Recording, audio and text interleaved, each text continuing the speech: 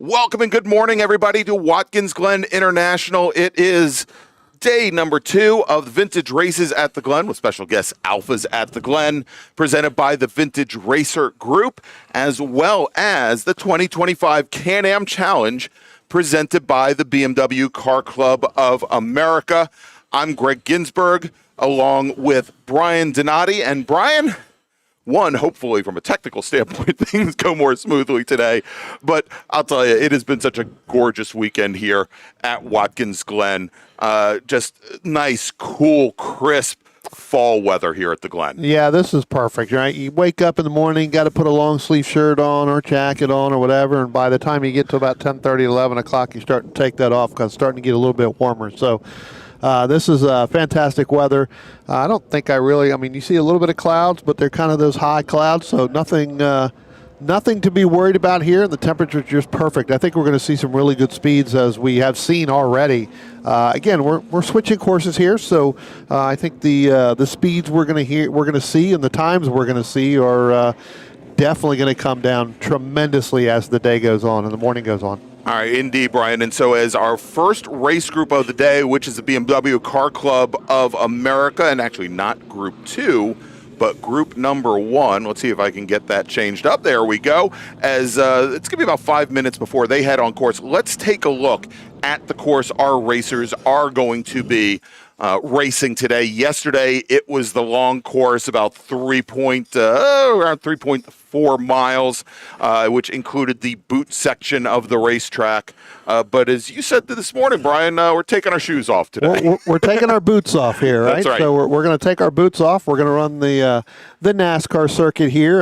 So we're going to go still have kind of the number of turns, but we're going to cut that boot off, right? So we're going to come straight once we get to the outer loop. We're going to cut straight through there until we get back down into turn number 10. So. Yeah, exactly. Taking that short chute that the NASCAR boys take. And the first thing, Brian, is we were watching lap times come in during practice at qualifying. We go, wait, how are these guys completing a lap so fast? Well, because they knocked a mile of the course out. I was going to say, we went from 2 minutes and 20 seconds down to 1 minute and 30 seconds. So that just goes to show you that boot is about 50 seconds to get there from the start of the boot all the way to the end. So and it removes a lot of the elevation change here, Watkins. There is still a lot of elevation change. You can see here, Brian, for example, whereas we look at the S's coming out of turn 2 onto the back straight.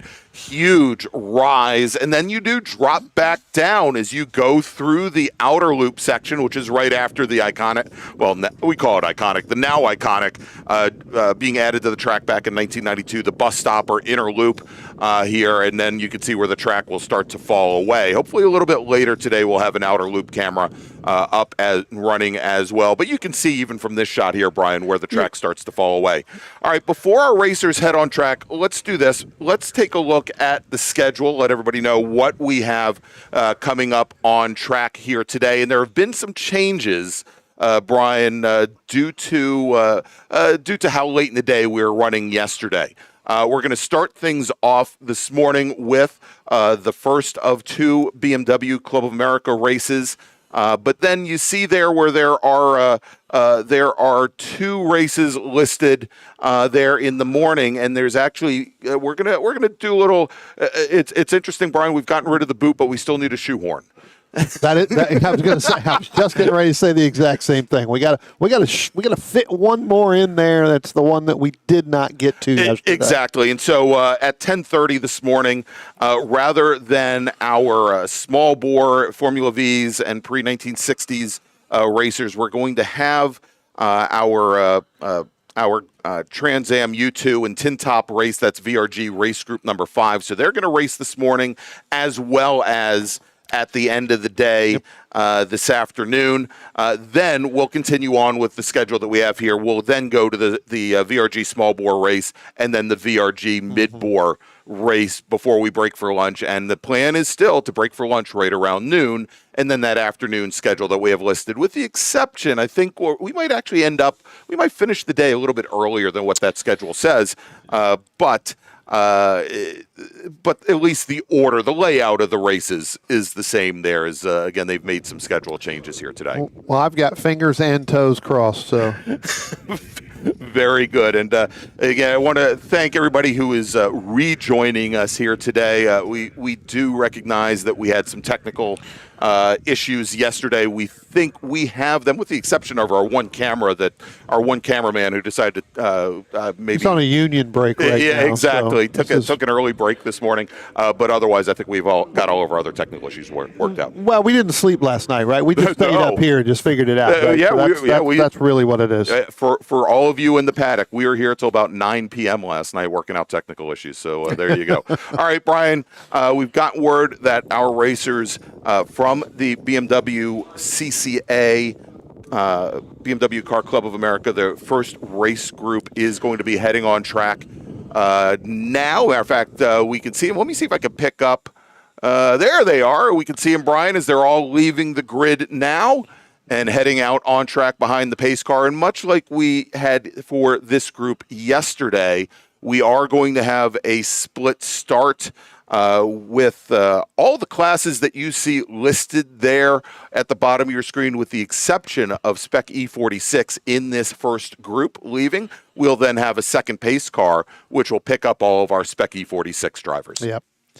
Tell you what, let me go ahead and let's run down the top 10 from each of those groups. Now, watching as they're going out here, there are some cars that are not out on the track, and we'll pick them up as they cross the start-finish line once we get going. But I can tell you right now, there's two right there that are not out there going out. So starting on the pole here in the number 85 is going to be Sean Dwyer. Mike DeLucci is going to start second in that number 82. Greg Maselli looks like he's going to roll off third in that number 828. Then it could be that it looks like John Lucas in the 210 is going to start off fifth.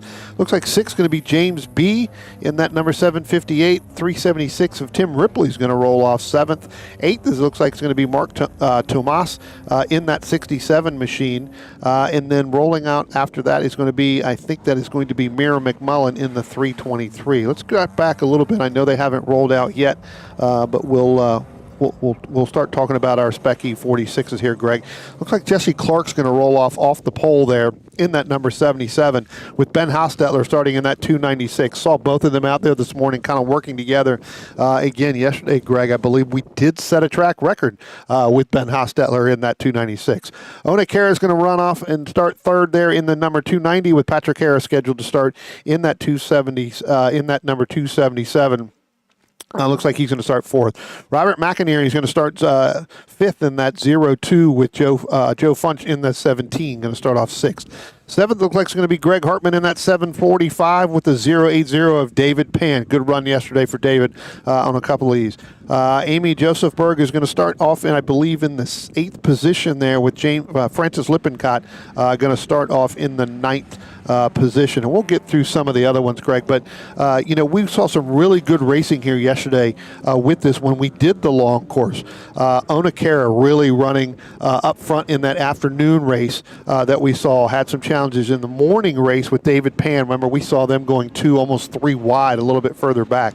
Again, talked about Ben Hostetler setting that track record yesterday on the long course. Let's see what we got going on today with this. Sean Dwyer, pretty dominant yesterday. Mike DeLucci up there as well with Greg Maselli.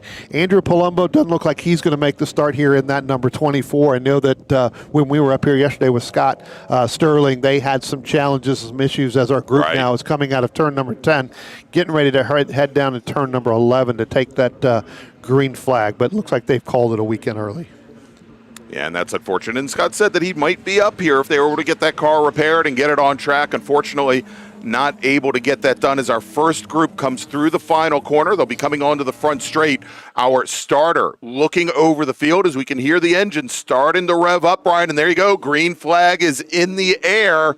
And our racers are coming down the front straight. And like Scott mentioned yesterday, starter has been great this weekend in mixing up early green flags, late green flags.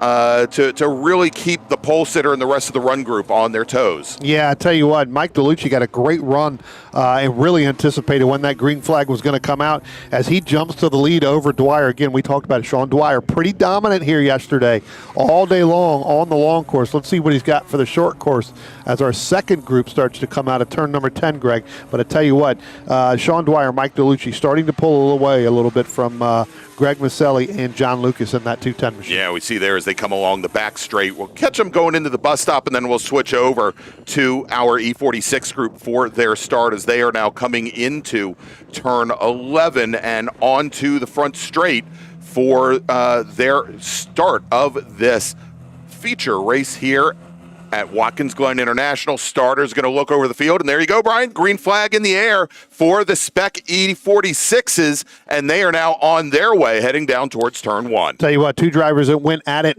nose to tail pretty much the entire day yesterday, both in the morning race and in the afternoon race. That was Jesse Clark in that 77, along with Ben Haustetler in that 296.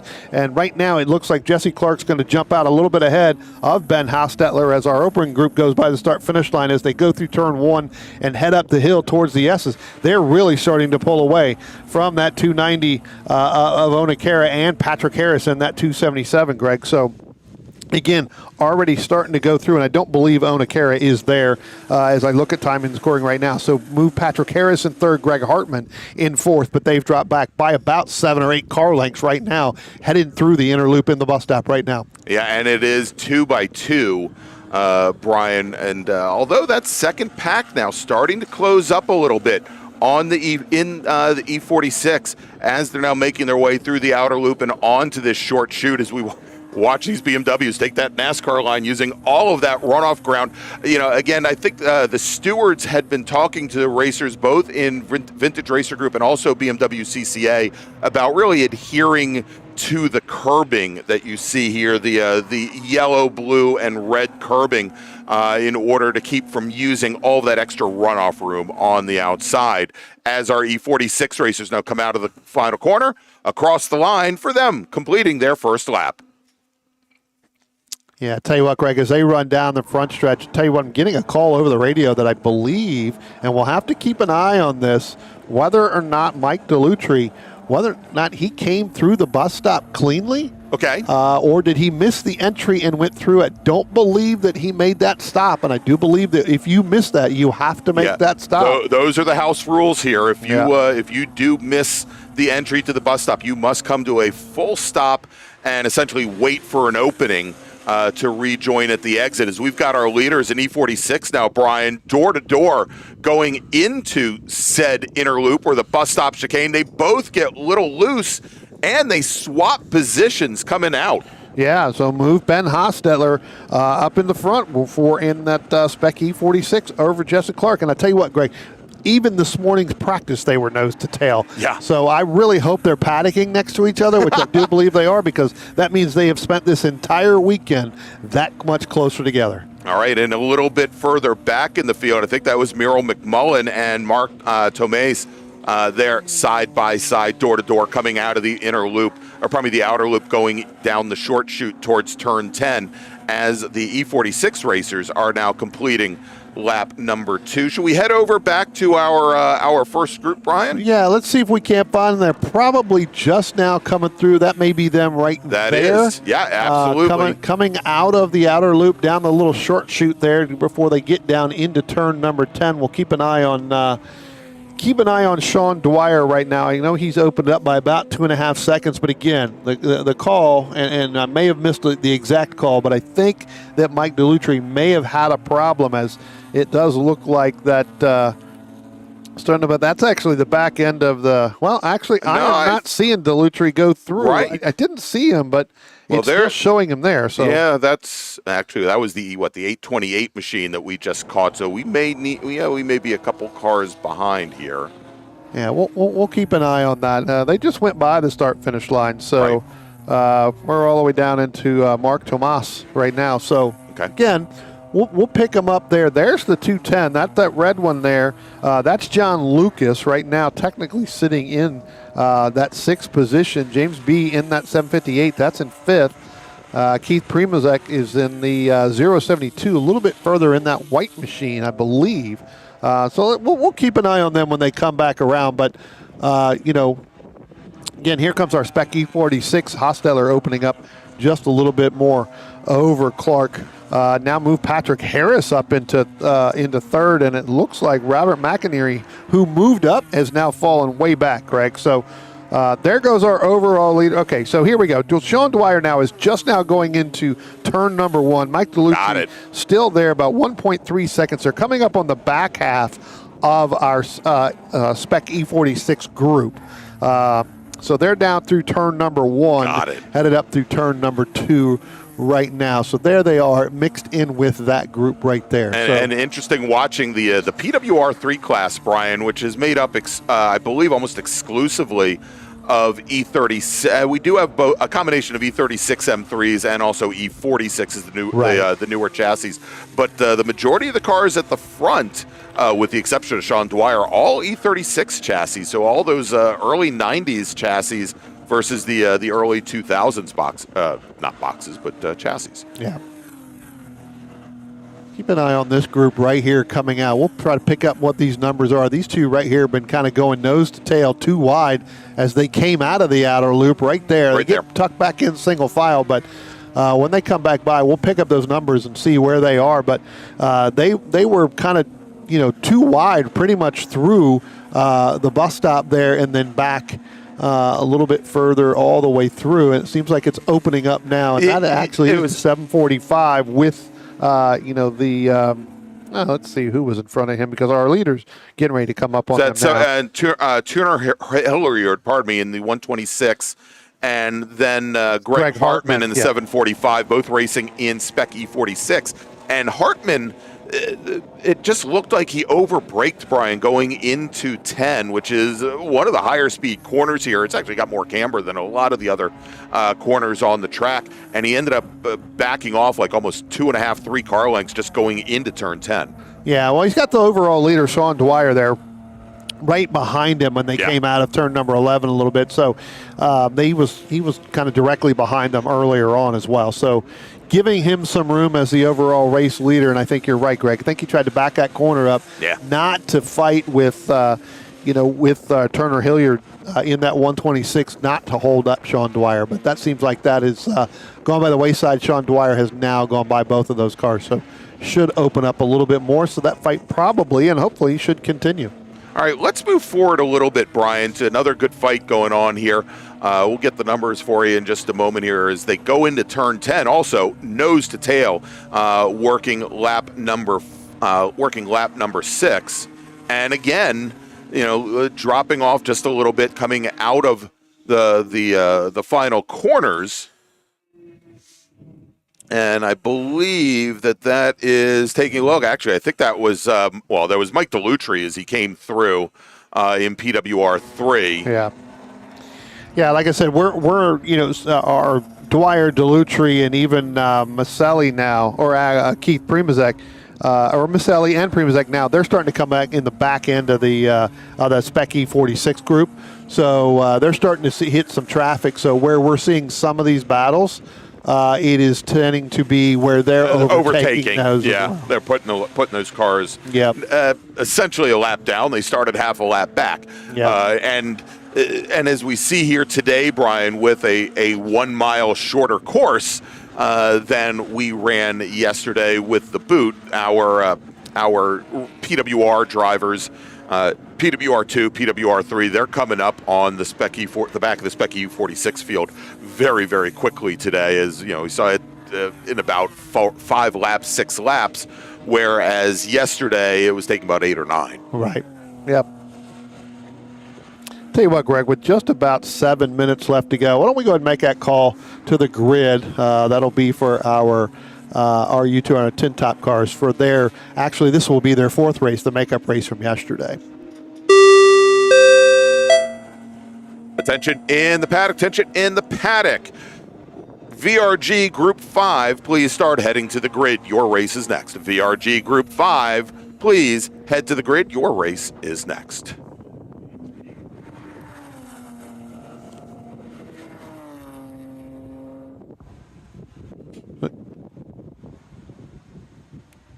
All right, so we're getting, actually we're getting word now, Greg, that it looks like we may be getting a black flag here for the 77.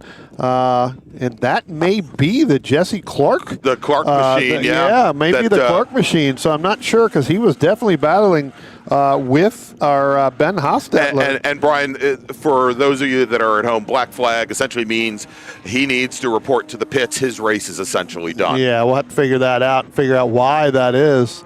Something most definitely happened. So we'll check and see. But looking here, I don't know if Jesse Clark is a gray-colored car. That's a white-colored car. So we'll see. But he's definitely getting the black flag. So that is definitely for him for that white and black machine. Just going by the start. So what that's going to end up doing, Greg, is that's going to put Ben Hostetler into a big, huge advantage over Patrick Harris because he's got about almost an 8-second lead huge. Over Patrick Harris. Again, didn't hear a call as to why they would be black flagging Jesse Clark. We'll let that up to them. I'm sure they know, and we'll figure that out. If we get some information about it, we'll certainly let you know, but most likely not going to filter to us here on the broadcast. Yeah. We'll figure that out. Why, as our overall leaders of Sean Dwyer, Mike Delucci, they're starting to really work through the back half of this field, Greg. They're making kind of quick work of it through there, but they are continuing to battle through that traffic. To get through this short course. Again, we've cut off about, a mile with taking out the boot. So as you mentioned there moments ago, that back half of that first group, those leaders are going to really get up in between them.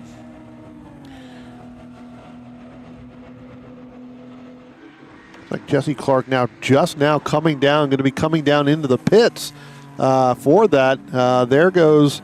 again, there's Sean Dwyer. He's actually putting a lap on Ben Hostetler in that Spec E46. That your leader there, a little bit further back.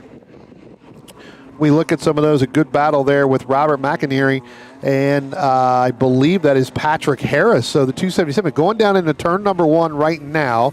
So that looks like that is actually going to be the battle for second and the last podium spot in that Spec E36. Going up through the S's right now, Greg. So again, Patrick Harris in second, Robert McInerney in third. That's the 277, and then the orange and black 02 heading up through there. So again, those two were nose to tail. Here they come right there, I believe. That is them right there, getting ready to come through the backstretch there, getting ready to go in through the bus stop and the inner loop. Right there again, that is Harris in front, McInerney in second, but as I said, Greg, that is for second and third. Last two podium spots in E46. Got it. Looking at timing scoring, pretty much the closest battle there. And Brian, they're door to door as they come by our cameras underneath our stand and into turn number 10 now. And it looks like we've had a change in position coming out of the outer loop, where if you get the car rotated correctly out of the bus stop and down the outer loop, you can carry so much speed through that short chute. And it looks as though we may have a new second place runner in Spec E46. Yeah, it looks like Robert McInerney is going to pick that position up. While that seems to kind of somewhat extended out a little bit, McInerney's up by about 3 car lengths with just about 2.5 minutes. We'll look a little bit further back. Okay. You did have a battle earlier on that I was keeping an eye on. We'll look at that. And I was looking at Amy Josephberg and Francis Lippincott in the 550, but that seems to have gone away as well. And now put in Scott Riemann in the 177 against the 42. That's for 7th and 8th in that Spec E46. So I'm going to look for them because they were within a second, and it does look like that Amy Josephberg was moving up a little bit faster because now it's under a second. So we'll try to pick them up the next time they come by. Looks like a pretty good battle going on. And, and Brian, in the fight that we were watching just a little bit earlier, just a few moments ago. Yeah, I think, well, we'll see here because we've got Amy Josephberg, as you mentioned, really making up some ground now. Whoops, let me get to this camera here. I think also picking up some ground on Scott Ryman with Whitman there as well. So we'll see if we can pick up those three. They should all be in fairly close proximity. Yeah, I'm kind of looking for the 177 and the 42. And I don't believe that may be them, possibly. No.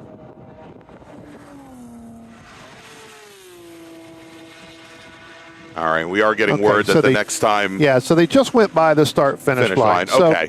So Amy is going to be in the kind of orange and blue car, and the next time Sean Dwyer comes by, he's going to get the one to go. So they're going to run out of time as well. So Amy's in that Gulf liveried machine there. Yeah, correct. Getting ready to go up the S's, and I tell you what, Scott Ryman's pulled out a little bit further now. That's almost 1.2 seconds. But the Mike Whitman, a little bit further back there in the 482, he has gained about 0.3 of a second. So, again, that's the battle for 8th and 9th in class, but that is kind of the closest battle we have right now. Is our overall leader now crosses the start-finish line, Scott Dwyer, who is going to be working his last lap in all cars following that there. But there's the battle we were talking about. You've got a little bit further ahead there with Amy Josephberg as well. Mike Whitman trying to move that up, and Scott Ryman, that's 1.2 seconds last time by, but it looks like that's a lot closer now. It's much closer now, Brian, as they're spreading out almost 3 wide coming out of the outer loop. Yeah, that's a little bit further back, so she's separated just ahead of them. Yeah. Oh, no, I realize that, but I was going to say right behind her, though. It's a great little fight going on here, and we'll catch up with our overall leader here in just a few moments as he's coming down the back straight now and heading into the inner loop. So we'll wait for Sean Dwyer to come up through and cross the start-finish line the minute he comes out. We'll see. And I think that is him, one with the larger tail, the wing in the back. Exactly. Yeah, just made the pass on some slower traffic there. And then you have, I think that's Delutri right there behind him. That's a pretty big gap. It's going to be hard for Delutri to close that gap as Sean Dwyer now comes by the start-finish line, gets that checkered flag, and then there is Mike Delutri. He's going to finish second in that PWR3 class, with Greg Maselli coming in third in that 828. And should mention that Delutri reset fast lap on the last lap here, as we're going to jump back to this battle that we've been watching now with Amy Josephberg and Scott Ryman just ahead.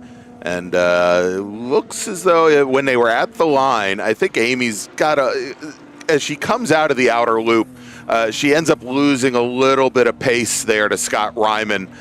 She's very strong early on through turn 1 and up through the S's, but she's about 2 car lengths back there as they go into the final 2 corners into turns 10 and 11, and onto the front straight. Yep.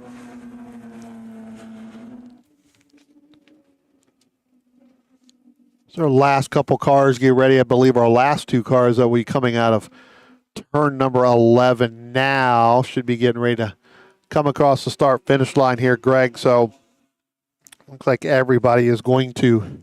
Here we go. Final drivers come across the line. So, Brian, let's break it down quickly by class here. Where in PWR3, Sean Dwyer takes the win over Mike Delutri, with Greg Maselli finishing 16 seconds back from there. Keith Promozic, another 10-plus seconds back from Maselli. In PWR2, Merrill McMullen will take the win over Jacques Peneton, with Mark Tomei finishing 3 laps down. Unfortunately, I know Mark had some issues with that car yesterday as well. We had Mark up in the announce booth with us last year, and we're hoping to see him up here again. He's been, as Scott Sterling mentioned yesterday, a huge proponent of the PWR classes in BMW Club of America Club Racing. In Spec E46, Ben Hostetler takes the win, with Robert McInerney second, and Tuner Hilliard finishing in third. All right, so that's going to wrap things up, Brian, for our first of 2 BMW Car Club of America races here today. Next up is going to be the Trans Am U2 and Tin Top race, VRG Group 5. They'll be on track next. But first, we're going to take a quick little break. Stay with us, please.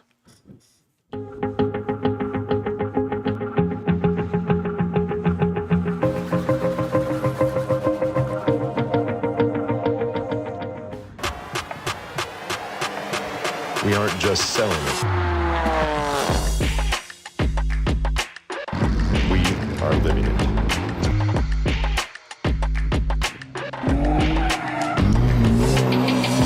Your BMW solution providers. You have to fight to pull ahead, to find your edge, to do whatever it takes to make you 1/10 of a second faster, smarter, more committed than the other guy, because you've got the kind of passion that can overcome the impossible. And we've got the most powerful performance race fuel available to help you do it. Sunoco Race Fuels. Take the lead.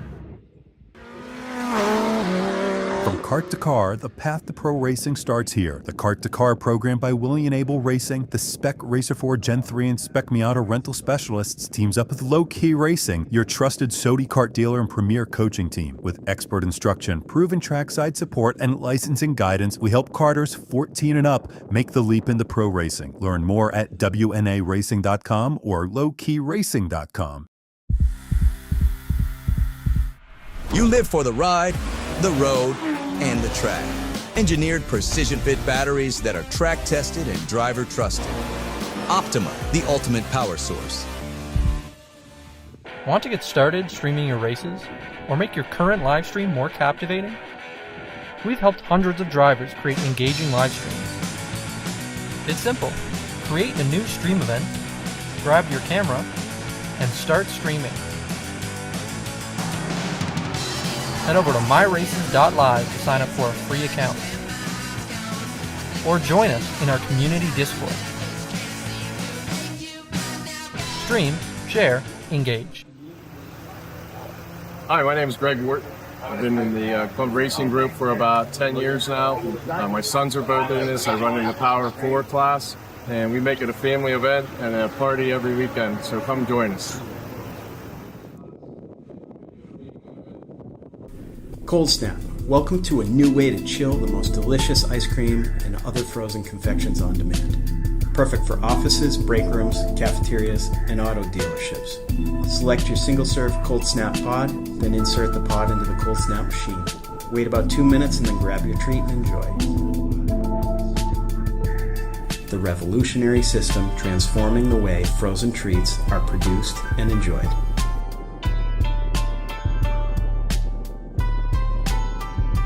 Cold Snap, always chill.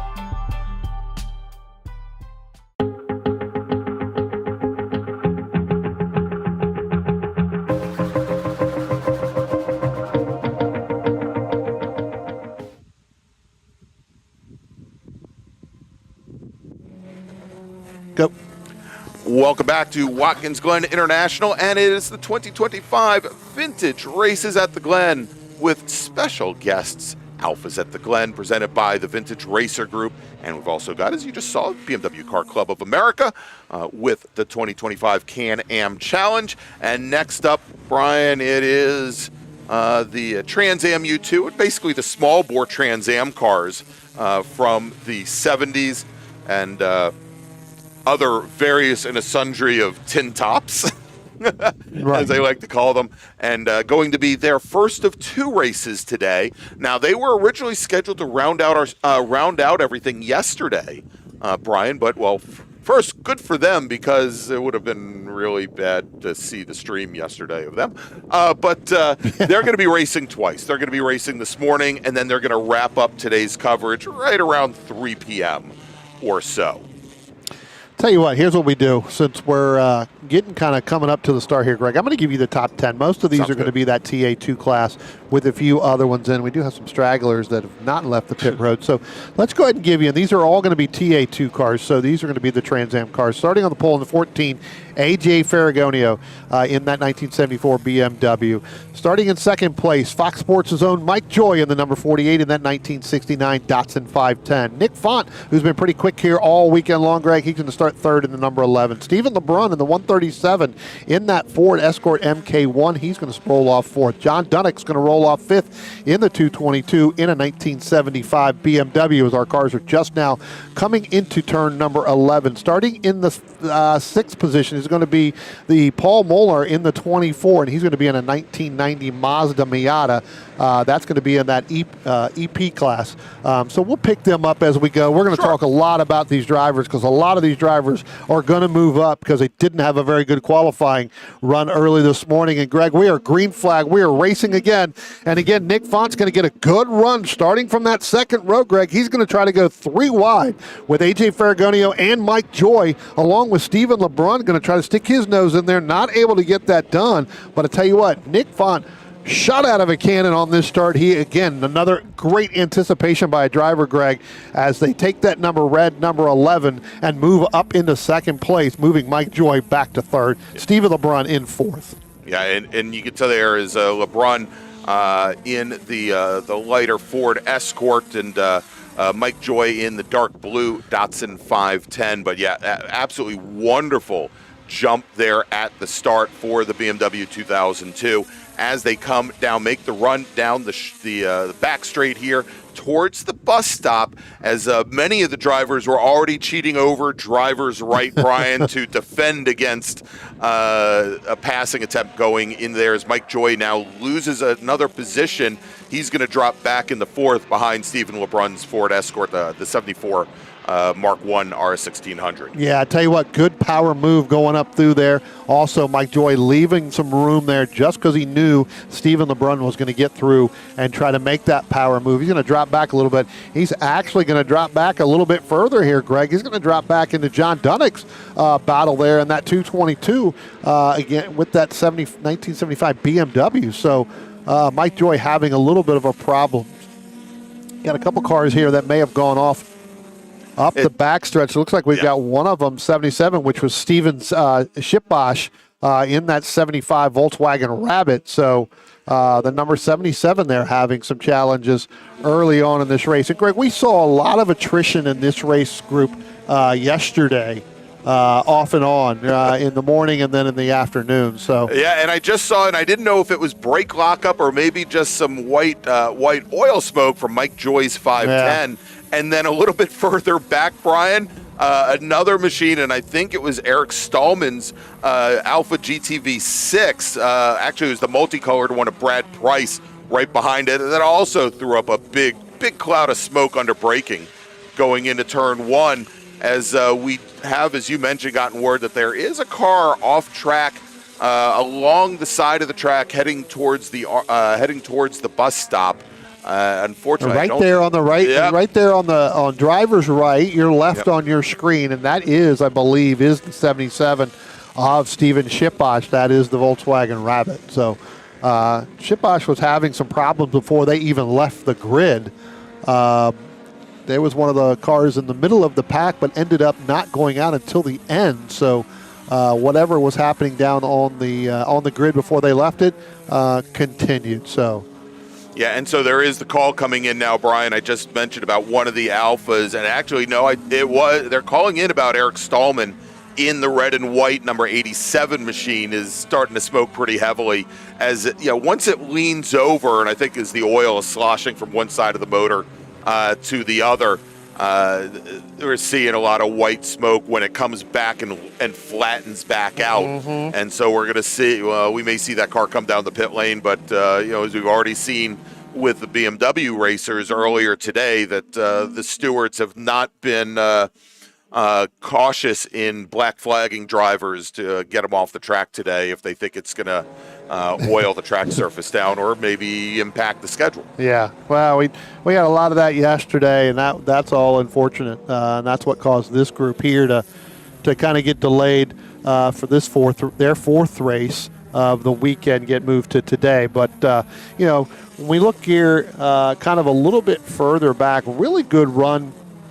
in a pretty good battle, and we'll try to find it a little bit further back. Again, this is another battle in this TA2 with the 511 Peter Bauer with that red kind of white and blue, the light blue. Looks like that's the Datsun 510 as well, and Melanie Mitchell in the red, white, and green number 82 Alfa Romeo there. Last time by, they were out of 10th. They were battling pretty good coming up through turn number 1 down into turn number 2. So a little bit further ahead of this group. I was just going to say, that's not them. I think. No, that's right. So they're probably up there a little bit further. Yeah, I was going to say, I think we may be. So it's going to be a battle for 15th and 16th overall. So again, that's the blue with a little bit of a red stripe in white 510, Datsun 510.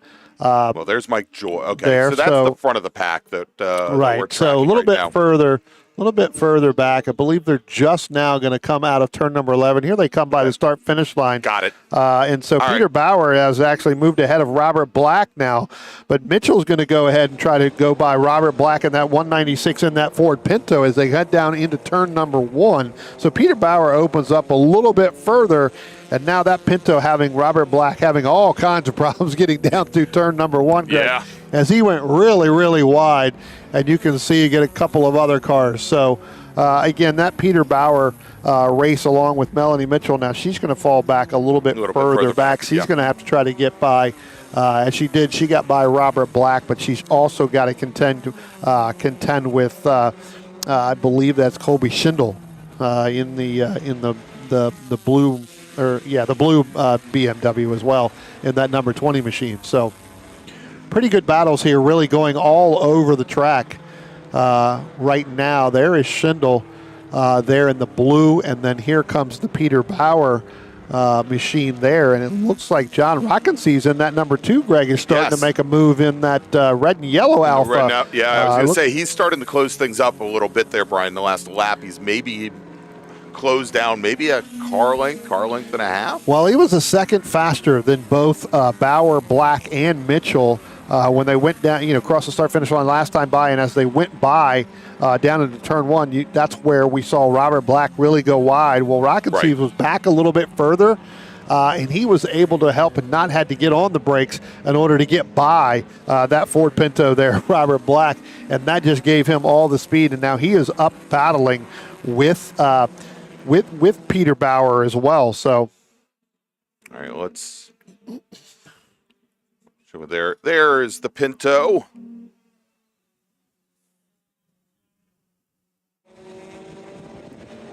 Pinto's having all kinds of struggles. Robert Black, as Lon Barrett now goes by him in the yellow and number blue 44.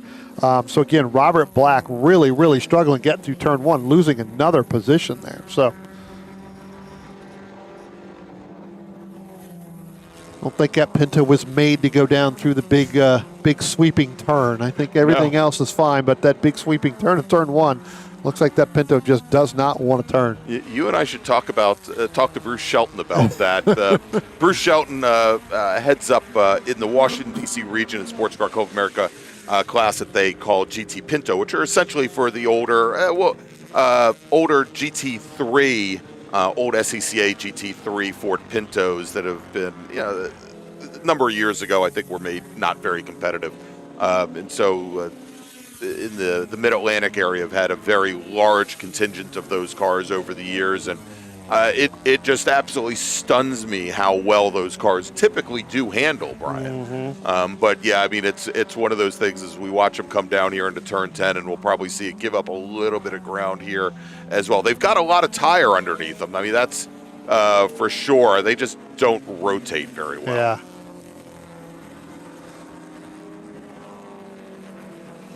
And we can even see there where he is adjusting his line, turning in much later, Brian, than most of the other racers in order to try and straighten off the exits of those cars and not have to load up that outside front tire nearly as much. And on these smaller older cars, right, Greg, you get to that point where it starts to put a lot of emphasis on that right or on that left front. That car just tends to tighten up and ends up not wanting to turn basically at all. All right, we just did have maybe I should have stayed down and followed that group through, Brian, because we just had a driver spin the car over at turn number 1. We'll try and get the number on that in just a moment here for you. Yeah, pretty good battle here that you've got on your screen right there. That's the 24. So that's Palmar. So that's going to be Vince Vaccaro, I believe, John Dunnick, and then Eric Stallman as they came through, and then Bradley Price as well. So again, that is definitely who that is as they head down into turn 1. And then Mike Joy right behind that, trying to catch that battle. Yeah. That's a battle actually for 5th all the way back to 9th. And then Robert Brady a little bit further back in the red Alfa Romeos now as well, just now going into turn 1. So pretty good battle here, basically in that TA2 class from 5th all the way back to 9th. So right there's Vaccaro. There goes John Dunnick, and then Eric Stallman. So where you had said Stallman probably looking to see probably some smoking, maybe one of two things. One, he is out of oil and it's not going to smoke anymore. Or two, that kind of went away a little bit. So, and we just got word of Raymond Junkins having a couple of issues over in turn 10. Junkins driving a 1970 2002. Fortunately put the car around in that high-speed left-hander turn 10, second to last corner on the course. And he now has managed to continue.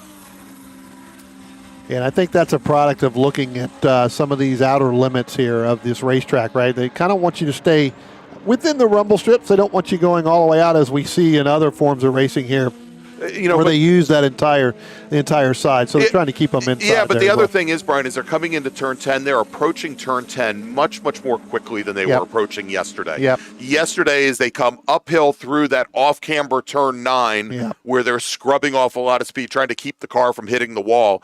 And here they're essentially on the throttle from the exit of the bus stop all the way around back till they get to turn 10. Mm-hmm.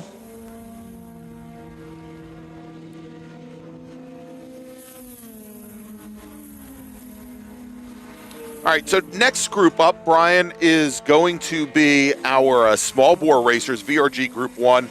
Let's we'll make a call for them to start heading to the grid.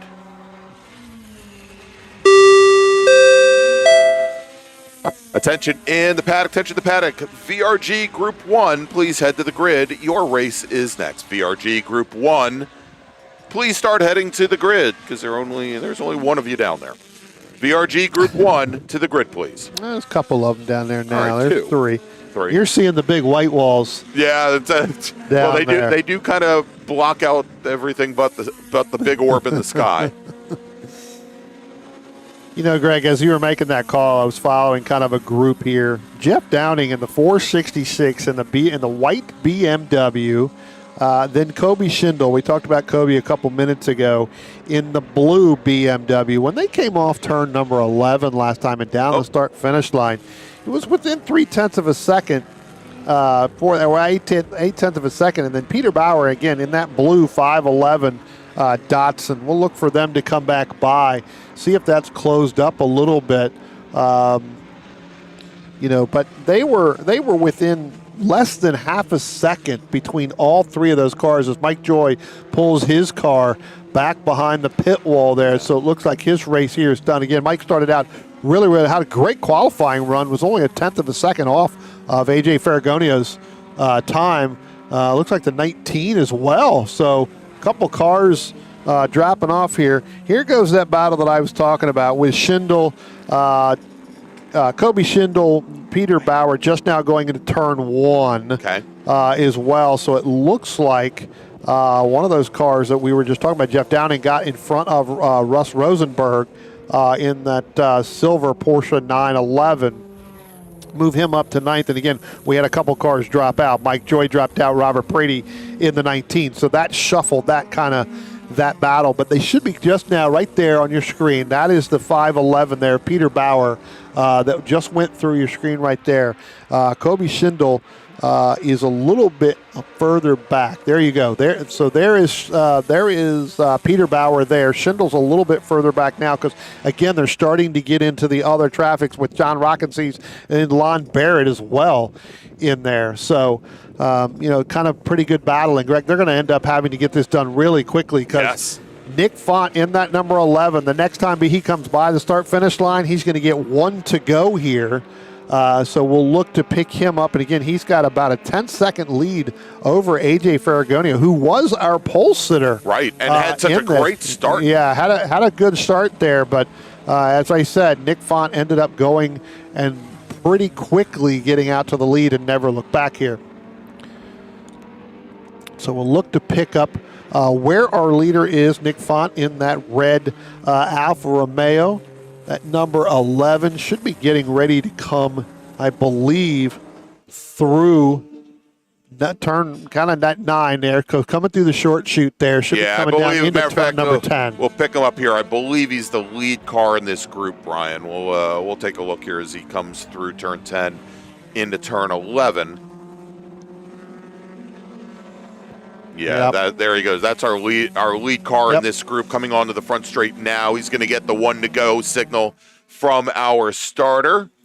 And remember, Nick had some problems yesterday. Yeah, I believe it was in the afternoon race. And we had so many races yesterday, but it was only 17 of them, Brian. It was definitely in the afternoon where the call came in. That right front fender was a little bit loose and flapping in the wind, and he went from basically 4th place all the way up to the lead shortly thereafter. So he's kind of opened it up and kind of got that. Looks like that right front fender is fixed, and it definitely has not slowed him down. Again, still 10.5 seconds over AJ Farragonia. Stephen LeBrun in that 137, sitting in 3rd with Paul Marner in the EP class in that number 24, sitting in 4th. So again, Nick Font opening up, picking up, as he gets through. And working his way through slower traffic, even on the last lap here, Brian. Yeah, he's going to run up again, even on some, some other back markers as well. And so at this point, with that large lead, I would assume that there's no sense in pushing that issue to get by those cars as he comes up underneath our camera, out of the outer loop, down into turn number 10 right now. Looks like he probably will just stay tucked in behind them. Give them one more lap, for them, and then he will end up picking up the checkered flag. So, and that's exactly what he's going to do. Nice gentlemanly thing to do there, Brian. As you'll see here, there are going to be a couple cars heading by. There they go. They're going to start one more lap, and then our leader, now our winner, Nick Font, takes the win. I tell you what, now that he's picked that up, let's go down into turn number almost in turn number 2 if we can.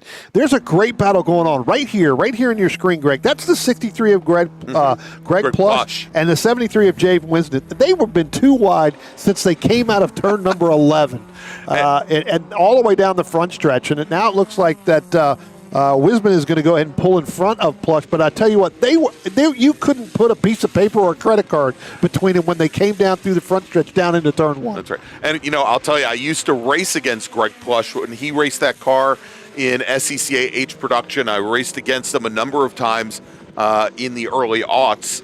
And very tough, very competitive driver, and it looks like he and Wisbin have had a great battle here. But Wisbin, when it counts on the very last lap, sorry to move away from that camera. We'll catch them here as they come down through the outer loop. It looks like going to open it up now a little bit more, but that's again one of the Downey cars there in that number 63. Old Datsun Dynamics machine and. Datsun Dynamics, of course, very big in the Washington, D.C. area. Originally based out of, or outside of Reston, Virginia, Sterling, Virginia. And we think we saw Brian Downey. Here yesterday. Yeah. Podium finisher at the runoffs in GT Light. Who's taking care of that car, we believe. All right, so the rest of the drivers coming across the line. So Nick Font will take the overall win. AJ Ferragonio, Stephen LeBrun, Paul Molnar, Vince Vaccaro. That is your top 5. John Dunnock, Eric Stallman, Bradley Price, Lon Barrett, and Jeff Downing round out your top 10. All right, so Brian, let's make a final call to the grid for that next run group. Attention in the paddock, attention in the paddock. Final call for VRG Group 2. Please VRG Group 1. Please head to the grid. Your race starting in a few moments. VRG Group 1, please head to the grid. And with that, we're going to take a quick break. We'll be back here in just a few moments with more racing action from Watkins Glen International. It's the 2025 Vintage Races at the Glen. We'll be right back.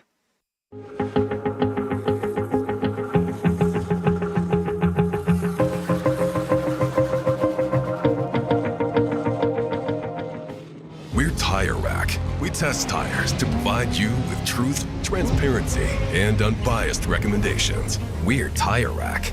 We stock over 1 million tires to ensure we have what you need. We're Tire Rack. We work hard to ship your tires fast and free. We're Tire Rack. We offer convenient installation options to keep you moving forward. We do all this for one reason. Tires matter.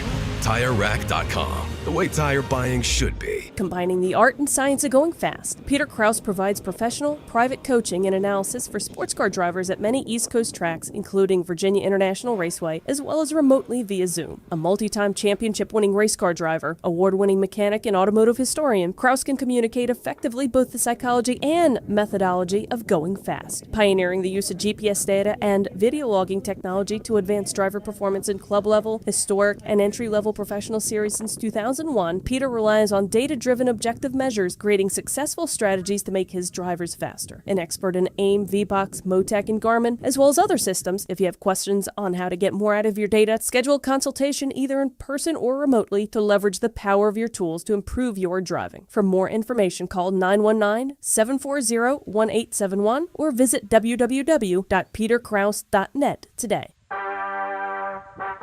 Redline Oil, formulated to win, proven by me. Redline Oil, formulated to win. Formulated to win. Formulated to win, proven by me.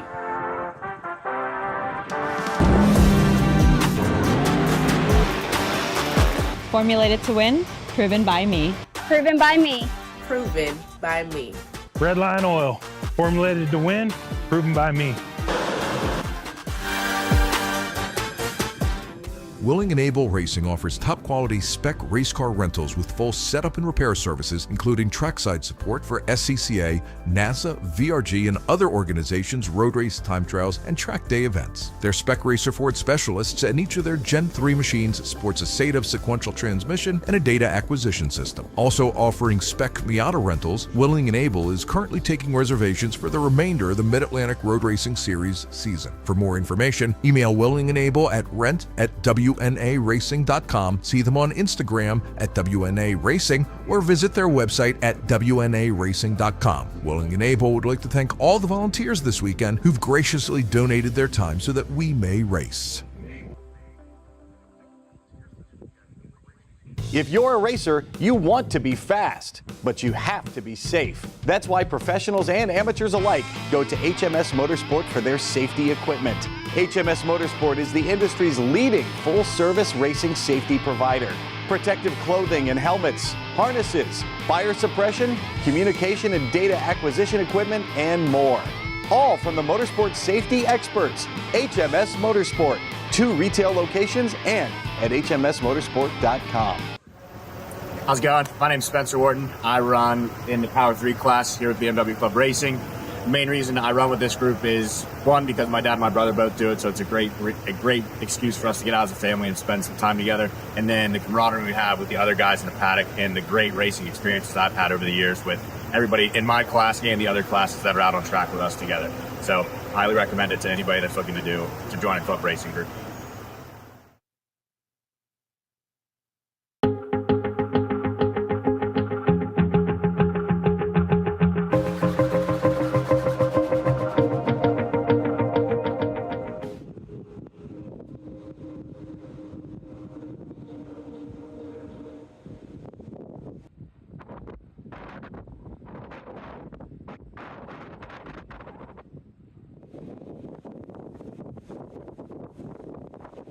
Welcome back, everybody, to Watkins Glen International, the 2025 Vintage Races at the Glen, presented by the Vintage Racer Group, with their special guests, Alfas at the Glen. And, of course, we got BMW Car Club of America for them. It's the 2025 Can-Am Challenge. But, Brian, on track now, and I just missed the pace car, went right by our camera.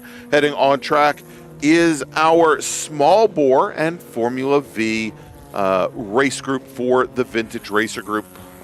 Group 1, as well, you can see there. It's right on the bottom left of our screen. We put it there for you. And they are heading out for what will be their final race of the weekend. And it is, what, Brian? It's like their fifth, I think their fifth race. This is their fifth race of the weekend, yeah. So a lot of track time here. Why don't we go ahead and give a quick little rundown on the starting lineup here. Starting on the pole in that 111, in that 1967 Ginetta G4, that's going to be Hervey Park. Starting in second position, it's going to be the 88. That's Ralph Solomon. Good run by Ralph Solomon yesterday, all day long in that 1962 Bobsy SR2. Justin D'Antonio is going to start off third in that silver number 19, that 1961 Austin Healey Spray. John Clark's going to end up starting fourth in that one, number 198 in that 1965 Mini Cooper. John had a great run yesterday, pretty much all day long. Michael Schroeder is going to start out in the number 69. He's going to start out in fifth position. That's going to be our leader in that Spec Renault, or in that Renault Spec Racer. Peter Carroll is going to end up starting sixth here in that 155. Good run from Peter yesterday in that 1963 Austin Healey Spray as well. Todd Wetzel in the 47 in that 1964 Ford Cortina MK2. Mac McCormick's going to roll off in the 8th position in that 109 and 1966 Morris Mini Cooper S. Doug Faust is going to be in that 1972 MG Midget. He's going to be in the 55, and he's going to start 9th. In the 60 machine, in that 1958 Elva Courier, that's going to be Drew Cullen, and he's going to roll off 10th. In the number 275, rolling off in the 11th position in 1958 MGA Rob Tomaso in that car right there, and starting 12th in the 23. This is our Peter McCarthy, our white-walled tired 1962 Austin Healey. Greg, I tell you what, that car looks really good. We'll get a couple of other rundowns here. Eric Russell's going to roll off 13th in the 61. Steve McFarland's going to roll off in the 14th position in the 26. Eli Sharp's going to roll off 15th in the 16, with Niall McCabe rolling off 16th in the 909. Tom Rigotti's going to run the 115 and start 17th. And Greg, it does look like we are waiting on the starter right now, and green flag is in the air. As our drivers now come by the start-finish line, it is going to be Hervey Park and Ralph Solomon in those two open-wheel cars, in that Ginetta and that Bobsy SR2. They're going to go down into turn number 1, and it looks like they're going to go side by side with everybody else, kind of falling in behind. But I tell you what, Park and Ralph Solomon, two good starts right there, anticipating that green flag.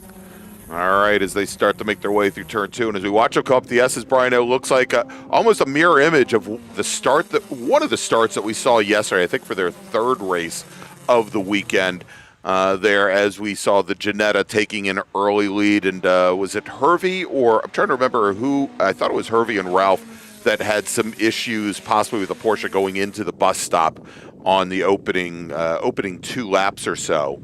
That really changed up the order here considerably, but so far coming through nose to tail for the very first time, and with the Austin Healey of Justin D'Antonio stepping very wide, trying to get a wide set going into the outer loop, try to take a very late turn. Your entrance to the outer loop, Brian, changes considerably when you're running the short course versus the long course, because you're going about 180 degrees around as opposed to only about 140 to 130 degrees around when you start to head towards the chute that leads into the boot. Yeah. Big brake lock up there from D'Antonio.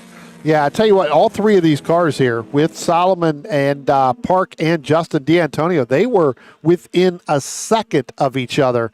Then you had to go back a little bit further back to John Clark in that 198 machine, in that little Mini Cooper. So John struggling just a little bit. Looks like Peter Carroll's going to get by him as well as they go down into turn number 1 and then head up the hill to turn number 2. So move Peter Carroll into 4th, John Clark back to 5th. But yeah, Greg, I think that, yesterday this group had a little bit of issues going on. I think we had some of our Lotuses were in there as well in this group where we had that unfortunate incident.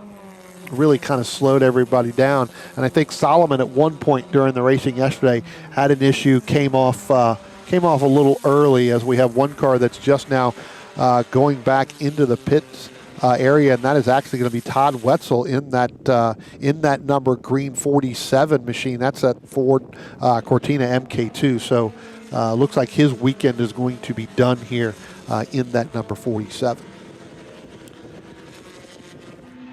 But yeah, we saw those three drivers kind of up front as they come out of the outer loop and head down to the short chute. I tell you what, Greg, Peter Carroll making up some ground here. Peter Carroll starting off in 6th all the way up to 4th right now and putting a lot of pressure on Justin D'Antonio as they come through that short chute down into turn number 10.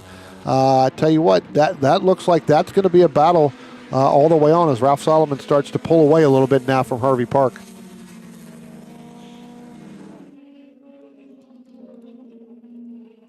One of the things I noticed when you look at these cars, that 4th car right there in line, Greg, in that Peter Carroll machine, his roll bar that comes up, he's actually taken and built a roll bar that goes up over the head. You can see right there just a little bit on the screen. Very tall and squared off. Well, yeah, because it kind of comes up as the hoop as the other ones, but then it looks like he's built one that goes right up over the head. And right? a lot of the older production cages, Brian, from that were used in, for example, SCCA racing back in the mid '60s, they had that design rather than being the full hoop, which rose up and went even across from the passenger side over to the driver's side. That they were more shaped to the driver itself, and only knowing that there was only going to be somebody on the left-hand side of the car, basically, that there wasn't any need as long as you had the requisite strength built into that hoop there. And I thought perhaps you were talking about maybe it had a bit of an extension to it, because as we mentioned yesterday, that car used to be campaigned in SCCA Club Racing by Chris Fox. And I believe it is still the G Production track record holder at Summit Point Raceway. Peter acquired it after Chris's passing from her partner Randy Canfield. Of course, Canfield, a many-time SCCA national champion in the H production class. Yeah, does look like he may have put a little extension on that. Probably after the fact, after he got it, because it definitely looks like it goes a little bit further than the normal that you would see on those open wheel cars. So, well, let's track that now. As Carroll takes a quick look to the inside on Justin D'Antonio in his Austin Healey, not quite able to get there. Pretty darn close though, Brian. He was underneath him. He was side by side, and again, it gets very difficult as you drop out of the natural groove of the pavement there. That not that it's easy to defend, but Carroll wasn't able to really carry a lot of exit speed there after D'Antonio came down a little bit on him. And we could see there as they made the run down the back straight and into the bus stop. Now that D'Antonio has opened up maybe 6 car lengths on Peter Carroll. Tell you what, let's leave this shot right here, Greg. Okay. I want to see the next group coming in. I was watching them when they came by the start-finish line now. That's Drew Cullen in the 60 with Peter McCarthy. That's our white wheel guy. He's got it right there in the second position. And then you've got Rob Tomaso and then Doug Faust right there. Those 4, when they came by the start-finish line last time, and then as they went up through turn 2, they were kind of jostling back, or not really jostling, but jockeying back and forth for positions. Drew Cullen able to pull away just a little bit, but now Peter McCarthy comes back. So Peter McCarthy really getting through the outer loop there. And now it looks like they're going to go side by side down into turn number 10. Looks like Cullen and McCarthy there. They're going to go side by side through turn number 10 and still going to try to stay side by side. But, as I said, McCarthy really getting a good run out of the outer loop into the short chute. And as they come down the start-finish line, Cullen's going to move all the way over to driver's right, McCarthy. Rob Tomaso now, he's going to tuck in behind Peter McCarthy. Yeah. As they go down the front stretch. Going to lose a little bit on braking. This is where Peter McCarthy gets through turn number 1. So the big sweeping turns, it looks like that, that Austin Healey's, with the green, with the white walls, that's really get through some of those big sweeping turns. Yeah, and as they came through there, you could see what the effect of going too wide through the final corner is, as that second car ended up losing a lot of pace. That we did end up seeing the third car in line there end up pick up ground, but also you can see now the relative speeds as they go through the S's and what the effect of the draft is, Brian, because we've now got them coming into the bus stop once again, door to door, as that second car who had been about 4 car lengths back coming out of turn 1 now was able to draft right back up. Out through the S's. The amount of pull that you can get through those S's is really astounding. Yeah. Then you've got that, another little battle behind them, but this battle here continues to go on, and they were doing it. But I tell you what, Greg, let's go ahead and let's pick up the battle that's a little bit further behind, and I believe that is going to be the 16 there of Eli Sharp. As part of it, along with Niall McCabe in the 909 and that MG midget right there. Exactly. We've got the 2 sports racers or sports Renaults right behind in there. Yeah. Yeah. So you've got the 61 there, I believe, is Eric Russell in one of them, and you have Steve McFarlane in the other one right there as well. So again, you've got 3 different really packs here, right? So we have this pack here. Where you've got 2 of our Renaults mixed in with some of our MG midgets right there. And then you've got the Mac McCormick, who got a great run off of turn number 11 down the start-finish line. Like he was shot out of a very small bore cannon, Brian. Well, it must have been something, because he definitely went by Steve McFarlane like Steve McFarlane was standing still, and he was about 100 yards behind them when they came through turn number 10. Yeah, and I was going to say, Brian, that Mini has, I don't know, maybe a 35 to 40 horsepower deficit on the Spec Renault. Mm-hmm. And he's starting to move up now. Move up against Eric Russell. Yeah, and it also looks like that second Spec Renault starting to maybe come off the pace a little bit, Brian. Not carrying a lot of speed up through the S's, and you can see now really starting to drop back. Yeah. And I think that may have been where, got stuck in that arrow, right? And I'm going to say that right here, even with these cars here, got stuck in that arrow, got a bad run. And now it's going to go too wide there, really going to get hard on the brakes and let that blue MG go by pretty good. So I'm wondering if they're having some brake problems in that. Possibly, yeah. And it's Renault. Slowing down considerably now.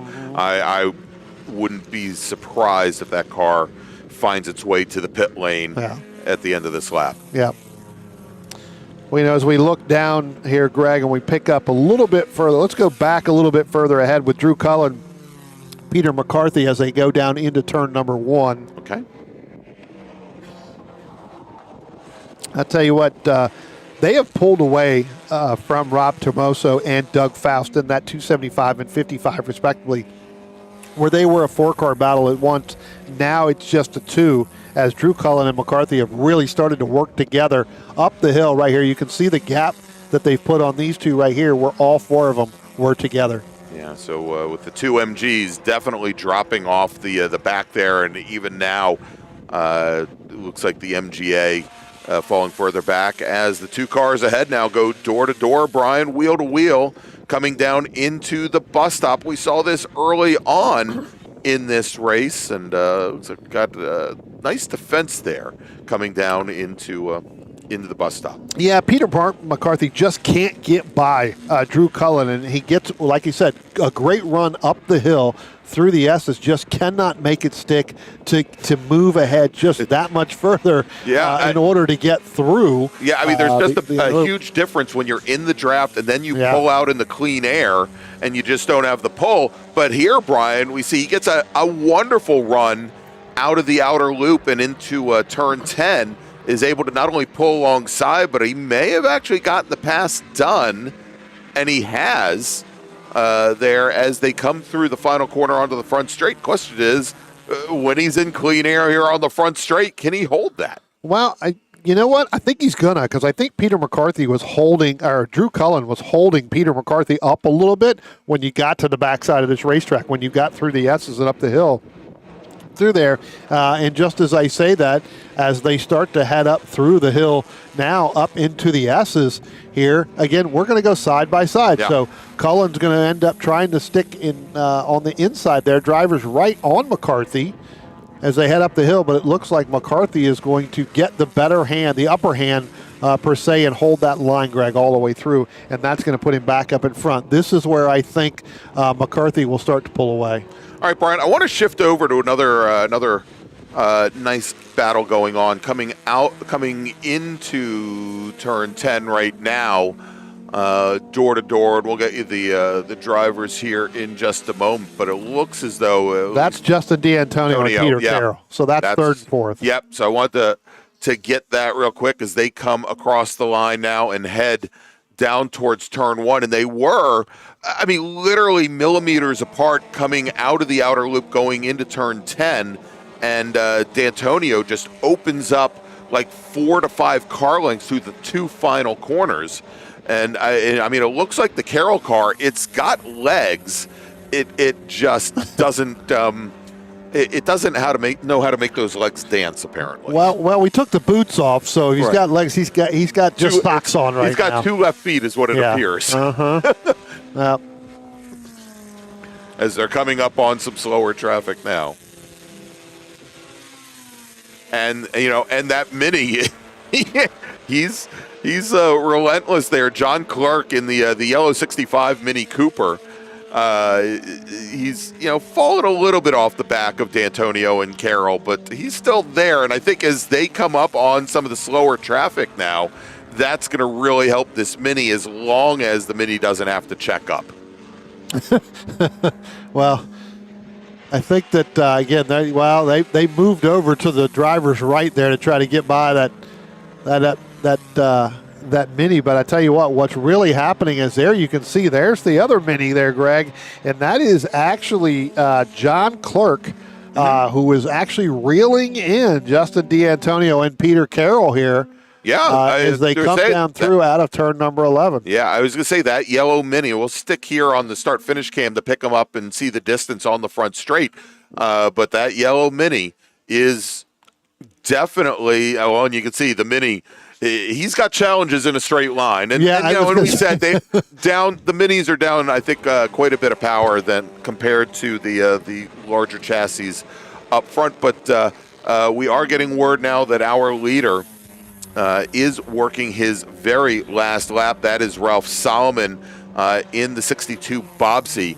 We'll try and pick up the Bobsy and the Janetta of Hervey Park here in just a moment as they get their working last lap. Yeah, it should be up around, if not into the inner loop, but maybe toward the outer loop. Yeah, we'll there as well. There they are right there. There's the black and the gold car that was just coming through. Yeah, just came through the inner loop. So let's we'll get them here as they're going to be coming down the hill again, working through. I had a little trouble picking them up as they were working through some slower traffic. But Park has really closed things down on Solomon in the last lap. I just don't think that there's going to be enough time to do anything about it here as they come into the final 2 corners, still trying to work their way around some slower traffic in the process. We just saw the battle for third between D'Antonio and Carroll go into turn 10, as well as our leaders come out of the final corner. And checkered flag being displayed, taking the win is going to be Ralph Solomon, with Hervey Park finishing 2 seconds back. Justin D'Antonio and Peter Carroll. Antonio will take the last step there overall, but in GP, it's Park, D'Antonio, and then Peter Carroll, only 0.2 separating Carroll and D'Antonio at the line. John Clark brings his Mini across the line. He takes the win in CSV, with Drew Cullen finishing 6th overall, your winner in EP. Rob Brownlee, Tommaso, and actually Cullen, we're still waiting. He's going to be the next car to come across and complete his race. And when we started the last stop, we had Rob Brownlee, Tommaso in the 275, Austin Healy a little bit further back from there. But such was the distance between our top 4 or 5 cars, Brian, here at the end compared to the rest of the field. Yeah, here we go, coming to the line now. is Cullen, Brownlee Tomaso, Peter McCarthy, and Doug Faust, with Mac McCormick in his Mini Cooper. He'll be the next to cross the line. He'll finish second in CSV, and he'll finish 10th overall. Tomaso made up a lot of ground, Greg, because McCarthy and Cullen were that far ahead until they got down into the last lap, moving around some of the lap traffic, and that allowed Tomaso to go around McCarthy. All right, next group up, and it's going to be, Brian, I believe, our last race before we break for lunch. It's going to be our mid-bore production race from VRG, and most of them head to the grid already, but let's make a final call here. Attention in the paddock, VRG Group 2, please head to the grid. Your race is going to be starting in just a few moments. VRG Group 2, please head to the grid now. You are on track next. And with that, Brian, we're going to take a quick break.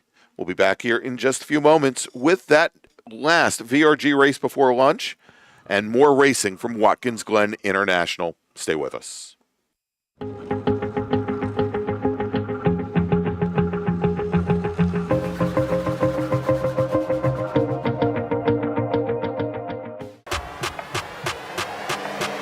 We aren't just selling it. We are living it.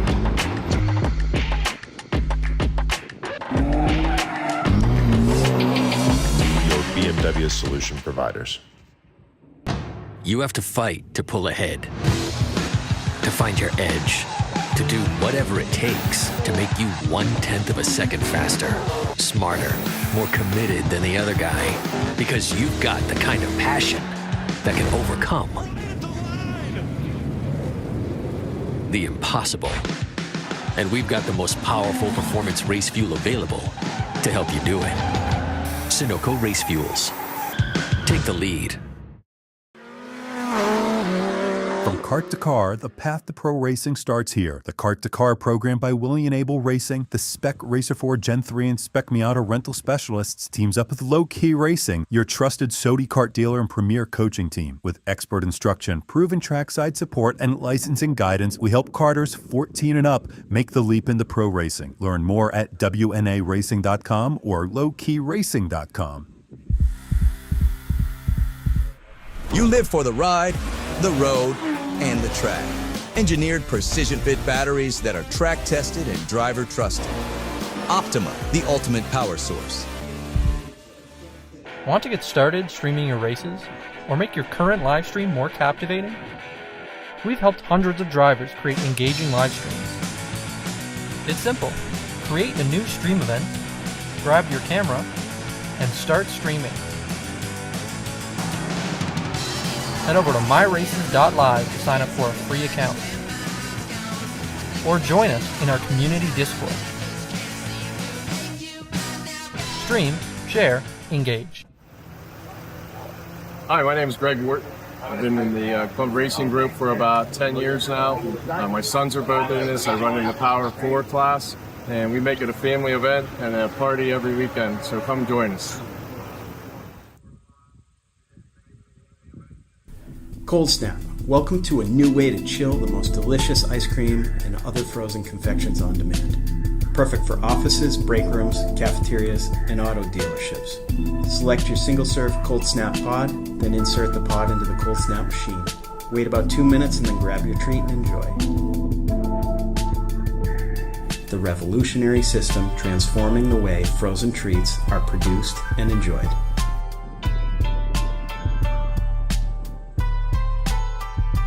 Cold Snap. Always chill.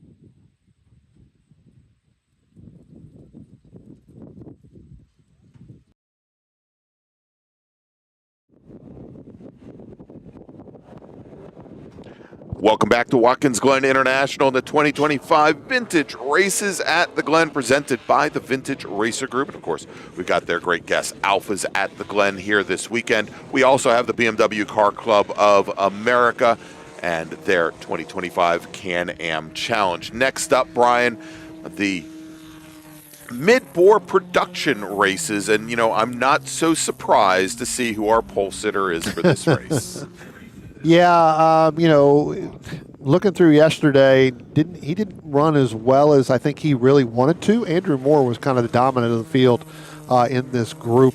Now that we've gone to that short course, Greg, he's going to start a little bit further back, and we'll see whether or not he can get there. So, tell you what, let's go ahead and do a little bit of the rundown here. Absolutely, and I want to say who is that pole sitter that I was just talking about? Yeah, I tell you what, starting on the pole there in the 05 in that Lotus Super 7, that's going to be Craig Kima. Kima.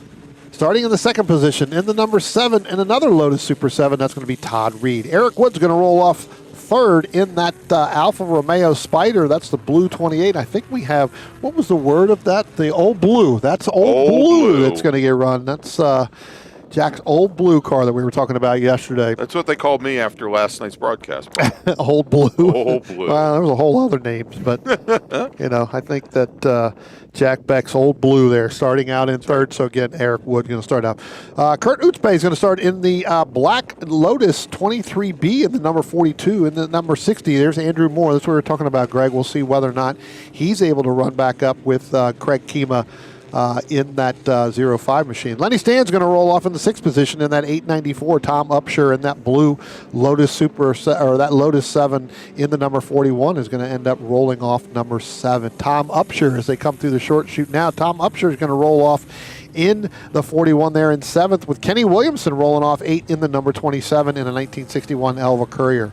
Louis Patitucci in another Lotus Super 7 in the yellow number 3 is going to roll off 9th, with David Gott rolling off 10th in the number 80 in that Triumph TR4. Rob Hurley is going to roll off in the 11th in that 47. That's a Porsche 911S right there as our group now starts to come down. We'll come through a little bit more as we get going. But Greg, this is the class where these Lotuses seem to be pretty good, dominant. Very field. dominant. But yeah. I'm going out on a limb here. I'm thinking Old Blue is going to go ahead and get it done in this group here as we're waiting for our flagger. There we are. We are green flag in the air as they come down the hill. A pretty early flag there, Greg, as we start to run down into turn 1, and you can see we're almost 3 wide going down in turn 1. Well, actually, we may be 4 wide going down into turn 1 in some of these cars as they've got to get rolling through and get back into double and single file. Yeah. It does look like Kima's going to roll out in the front. Yeah, and Brian, I thought that perhaps Craig Kima, he was scheduled to start on pole for this race.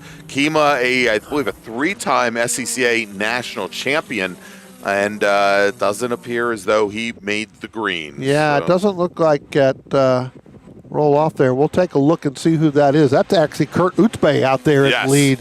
Exactly. Right now. In his open top, the little Lotus 23 is going to lead the field now into the bus stop.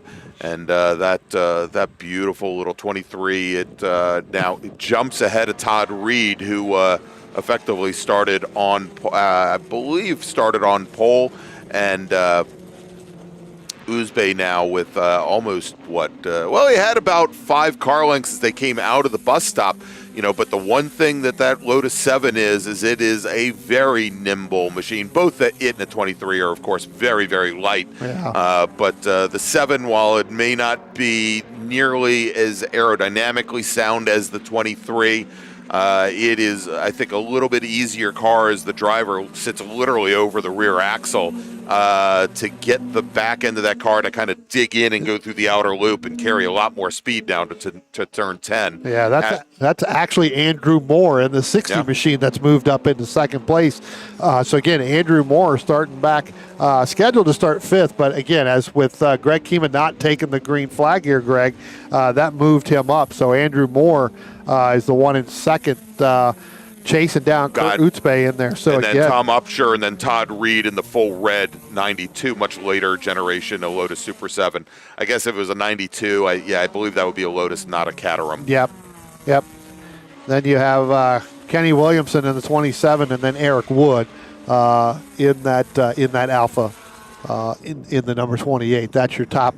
That's your top 6 drivers right there. A little bit further back, Lenny Stan, Louis Patitucci, Rob Hurley, David Gott, Michael Lawton moving up into that 11th position. Again, Michael's supposed to start a little bit further back here.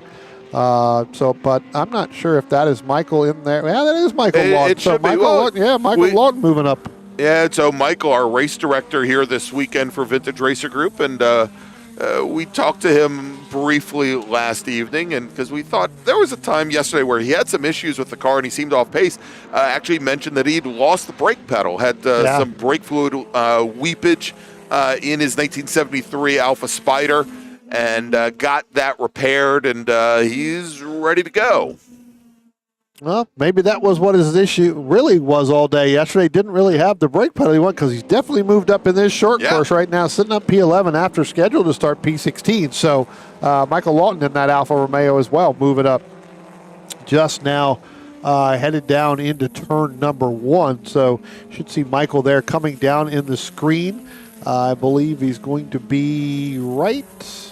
Yeah, he's in the red Spider, I believe, sitting right back behind. Yep, right there. Yep.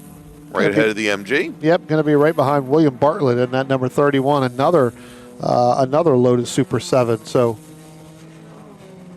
starting to move up the field here. There he is. Yep. And a little bit further back from Michael, and we'll switch over. That is the Louis Patitucci in his Lotus Super 7, and then Rob Hurley in his 1970 Porsche 911S. David Bain, Craig Seifert, two Miatas. Boy, I've never heard that call before. Two Miatas going at it. A little bit further back, David Bain in that blue 774 Miata. Craig Seifert in the 4X red Miata. Right there in front there. First 2 cars there.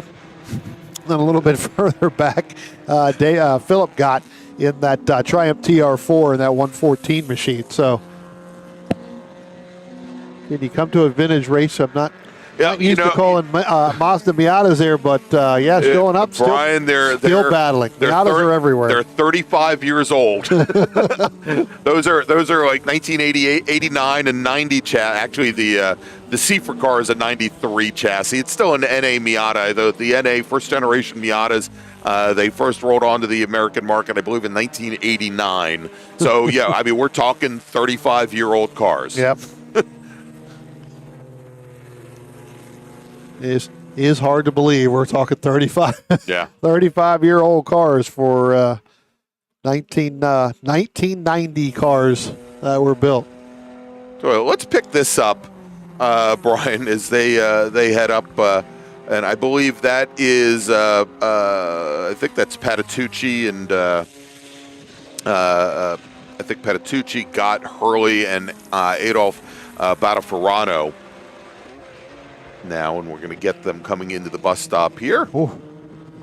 Big power move there. I believe that is going to be Gott in that number 80 machine right there. The Bug-Eye Sprite. Yeah, well, that's actually a Triumph TR4. Pardon me, that green one. But right. That's a power move from all the way over driver's left, really sending it in through there. Just came across the nose of like 3 cars. I mean, that was a power move coming through there, but I don't think that he got through the outer loop very, very well. No, because he's right at the back of the field again. He's actually in front. He's actually propelled himself with that. He's ahead of Rob Hurley in that yellow 47. There he is. There he goes. He was able to make that. I was getting ready to say, Greg, he got through there, but I don't think he got through the outer loop very well, but he did not. That car that's in the back and then one of those other Lotuses, that is actually Adolf that's the number 2, Batafarano, going by there. So I was going to say that move did not work well. It looked good, didn't work out, but it did.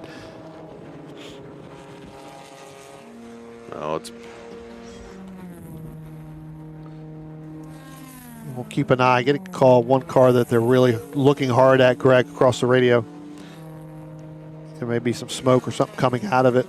Definitely want to keep an eye on that today. I thought we let all the smoke out yesterday, Brian. Well, I think we did. I think we... A matter of fact, every time we show that turn 2 camera, you can see the effects of letting the smoke out. Still. Well, I mean, we went to the store yesterday just to go get some stuff to come and fix up here, and we ended up where I was trying to figure out why the track employees were down there buying kitty litter, because I think they ran all out of it yesterday. Yeah, no kidding. Yeah, I don't want to be catching that bill.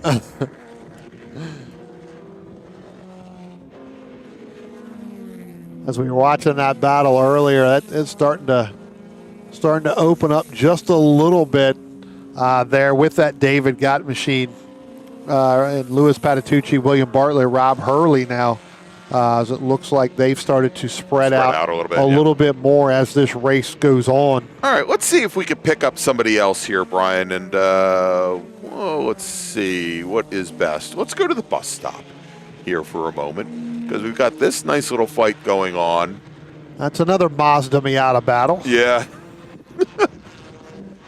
That is actually, I believe, the battle between James Molnar and the Molnar and I don't know if that's Molnar.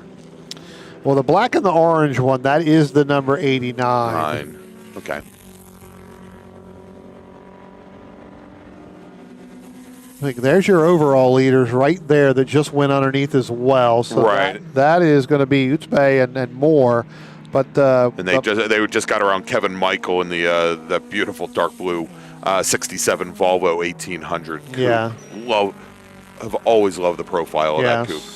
So that was Paul Molnar in the 24 Mazda Miata and the James Molnar. So family, I would assume, battling when you had the camera on them back there. It seems like they've separated as Paul's gotten in front of James by about quite a bit between turn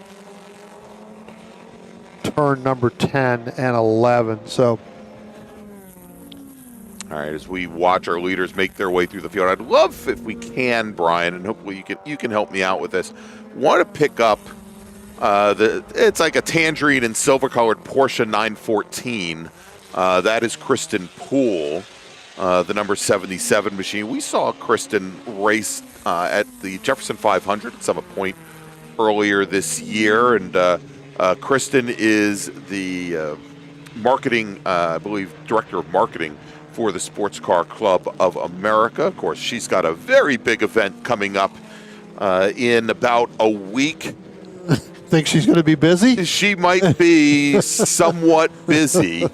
They're the National Championship runoff, Sports Car Club of America National Championship runoffs at Road America. I guess I could say it, Brian, and I think they might be coming. Let me see. There they go by. In the start finish. Yeah, there she goes. Coming down into turn one. She's kind of opened that up, ahead of Toby Yorko in the 623. So it could be that they were kind of in some traffic, because the last time by, Yorko was leading by about 0.4 of a second. She's opened that up now by 2 seconds over him. So, and here she comes now right towards our camera. Beautiful car, wonderful person to work with. And you can certainly, I guess I should throw in a little plug, Brian, is you can see our coverage, 4 days of coverage, 2 days of qualifying, 2 days of racing, starting next Thursday on the SCCA official YouTube channel. And I'll be heading up our qualifying coverage. And then we got the heavy hitters like John Phippen and Greg Kramer. Also Tom O'Gorman and Larry Lefty McLeod bringing you the race coverage next Saturday and Sunday.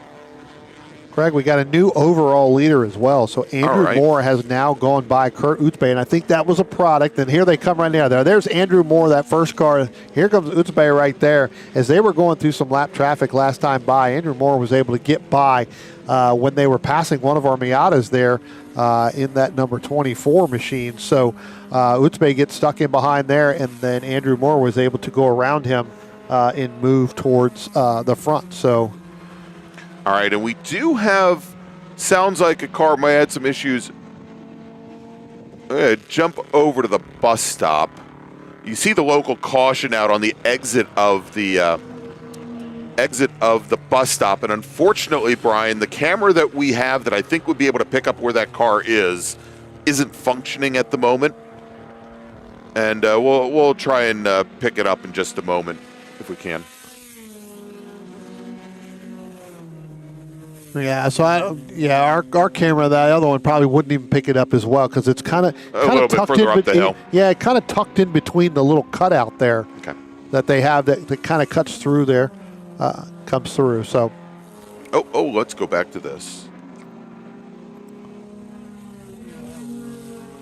That looks like William Bartlett in the 31 and then David Gott in the 80 coming out of turn number 10 and heading up through turn number 11. As a matter of fact, that's exactly who that is. That is William Bartlett, your leading car there, and then David Gott in the 80. Now, Bartlett's going to pull away down the front stretch. You can see that, so it was a lot closer there.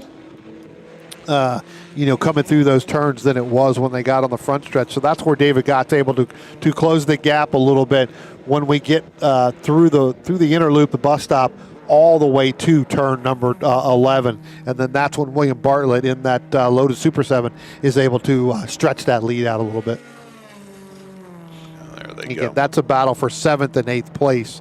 Kind of overall. Not a battle in class, Greg, but that is definitely a battle on the racetrack. Bartlett in that EP class, David Gott in that DP class. So 2 evenly matched cars here at certain parts of the racetrack, with that Lotus Super 7. Now we've got waving yellow down there just on the exit of the inner loop, Greg. So again, that car still trying to move. Yeah, so now as they've gone from a standing yellow to a waving yellow, that denotes that the car is actually on the track surface. And we'll see if that continues to stay out. Yeah, that cutout right there comes all the way through, and then it kind of exit into the center there. And it sounds like the local caution has just been withdrawn, Brian. Now, well, let's go. And with that local caution being withdrawn, it sounds like the car is either continued or is off the track surface. Well, let's watch this little fight now coming into turns 10 and 11. The battle we've been watching here for the last couple of laps. And that's what I said. You've got David Gott. He's able to get right up to William Bartlett, kind of almost to the door, Greg, when you come through the inner loop, the bus stop there, all the way around until you get to turn number 11, right? Then that's when the power kind of kicks in a little bit more. Yep. So we see there as they come onto the front straight, able to open up about 3 to 4 car lengths. And then as they come up through the S's again, using that draft, and as small as a Lotus 7 is, you wouldn't expect there to be a huge draft, Brian. But because of the way that car is configured with the big bicycle fenders, with the suspension sitting outside, it puts a pretty nice hole in the air for a trailing car. Yeah.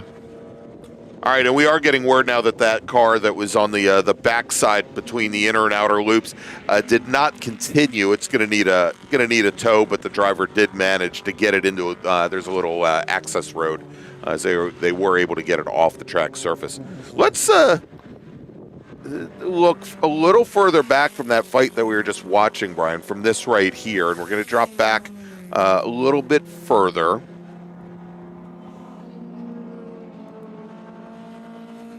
With the 2 Lotus 7s and the Porsche.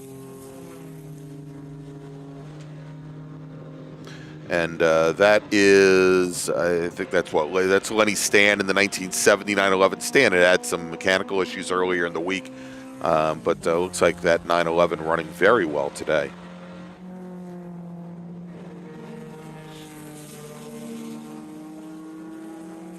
Hey, well, Greg, getting a call that we have one of our red and silvers. I'm not sure if it's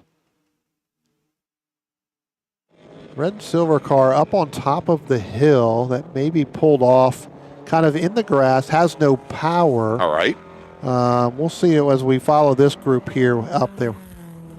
I think that's going to be Andrew Moore in the 60 car just at the top of the hill. So Andrew Moore, and there he is, right there. If you look over by the billboard on our left-hand side, on driver's right, he's pulled right up against the Armco there. I'm sure Andrew didn't stop there for a picnic, so no, definitely having some problems. And although, looking at all these banners from Mission Foods, I have a getting a little hungry. Yeah, I have a hankering for some, I don't know, like tacos or tortillas or something. Grilled cheese sandwich. Yes. Can we get that on a tortilla? That wouldn't work well on a tortilla, though. No, it would not. All right, so we're watching that. I think this is. No, that's not Lenny Stan though, is it? Unless he's working a car lap down. I think that's one of our other. Oh no, that's not Lenny Stan. That's Rob Hurley in the EP Porsche 911 as Hurley now making his way up with. He's got Louis Petitucci just ahead of him as they come out of the final corner now onto the front straight. Tell you what, Greg, with the Andrew Moore kind of falling down and kind of parked over there, let's run through the top 5 here. Sure. As you just said, it's kind of changes, and then we'll kind of look for where Kurt Uzbe is as this race continues, because we've got about just right around 2 minutes, so probably got about another lap, maybe a lap and a half. So Kurt Uzbe in that 42 is going to lead overall. Todd Reed is now moved up into second place in that number 7. Tom Upshur in the 41 in third. Kenny Williamson in fourth. And then Lenny Stan, as you were just talking about, the 894 is going to be in fifth.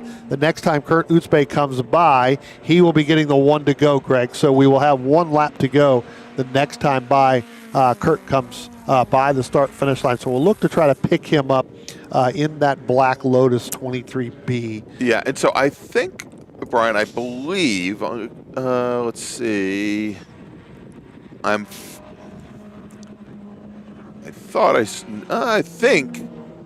think he's at the tail end of this group right here. Now we have going into turn 10. We'll track him around, but I'm fairly certain that's the 23, the Lotus 23 of Kurt Uzbe, third car. Well, in he's the 42, not the 23. Oh, I'm sorry. Yeah, 42. He's going to be a smaller silver. And, yeah, no, you're right. Yeah, no, you're right, and that's actually a Triumph TR4 third car in line there. So he's coming down underneath, coming down into turn number 10. Now. So. There. No, not yet. Nope. He's going to be coming into your screen at the top of it right there. There, yeah. Now he's coming in. So let's track him. There he is. All right. Finally. Thank you, Brian. Yep. So there it is. 1 to go right there. Maybe I can meet Kurt down there at the lunch line again. There he is. After picking up the win. That's right. Don't tell him that I was the one who couldn't pick out his car out of a lineup. There he is going into turn 1 now. Working the final lap here for the final mid-bore production race. Well, I got to be honest with you. Yesterday when I met him down there, kind of introduced myself to him, he's like, I didn't even know we were doing. You know what? I'm going to try. And he goes out yesterday, and I think he ended up finishing second yesterday to Andrew Moore. Yes. And then now goes out and picks out the win. So, good for Kurt. And, again, hasn't finished yet, but seems pretty solid. He's been running pretty good solid lap times. I've been looking at his lap times pretty much the entire time. Got into traffic a little bit, but definitely been running into that 130 range. So pretty consistent all the way through as he comes out of the inner loop, head down to the outer loop now. We'll pick him up as he comes up down the little short chute here. Again, these cars here, if he doesn't get by them coming through, which I doubt he probably will, you may hold off a little bit. That'll give them 1 more lap. He may get by the 47 there, which would be Rob Hurley in that. So we'll have to see. In that silver Porsche, yeah. Yep. So it looks like he's backed off just a little bit. Not really going to go through there. Gets through that corner a little bit better, but we'll see as we cross the start-finish line whether or not he's going to give Rob another chance for another lap. I don't believe he's going to. No! So he doesn't give Rob Hurley another lap. That's what you get if you don't get a good run out of the final corner. Yeah, so you get an early shower. Yeah. All right, so there you go. Our winner in FM today, and our overall winner, is Kurt Uzbe in his 1962 Lotus 23B. Good run by him. Good run by most of the others. And again, most of these drivers, they still have another lap. Again, we've been, still kind of keeping an eye on that William Bartlett in that red and silver Lotus. And David still trying to get by him. Basically the second half of this race. So for a 20-some minute race, I think David Gott's been trying to get by him for probably 15 minutes now. So yeah, and so Reed finished second. Upshur, Kenny Williamson, and Lenny Stan just crossed the line. Stan in the white Porsche 911. Williamson and Stan separated by about 1.4 seconds. So that's your top 5. Bartlett comes across the line in that silver and red Lotus Super 7 with David Gott in the Triumph. And they were, literally lock, nose to tail majority of the race. Gott only 0.6 of a second back at the checker. Adolf Badafarano in the green Lotus 7. He now comes to the line, and he's going to take the checkered flag with Louis Petitucci in the yellow Super 7, directly behind, separated by 0.4 of a second. And then Rob Hurley should be the next to cross the start-finish line. He's coming out, I think he's coming out of the final corner now onto the front straight.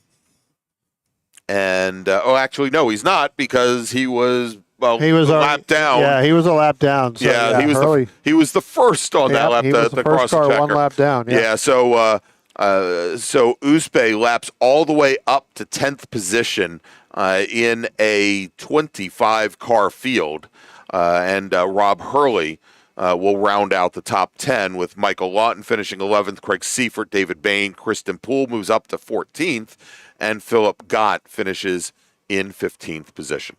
All right, so that is going to wrap things up for a morning of coverage, Brian, and no Mission Foods for us, but maybe some grilled cheese. Sounds really good.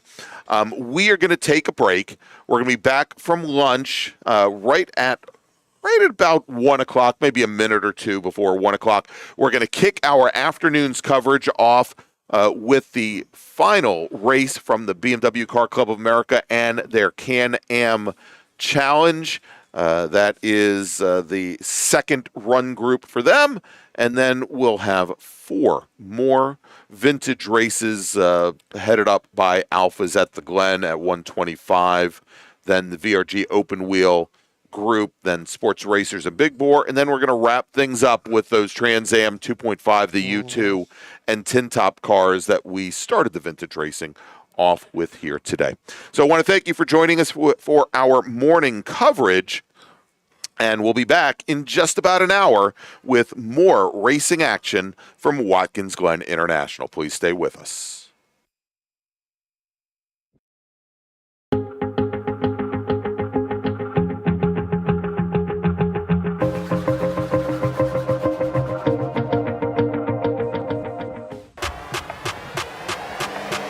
We aren't just selling it. We are living it.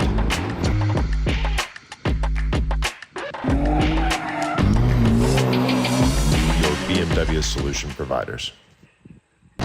You have to fight to pull ahead, to find your edge, to do whatever it takes to make you 1/10 of a second faster, smarter, more committed than the other guy, because you've got the kind of passion that can overcome the impossible. And we've got the most powerful performance race fuel available to help you do it. Sunoco Race Fuels. Take the lead. From kart to car, the path to pro racing starts here. The Kart to Car program by William Racing, the Spec Racer 4 Gen 3 and Spec Miata rental specialists teams up with Low Key Racing, your trusted Sodi kart dealer and premier coaching team. With expert instruction, proven trackside support, and licensing guidance, we help karters 14 and up make the leap into pro racing. Learn more at WNARacing.com or lowkeyracing.com. Want to get started streaming your races or make your current live stream more captivating? We've helped hundreds of drivers create engaging live streams. It's simple. Create a new stream event, grab your camera, and start streaming. Head over to myraces.live to sign up for a free account. Or join us in our community Discord. Stream, share, engage. Cold Snap. Welcome to a new way to chill the most delicious ice cream and other frozen confections on demand. Perfect for offices, break rooms, cafeterias, and auto dealerships. Select your single-serve Cold Snap pod, then insert the pod into the Cold Snap machine. Wait about 2 minutes and then grab your treat and enjoy. The revolutionary system transforming the way frozen treats are produced and enjoyed.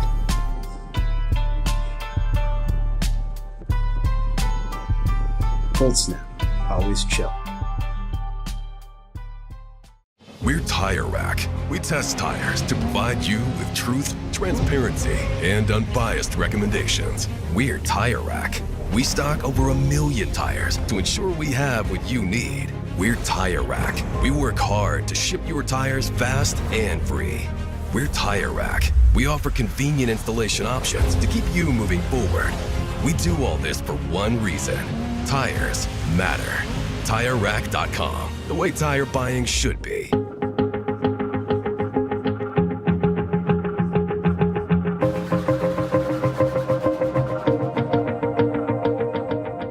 Combining the art and science of going fast, Peter Kraus provides professional, private coaching and analysis for sports car drivers at many East Coast tracks, including Virginia International Raceway, as well as remotely via Zoom. A multi-time championship-winning race car driver, award-winning mechanic, and automotive historian, Kraus can communicate effectively both the psychology and methodology of going fast, pioneering the use of GPS data and video logging technology to advance driver performance in club-level, historic, and entry-level professional series since 2001. Peter relies on data-driven objective measures, creating successful strategies to make his drivers faster. An expert in AIM, VBox, Motec, and Garmin, as well as other systems. If you have questions on how to get more out of your data, schedule a consultation either in person or remotely to leverage the power of your tools to improve your driving. For more information, call 919-740-1871 or visit www.peterkraus.net today. Redline Oil, formulated to win, proven by me. Redline Oil, formulated to win. Formulated to win. Formulated to win. Proven by me.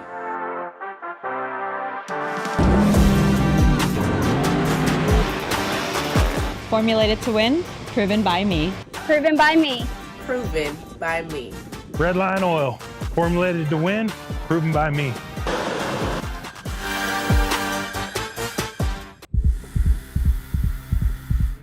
You live for the ride, the road, and the track. Engineered precision fit batteries that are track tested and driver trusted. Optima, the ultimate power source. Willing and Able Racing offers top-quality spec race car rentals with full setup and repair services, including trackside support for SCCA, NASA, VRG, and other organizations' road race, time trials, and track day events. Their Spec Racer Ford specialists and each of their Gen 3 machines sports a SATAV sequential transmission and a data acquisition system. Also offering Spec Miata rentals, Willing and Able is currently taking reservations for the remainder of the Mid-Atlantic Road Racing Series season. For more information, email Willing and Able at rent@WNARacing.com, see them on Instagram at WNA Racing, or visit their website at WNARacing.com. Willing and Able would like to thank all the volunteers this weekend who've graciously donated their time so that we may race. If you're a racer, you want to be fast, but you have to be safe. That's why professionals and amateurs alike go to HMS Motorsport for their safety equipment. HMS Motorsport is the industry's leading full-service racing safety provider. Protective clothing and helmets, harnesses, fire suppression, communication and data acquisition equipment, and more. All from the motorsport safety experts, HMS Motorsport. 2 retail locations and at hmsmotorsport.com.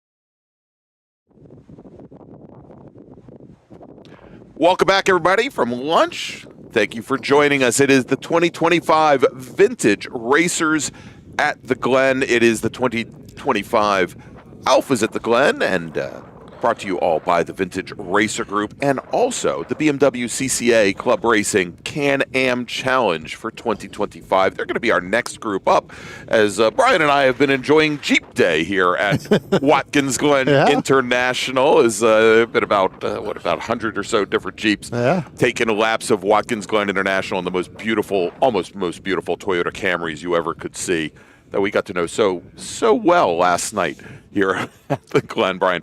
All right, real quick, we're getting ready to get underway with our first race here of the afternoon. First, let's bring up a quick look of the course that we're running today. This is the short course, the NASCAR version of Watkins Glen International. Originally opened up in this configuration, minus the inner loop bus stop in 1956, about a mile shorter than the long course that we ran yesterday. Yeah, yesterday we ran all the way down in through the boot, and like we said this morning, Greg, when we went on there, well, we took our boots off, so we're not going to run our boots. We're going to run the short course here. Again, still has that undulation up, back and through, especially coming out of turn 1, heading up into turn 2, up through the S's. You've got that uphill climb.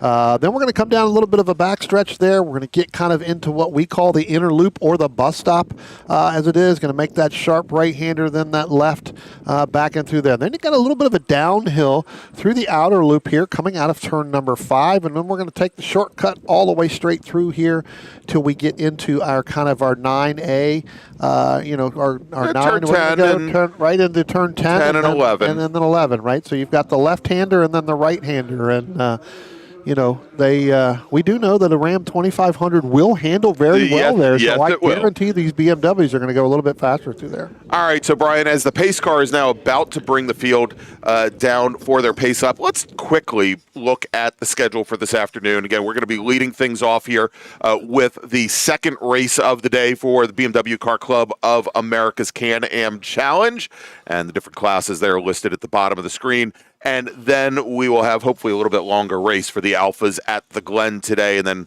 wrap things up with 3 Vintage Racer Group races to round out this weekend's schedule. So let's go back and take a look as the pace car now starting to leave the pit lane with our field following. Brian, why don't we run down starting order? Yeah, these guys are scheduled to go out in this order. I do know that some of them may not be down there just by looking at the size of the field, but we'll give you kind of the top 10, top 12. Scheduled to start on the pole there in 226. That's going to be Will Vanderjack. Starting in the second position, that's the 07 of Robert Chang. Starting in the third position is the 014 of Brooks Friedman. Starting in the fourth position, that's the 288. That's going to be Peter Agapaglo. Starting in the fifth position in one of our exhibitions, that's going to be one of our Porsche Caymans there, Greg. That's going to be the 29 of Jason Alexander. Scott Glennie's going to start sixth. He's in the 399. Brent Stover's going to roll off in that seventh position in that 672 with John Alexander, again, another one of our Porsche Caymans, in that 271, scheduled to start off in the 8th position. Jared Randall's going to start 9th in that number 96, while Kurt Olson's going to roll off 10th in that 417. Scheduled to start 11th is going to be the 173, and that's going to be Adrian Popscu. Starting in the 12th position, that's the 32 of David DeJesus. Starting in the 13th position, that's 703 of Chris Wally.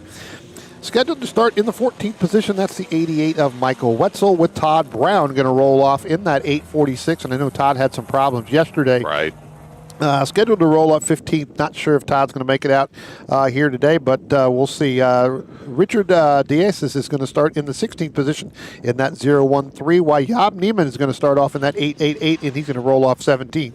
Matthew Noonan's going to roll off in that number 70 machine, scheduled to start in the 18th position, while the 487 of Ryan Agnew scheduled to roll off on the 19th. Gregory Teese is going to roll off in the 20th position in the 067, while Gordy Wagner in that 36 scheduled to roll off on the 21st. Michael Saul in that 595, scheduled to start in the 22nd position, while Greg Martin, he's going to be in the 23rd position in that 051.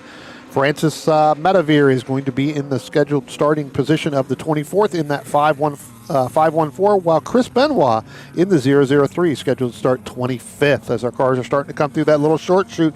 Warren Wolff is going to start in the 26th position in that 392, while Mark Exon is in the 124. He's going to start 28th. That should round out our top field here, Greg, and I'll tell you what, I don't know if we have 28 cars. It looks a little bit shorter than that, but we've got, I think they're somewhere around 12 to 13 rows, so I think we're actually pretty close, Brian, here as we get ready for the start of our race. We've got the pace car on the pit lane, turning things over to Vanajak and Chang, the two C-Mod cars on the front straight. And starter looks over the field, and green flag is in the air, and we're racing once again here at Watkins Glen International, Brian, as we've got a couple cars trying to sneak all the way up the inside driver's right as they make their way down into turn one. But it is going to be it looks like the Vanajak car holding drivers. Actually, did Vanajak make the start? He did not. That's actually going to be Brooks Friedman and exactly. Robert Yang. Chang is going to be kind of in your first two cars. I think Friedman there is going to get the front spot there right now, Greg, as they took off down in turn one and up through the S's. Looks like he was able to hold that line. There you see there, it looks like he may be just in front of the Robert Yang Chang machine in that 07. All right, as the field now making their way through the bus stop for the very first time. And Brian, it always amazes me here when we run the short course, how quickly these laps complete here. But the hands are always working. But again, this corner here coming down through the outer loop, such a different approach than what we saw yesterday in how you turn in and how you want to carry as much speed as possible down here into turn 10. And we saw in some of our vintage races earlier today, Brian, where the probably 10 or 15 miles an hour greater speeds that the racers are carrying into those final two corners can really catch people out as opposed to what they carry coming out of turn 9. Yeah, no, absolutely, because you carry such a momentum and such speed coming down through that outer loop, Greg. You have a lot more. So when you get, as you just said, when you get down into turn number 10, you're not expecting it to come up on you that quickly. All right, as field now starts to make their way up through the S's. Good fight there. Actually, Jared Randall, not in class. Jared Randall is currently running third in C-Mod, and he's got the Porsche Cayman GT4 machine of Jason Alexander all over the rear. And actually there, Alexander going to taking a look now to the inside as they head down to the bus stop. Yeah, you know what, Greg? One of the, when we were talking to Scott Sterling yesterday during this race here, he was really big on looking at the IP class too. When we talked about Ryan Agnew and Jaap Neiman, that was a battle for the points championship, right? Going in after New Jersey when they had their last race. Not sure whether or not this is going to count towards that points, or they're just going to do from yesterday, but. Right out of the start right here, Ryan Agnew jumps on top here of Jaap Neiman, and Jaap, he ended up making that pass over Agnew yesterday, so he ended up going above. So that points championship's definitely going to come down towards the end. They've still got a couple more races, and as Scott was saying yesterday, not everybody will race all of those races, so the points championship could come down to the very last weekend. All right, well, tell you what, let's take a look. Oh, and I just had him go across the start-finish line. Let's take a look at that IP race, Brian, with Neiman, Agnew, Noonan, as they come into turn one. They were jockeying for position coming out of the outer loop into turn 10, and it hasn't stopped now as these three right here start to make their way up the hill, all in E36 M3s. Right there going through your screen. Yeah. Yeah, and they're going so quick, Brian. I'm having trouble keeping up. So let's get them now. Right there, as it looks like that may be Agnew and Neiman going to go side by side, and what's going to end up happening is that is actually going to bring Noonan right back into the fold here as they get back single file. So pretty good move here early on to get single file through there. You don't want to be pushing the issue right now as they run over those rumble strips. That car can throw you off to the driver's left. All right, and the trailing car there, Brian, is the white E30 M3 of Adrian Popescu, who is currently running third in C-Mod. And there we go. Let me try and actually catch up to him again here as they go into turn 10. And Popescu really showing the lights there, trying to get into the mirrors of Matthew Noonan in the IP car ahead. And, Noonan, he's got two in-class competitors that he really has to contend with. That I'm sure he just probably doesn't appreciate the pressure that the C-Mod car behind is putting on. Yeah, definitely want to keep an eye on that.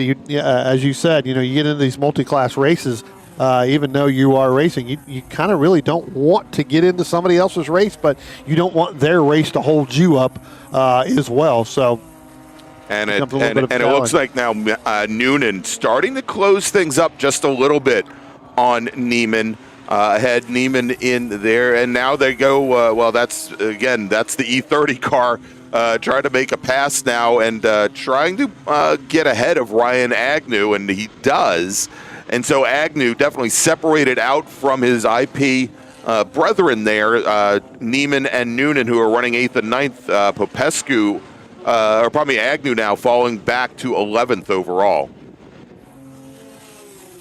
Yeah, bouncing back and forth. Again, still a little bit of ways to go here. So, one of the things we were talking about, Scott, yesterday too, is that when these guys, as they start getting, kind of spread out a little bit, that's when you see where, some of these drivers tend to take it easy a little bit, and then next thing you know, you've got another driver there that's really having a problem through it, and you get bunched up within that multi-class, so it becomes a little bit of a problem here as we go back and we look at that IP going down into turn one. Job Neiman now going to move up top over Matthew Noonan, which is going to allow Ryan Agnew to drop back. So again, if you're looking at points, Agnew's going to drop at least two more, positions for terms of gaining points or losing points in this short course race, if it is counting towards their championship. That seems to be the closest battle. Robert Chang right now, our overall leader here in that C-Mod class, kind of opened up by about 2 seconds over Brooks Friedman. Remember, Brooks had a problem yesterday in that afternoon race. So, yeah, and so Friedman is your B-Mod leader, whereas Chang is running in the C-Mod class. We might want to check in on that in just a moment here, Brian, because Todd Brown, running third overall, about 0.3 back from Friedman, is currently running second in C-Mod. And I'm sure would like to find a way around Brooks Friedman if he can to get back up to Robert Chang. Yeah, no, absolutely. Again, when you're still trying to get around. Sorry, trying to get around that Brooks Friedman machine is going to be difficult. As we saw him, he was pretty stout when he didn't have that problem. Was right up front. And I think we got him here coming up through the S's, Brian. I think I've got them. I think I have. But I'm not 100% sure. Like the little engine that could. I think I can. Yes. Can you help me out here? Yeah, so Brooks Friedman is going to be kind of in a white and a blue kind of labeled machine there. And I think that may be him in front. Yeah. I was thinking this one right here. That he's with starting the to make red nose? that he's starting to make his way through the back of the field there. With although again, we'll keep an eye on that. Yeah. But I'm almost I think you're right. I think that he does have Robert Chang just now went by the start-finish line. Okay, so they're going to be headed down into turn one. So all right, so let's pick them up from here. here. So the first white car is going to be Robert Chang right there with the wing, and then there is Friedman right there. Okay, which means Todd Brown is in the black. The fourth car in this whole line. Yeah, who just gave up a position. Well, he didn't give up a position. He was making a pass, so he's definitely got a one of the slower cars that they're going around from the back half of this field. They're trying to work around those three cars. So as they come through, that white and that blue, that is the 014 there. And I think Todd Brown was able to get by him as they come through here. So we'll keep an eye on this right here. There goes Chang right there going into the outer loop. Here comes, I'm going to go a little too wide. That's Todd Brown in the black and the red, and then Brooks Friedman is going to be in that white and that blue right there. The third car on the line. Third car on the line, yep.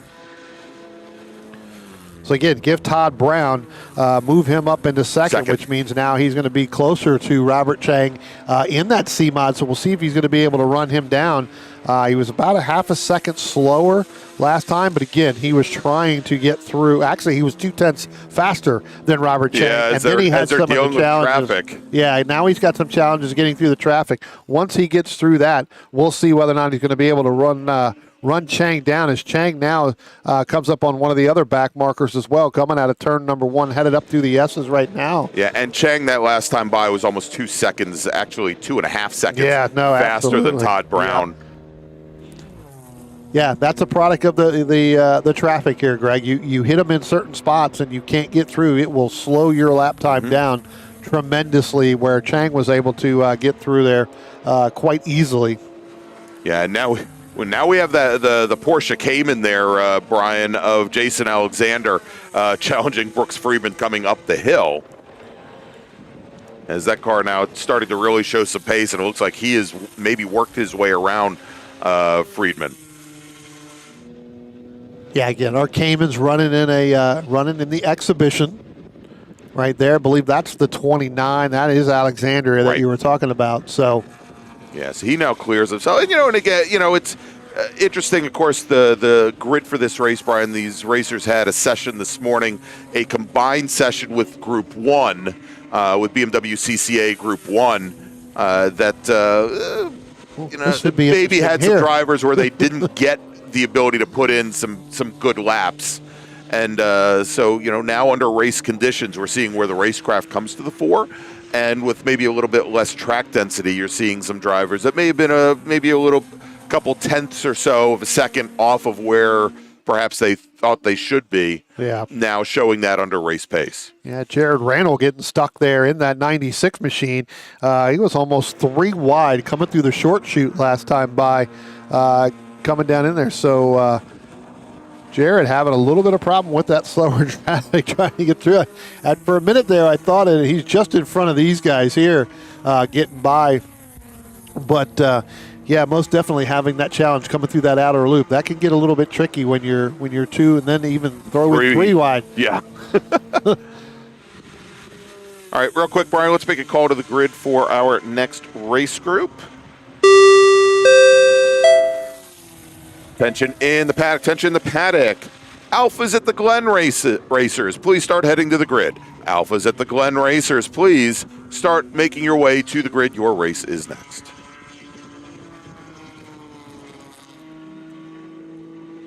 Yeah, this battle here continues to rage on through here. This is some of our back marker traffic there, I believe. It's either Kurt, that may be Kurt Olson and Michael Wetzel. We'll have to keep an eye on the numbers when they come by the next time. But those two have been kind of going at it pretty much since the start of the race. There goes Jared Randall now. So I do believe that we are going to have that group come by any moment. Actually, that is some other slower one. So that is not Olson and Wetzel, Greg. So we'll have to find them. I think they're just now coming through. There goes Michael Wetzel. There's Matthew Noonan. He's still leading the IP class over Job Neiman. Now moved Ryan Agnew up into third. And that battle is going to continue to get closer as they head down out of turn number 1 right there. Coming into your screen, that is Matthew Noonan, that first car with Job Neiman behind him, and then Ryan Agnew in that 487. There they go right there, gotten through by one of the other cars. I believe that is that Adrian Popsecue in that white number 173 as well. So those 4 cars have been there, and one of them going to go really far driver's right, Greg. Not sure that's going to be the right line. You're going to have to tuck back in, or you're going to have to make that pass as they're going to decide to go 2 wide there, and I believe that is actually Neiman and Agnew. All right, well, we're going to continue to watch. That was a great move, though, Brian. He made his intentions clear very, very early, came up the inside, and just went a little bit deeper on the brakes. Now, the advantage you have going into the bus stop, Brian, like that, all the way from driver's right, is you can, control a little bit better when the driver to your left actually can turn in. He has to wait for you, more or less, before he turns in.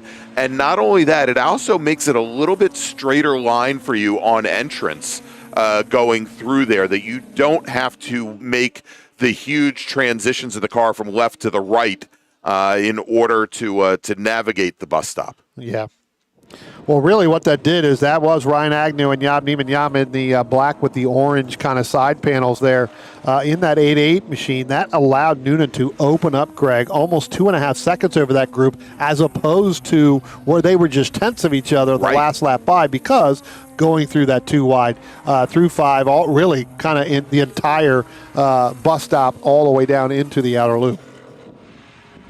And Brian, we've got, look at this. We've got car off on driver's left, and I think that might be, and there are 2 cars, Brian, if you look just shy of the corner station, there's another car, driver's left. We'll try, or probably drive our left, your right. Yeah. I think one of those, Greg, the one with the white nose there may be the 003 of Chris Benoit. Okay. They were kind of in that group. So you got 1 car on driver's right, 1 car on driver's left.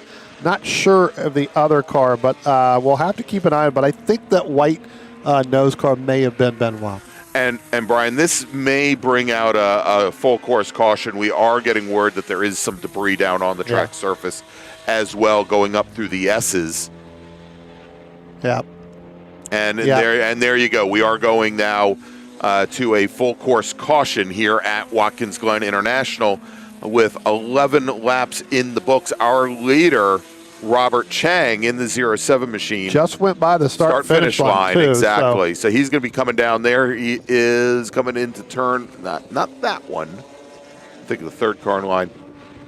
Yeah, he's coming down into turn 1. And the safety car now has been deployed. There is our leader in the white 07. Yeah. And, of course, that's going to allow Todd Brown to close up. Yeah, absolutely. That's a good point. That's going to allow him to move right up. There they are, right there. They just went through that screen. So he was actually catching him a little bit, because Robert Chang went through some traffic. Last time by, Greg, he was 4 seconds slower. So where we had that gap of almost 3 seconds, it is now down. Well, now it's down to nothing. Basically, right? But after that last lap, it was under that 2 seconds. So. All right, well, we're going to have to see here, Brian. A lot of these racers, when they went to full course caution, they quickly went to a black flag. But so far, that command has not come out. Now, the other issue, Brian, is that when the safety car deployed, there's our leader coming through the outer loop. The safety car did not pick up our leader, and I'll try to pick up and see where our safety car is now. I think the safety car is going to try and wave everybody by in order to pick up the leader. Yeah. Yeah. Again, the leader, and again, with him not really realizing kind of where it is, it's going to have to be, as you said, a pace car will wave him by. Yeah, and also notice that Robert Chang now, he's backing out of the throttle a little bit. He knows he's your leader. Yep. And I think he's going to try to create that gap. Yeah.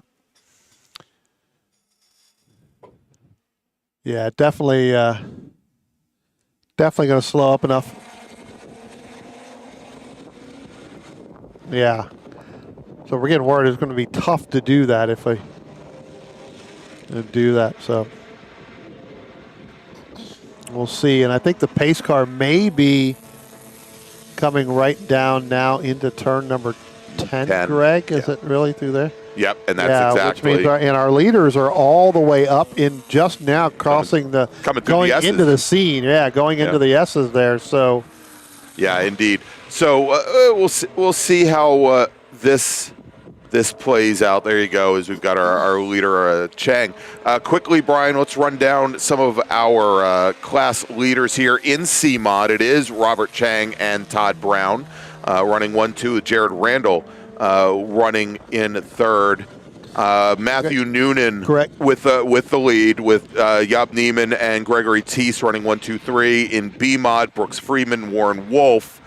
And in IS, Gordy Wagner, Michael Saul, Francois Medivier. And what we've just received word of, Brian, is that when Robert Chang comes onto the front straight, he's going to see the checkered flag. Yeah.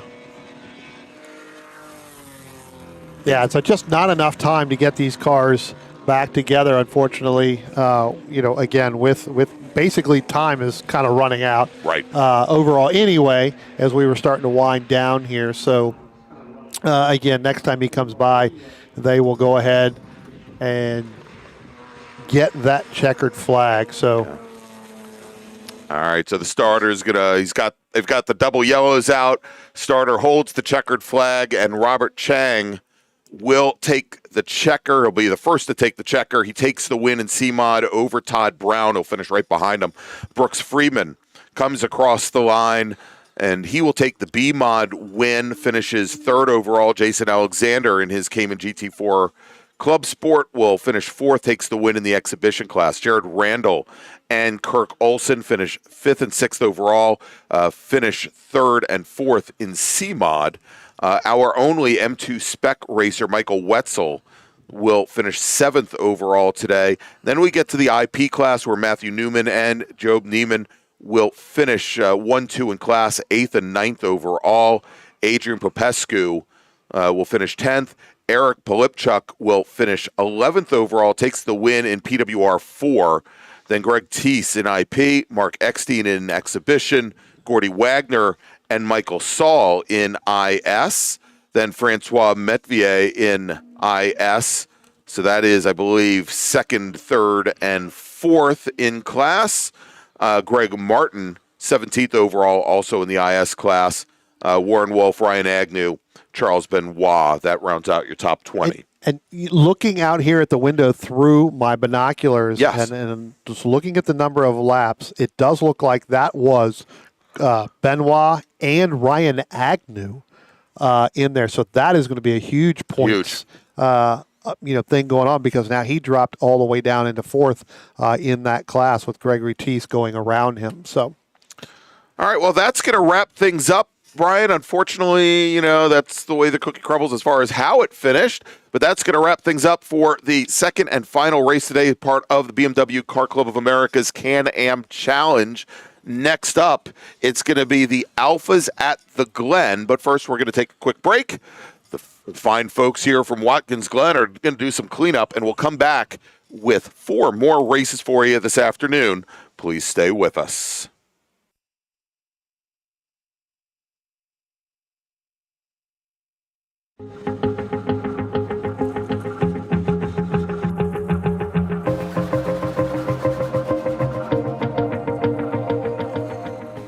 We're Tire Rack. We test tires to provide you with truth, transparency, and unbiased recommendations. We're Tire Rack.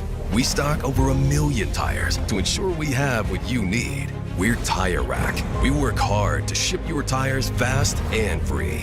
We're Tire Rack. We offer convenient installation options to keep you moving forward. We do all this for one reason. Tires matter. TireRack.com. The way tire buying should be. Combining the art and science of going fast, Peter Krause provides professional, private coaching and analysis for sports car drivers at many East Coast tracks, including Virginia International Raceway, as well as remotely via Zoom. A multi-time championship-winning race car driver, award-winning mechanic and automotive historian, Krause can communicate effectively both the psychology and methodology of going fast, pioneering the use of GPS data and video logging technology to advance driver performance in club-level, historic, and entry-level professional series since 2001. Peter relies on data-driven objective measures, creating successful strategies to make his drivers faster. An expert in AIM, VBOX, Motec, and Garmin, as well as other systems. If you have questions on how to get more out of your data, schedule a consultation either in person or remotely to leverage the power of your tools to improve your driving. For more information, call 919-740-1871 or visit www.peterkrause.net today. Redline Oil, formulated to win, proven by me. Redline Oil, formulated to win. Formulated to win. Formulated to win, proven by me.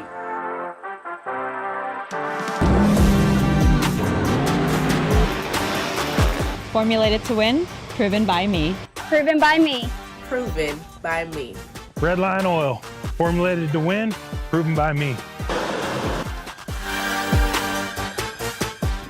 Willing and Able Racing offers top-quality spec race car rentals with full setup and repair services, including trackside support for SCCA, NASA, VRG, and other organizations' road race, time trials, and track day events. Their Spec Racer Ford specialists and each of their Gen 3 machines sports a SATAV sequential transmission and a data acquisition system. Also offering Spec Miata rentals, Willing and Able is currently taking reservations for the remainder of the Mid-Atlantic Road Racing Series season. For more information, email Willing and Able at rent@wnaracing.com, see them on Instagram at WNA Racing, or visit their website at WNARacing.com. Willing and Able would like to thank all the volunteers this weekend who've graciously donated their time so that we may race.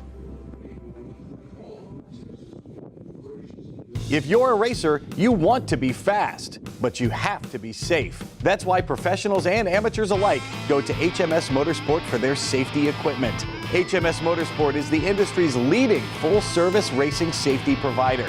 Protective clothing and helmets, harnesses, fire suppression, communication and data acquisition equipment, and more. All from the motorsport safety experts, HMS Motorsport. 2 retail locations and at hmsmotorsport.com. How's it going? My name's Spencer Wharton. I run in the Power 3 class here at BMW Club Racing. The main reason I run with this group is, one, because my dad and my brother both do it, so it's a great excuse for us to get out as a family and spend some time together. And then the camaraderie we have with the other guys in the paddock and the great racing experiences I've had over the years with everybody in my class and the other classes that are out on track with us together. So highly recommend it to anybody that's looking to join a club racing group.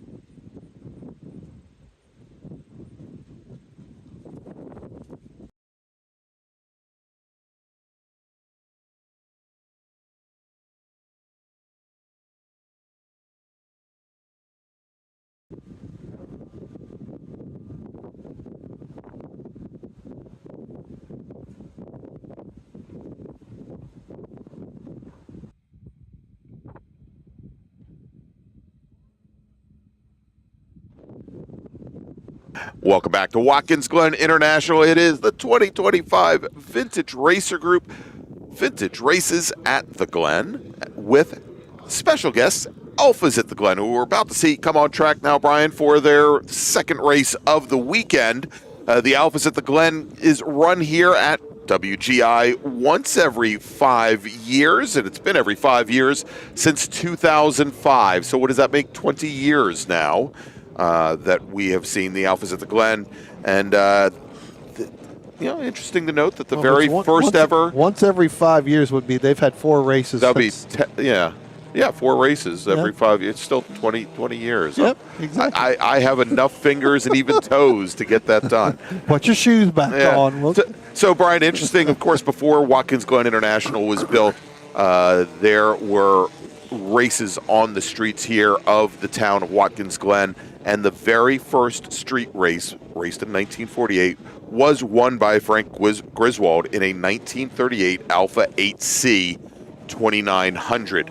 Now, as our racers are coming up behind the pace car, we've got 2 pace cars technically today, Brian.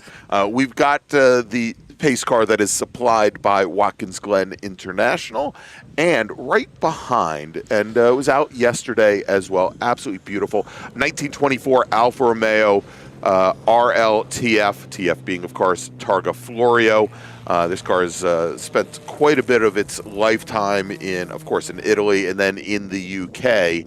And we have it here this weekend, and we're thankful to have it and appreciative to have it pacing our field here at Watkins Glen International. Brian, why don't we start running down the starting order? It looks like we're missing a few of our entries that we had somewhere along the lines of 25 yesterday. I don't know if we've got that full number here today. Yeah, even supposed to schedule to have 16. I don't think we're going to have a full 16 here, but I'll give you some of them. Scheduled to start on the pole is Eric Wood in the blue number 28. Don't believe he's out there. Didn't see him down on the grid, and looking at our cameras, not seeing that at all either. Alan Mitchell's going to roll off second here in the 83.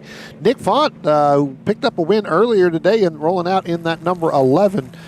Greg Safarian in that number 94 is going to roll out in the 4th position with Rich Stallman in the 87, supposed to start 5th. Don't believe I saw him out there as well. Scheduled to roll off 6th is Vince Vaccaro in that 99 with the 19 of Robert Brady, scheduled to start out there in the 7th position, with Michael Lawton scheduled to start in the 8th position. Did not see any one of those cars out there as well. Bradley Price going to roll off 9th in that number 27, with the 10th being Lon Barrett in that 44. John Rocketsey is going to be in that number 2, to roll off 11th. And starting in the 12th position, that's Melanie Mitchell. She'll be in that 82 machine.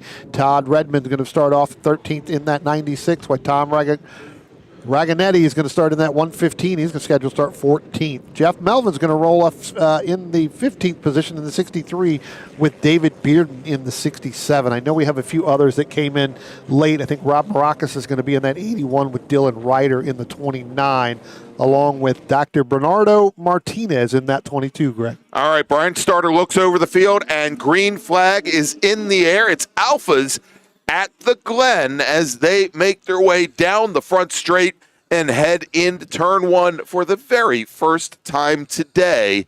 Beautiful bunch of race cars we have out here. We've got Julias, we've got Alfettas, we've got GTV 6s and Spiders, and should be a wonderful race here today. Hopefully you'll run a little bit longer than yesterday, as we also have, let me not forget, we've also got some Alfa 75 Milanos, like the very first car in the line here, making its way up, driven by Alan Mitchell. That's a car that I've seen for many years in the Mid-Atlantic, because we do appear to have at least one car, Brian, a little bit off the pace, pulled itself out of line there. We'll see if it can make it back to the... well, it should be able to kick right in there next to that corner worker there and possibly take that cutout there. There is a cutout there they can do if they can get that car to turn. But I tell you what, the 83, and that's actually going to be the 27 of Bradley Price. Yeah, that station. Yeah, the 27 car, and it's pulled onto that little access road, as you mentioned, Brian.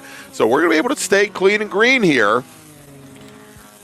Yeah, it looks like we're definitely going to be able to stay green. It looks like it may be out of the way right there. But again, yeah, this is a group here, Greg, yesterday, unfortunately, where we ended up having, I believe that was David LeBron who ended up kind of expiring a motor on the first really lap, coming out of turn number 2, heading up the X's. Yeah, you're right, on that opening lap, which enabled this group really to not get a lap in this race. Now, most of these drivers have raced in the other races in the other groups this weekend, so good to see that we've got one lap completed here in the Alfas at the Glen in 2 days. So the 24 hours of Alfas at the Glen, we've completed the lap. So there we go. Right now, Alan Mitchell in that number 83 machine, again in that Milano 75 that you were talking about, your early leader. Nick Font, who we saw pick up the win earlier this morning in that number 11 machine, sitting in second with Vince Vaccaro, Greg Safarian. Melody Mitchell is going to be in that 5th position. Lon Barrett 6th. John Rockensey 7th as we move down the line. Again, it looks like we've had 11 cars. We actually had 12 cars take the green flag. 11 completed that first lap with Bradley Price, as we mentioned here, Greg, down there next to that the turn 4 marker there. Again, that little cutout. As these cars start to spread out a little bit across. I think we've got a good battle here right now. I believe that's going to be Melanie Mitchell and Lon Barrett just now coming underneath the camera right there.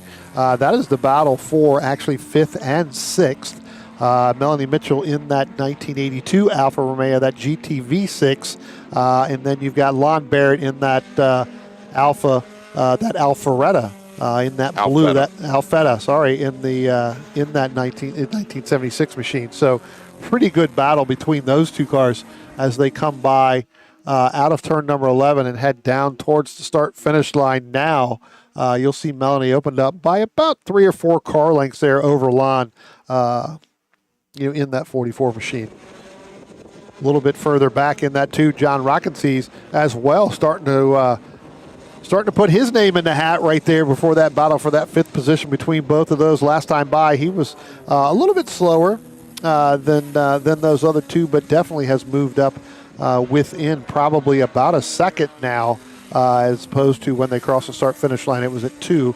Got through turn 1 really, really good and really quick, and able to close that gap as they come here up on top of the hill, go through this little chute here. There you can see there's the 2, and now we'll throw in the 115 there of Tom Raganetti as well. Yeah, as Raganetti has made up some ground. He's got a 67 Alfa Giulia Spider, Alfa Giulia Super, and he's starting to tighten things up there at the back of the field now. As we see, taking a quick look underneath Melanie Mitchell is Lon Barrett, and he looks like that's actually going to be. I'm sorry, Barrett's in the blue, and that's Rockensey's exactly so in the number 2. He got by both of them. Both of them, yeah. No, absolutely. Yeah, so my mistake there. Barrett is in the blue 76 Alfetta, and he drops back now 2 positions and now is 3rd in that line. Melanie Mitchell 2nd in the line, and Rockensey's, as you said, great moves by him coming up through the S's to leapfrog both of those racers. While Raganetti just kind of, well, I don't want to say he's just sitting back there watching, but yeah, appears that way from afar. Brian, let's make a first call to the grid for our next group. Attention in the paddock, VRG Group 3. That's our open wheel and prototype racers. Please start heading to the grid. Open wheel and prototype, or at least open wheel racers, not prototypes. Open wheel, wrong organization. Open wheel racers, please start heading to the grid, VRG Group 3. Forgot where I was for a moment. Yeah, Brian. there you go.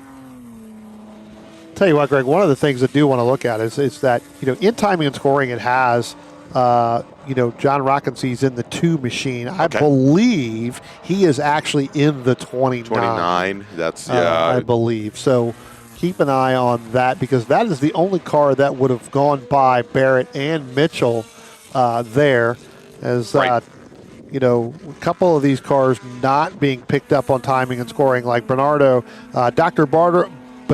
Martinez just went by the start-finish line, and he has showing no laps completed, but I guarantee you he has completed 3 laps. Yeah, and a matter of fact, and he may be having a transponder issue. Sure. As a matter of fact, Martinez. So yesterday, Brian, we had 2 noted Alfa Romeo racers here with us. We had Jack Beck, and we also had Steve Schwitters.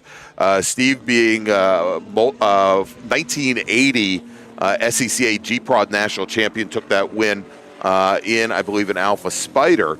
But Jack Beck was talking about the car that Bernardo is driving, and it's a GTA Junior 1968 machine that I think he referred to him quite lovingly. We'll try and track him down on track here as Fat Albert. Yes. Hey, hey, hey. Hey, hey, hey. Because that car had some very wide fenders attached to it to be able to run a lot of rubber underneath it for the time, and we'll try and pick that car up on track here momentarily. And I think I may have just missed it, so we'll check the next camera here. Yeah, that's Vaccaro and Safarian right there. Yeah. And I believe, Greg, and I was just sitting here looking through here, we do have a 29. I believe that's Dylan Ryder in the yellow and the red. Okay. He may be having transponder issues as well, because John Watkins is in the 2, which is the red with the yellow nose. So. Okay.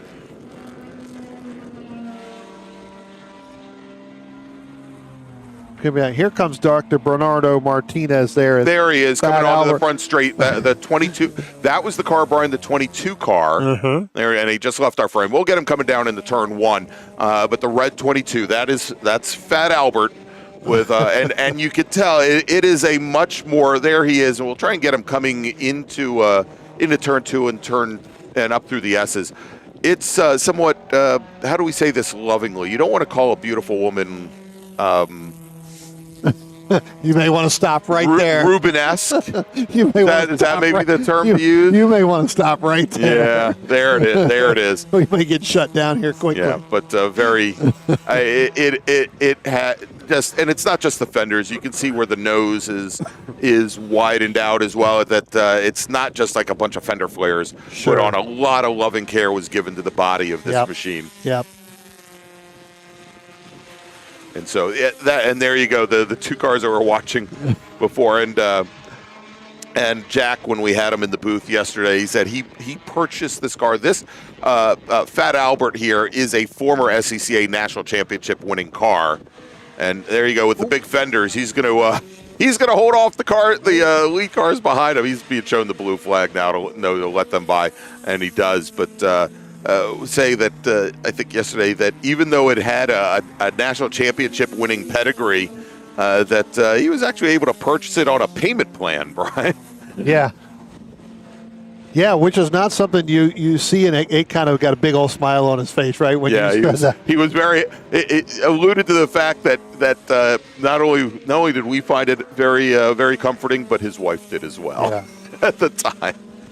Thank you in the chat, Vaughn. Yes, that is Dylan Ryder in the 29. Again, transponder not picking up, but Dylan just now going by the start-finish line down into turn number 1. So, again, not being picked up right there. You can actually put him up into 5th and move everybody back one. We'll just handwrite him in, Brian. Yeah, well, that's what I just did. I just handwrote him in, through that. So, but Greg, as you were talking about Bernardo Martinez in that car with that number 22, I tell you what, that was a great move by Vince Vaccaro as they were coming through the outer loop there. Safarian in that 94 machine kind of went with the 22, kind of staying wide there, and Vaccaro pushed his nose and pushed his car through, as now they're going to come up through turn 5 right here through the in the inner loop bus stop. Vaccaro is going to be able to hold Safarian off in that number 94, but he stuck it in there and really made that 94 machine really work hard to get by Dr. Bernardo Martinez, because that they were almost 3 wide towards the center of that corner.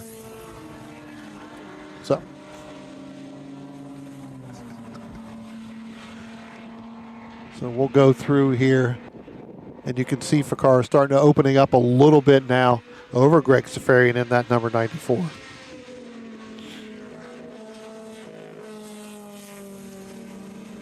Again, what that is allowing to do, Greg, is with those two battling, is they're going to cross the start-finish line and head down into turn number 1. That is actually allowing Dylan Ryder to get up there. He's just going to go past one of our other cars right there. I believe they were just getting ready to go by. I believe that may be the 63 of Jeff Melvin. I believe.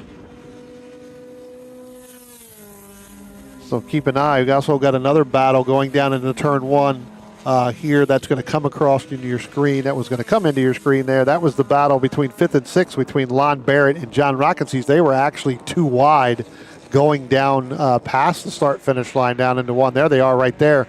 So there you go. There's Lon Barrett. He's going to hold off Rockensies. Rockensies tried to move out. John tried to make that move, wasn't able to get that to stick.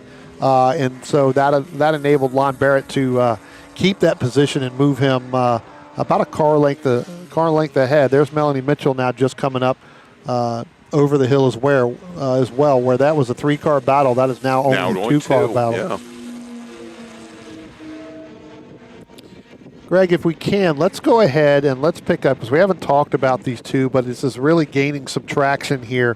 Let's go down into turn number 1 right now. Let's pick up our overall leaders with Nick Font and Alan Mitchell. They just went out of your screen right there.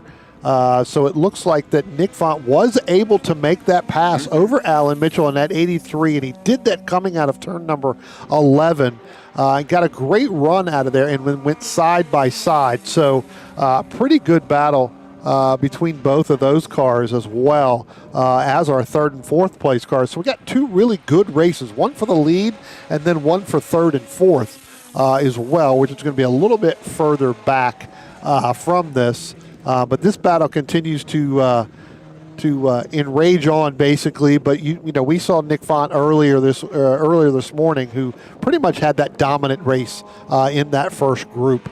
Yeah, and so Mitchell, who pretty much had the lead from the drop of the green flag now, and falling back behind the 68 GTV there of Nick Font, and great run so far from that Alfa 75 Milano. Yeah.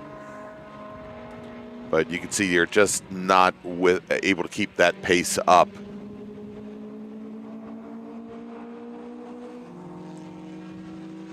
So we have the 81 going by, Robert Marcus, and I tell you what, I think he's having some transponder issues as well, because he's not being picked up by timing and scoring. So we got a couple cars there out on the racetrack not being picked up by timing and scoring. As we go through, there goes your 2 leaders there. I tell you what, Greg, since we got about 5 minutes left to go in this, 5.5 minutes, why don't we go and make a call for our next group? Absolutely. VRG Group 3 open wheel racers, please start heading to the grid. Your race is next. VRG Group 3 open wheel racers, please head to the grid. Yeah, good pickup right there when you're on your camera. That is the battle for Vince Vaccaro in the 99, Greg Safarian, and I believe that is the 29 there is going to be Dylan Ryder. So that is going to be the battle from 3rd really through 5th. So they head down into turn 1, and I tell you what, Dylan Ryder's really made up a lot of ground. And again, when you have those 2 cars with Vaccaro and Safarian going, side by side, pretty much from turn 5 all the way around, it's not that hard to do. Right, I was going to say, even as fast as this course is, it's still not the fast way around to do that. Well, clearly it's shown that, with both of those drivers really trying to work, as you can see here now, it looks like Safarian's going to go driver's left and try to set up to come in there in there. So it looks like he is he's going to make that pass. I'm not sure if Vaccaro just didn't get through, or whether or not Vaccaro may have a little bit of an issue. Yeah. Gets through there quite well. And for a moment there, I think Ryder had some thoughts about going around the outside, and taking a position going through the bus stop, and just wasn't quite close enough to get it done. Now, let's see here as they come underneath our camera stand here. Ryder's not able to make up that much ground, but he's going to take a look to the inside now, going into turn 10. Let's see if he can get that pass done, and if he does, Brian, certainly that is going to let the lead car in that group, let it maybe walk away. Yeah, not sure what happened there coming into turn 5. There you go. There's Safarian going by going by the start-finish line now, and he's kind of opened up by about 1.6 seconds over Vaccaro. Now Vaccaro's got to defend against Dylan Ryder, but they were so nose to tail and so close going into turn 5 into that bus stop that it just seemed like Vaccaro's car, once it got through that section, just didn't really – it's like it lost some pace. You know, I'm wondering if he's having potentially maybe some brake issues after that, because that car just doesn't seem to get through or get into the corners as well as it was. As you can see, that 94 has opened up quite a bit, than where he was, a lap ago. Now, of course, they're also coming up on some slower traffic right now that is going 2 and 3 wide through the bus stop. Corner workers there showing these racers blue flags, letting them know. We're going to go 3 wide, almost 4 wide. Somebody's going to have to make a Fat Albert, hips don't lie there, Brian, as Doc Martinez there got stuck right in the middle, but look at this. We're still going 3 wide there, and I believe that may be Raganetti in that 115 machine in there with Jeff Melvin. We had 5 cars there battling, really coming through the outer loop there, looking for that optimum line, and really what happened was none of them found it. Well, I was going to say not one of them found that line that they needed to hit. Greg Saparian got kind of stuck out there, and now you look at it. When they come out and they go by the start-finish line here, Vaccaro was able to close up a little bit. The odd man, or the odd driver out was Dylan Ryder there, because now look how much time he has lost when he was right there up on the back of Vaccaro. There goes Vaccaro. There is Ryder right there. Car lengths. Oh, yeah. Pat Albert got really hippie there going in through the turn. That's right. Into the outer loop. Shakira. Correct. That was my next comment. That's right. Again, you got to have fun with the Alfas, right? I mean, it's just everybody trying to vie for that same spot on the racetrack to try to do it. As Nick Font now goes by the start-finish line to head down. Getting ready to put a lap on Melanie Mitchell in that number 82 machine. So, again, Nick Font continuing that dominance through this weekend right now, Greg. All right, Mayor, let's go and see if we can pick up our leader. I think he's coming there. He is coming up through turn 2 and up the hills. He just got that pass made on Melanie Mitchell in her GTV6.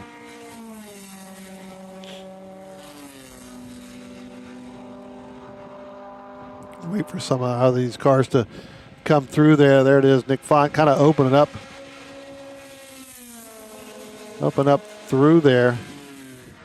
Looks like we may have had a change. So it looks like the 83 there of Alan Mitchell. We'll have to see. Maybe he pulled off, or did he go back? Oh, he pulled onto the pit lane. Yeah, he pulled onto the pit lane. There was a report that he may have had something starting to fall off on the bottom of that car and kind of pulled in a little bit. About 2 or 3 laps ago they were looking at it, but definitely see where he's pulled off. Those Milanos do have inboard brakes, and so if something's going to fall off the bottom and the back of the car, I'd hate for it to be, I don't know, something like some brake rotors or a caliper. Right? Yeah. They were like looking kind of in the... All right, so our leader now coming to the line, Brian, Nick Font, and taking the 1 to go signal. 1 more lap remaining here for our second Alfas at the Glen race of the weekend. And a far more successful one, I think, Brian. Yep. Well, I tell you what, with Alan Mitchell falling out, Greg, really what that does is that opens up the battle now, where we had that battle earlier with Safarian and with Vaccaro. That actually now is going to be the battle for second. All right, so overall, let's jump to that fight if we can. We'll try and track it down here on course. Well, I have a feeling you're going to track down where I believe Vaccaro may have pulled off somewhere. I've got the 21.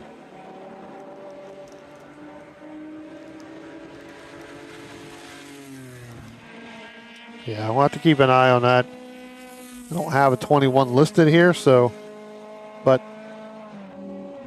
I may have missed Vaccaro going by. I saw Safarian going by, but I did not see Vaccaro going by, but we'll see. But that's Dylan Ryder up there in the turn number 10 right there, Greg, who spun coming out of there. So looks like Nick Font there going to come underneath that bridge, head down that start-finish line, going to pick that win up here right now. And you know what, Brian? I think I called that one to go a lap early. Oh. There you go. Now the starter holding out the New York or New Jersey finger.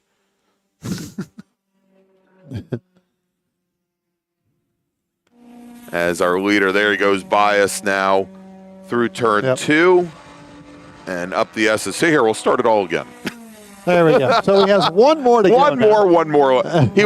He was working with 2, which was 2 and 1, and then now it's the 1. The starter was giving him the peace sign, and all right. Still got that battle with right ahead. I can see is in Lon Barrett right there. Yeah. That's the battle. That's actually a battle for 4th and 5th between those two right there. So our leader going to come up on that battle as well. Remember, we were showing in that one camera shot, and I'm sure we'll see it unless he has continued on. We did have Dylan Ryder spin through turn number 10. It looks like he may have continued. I'm not seeing that car.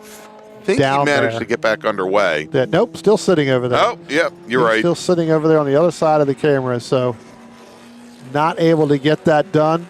But what that's going to do, that's going to allow Lon Barrett, John Rockensees another lap here, as here comes Nick Font in that number 11 machine, going to pick up his second win of the day. Yeah, congratulations to him. Nick Font in his 1968 Alfa Romeo GTV. And so let's pick up some of our other racers coming through.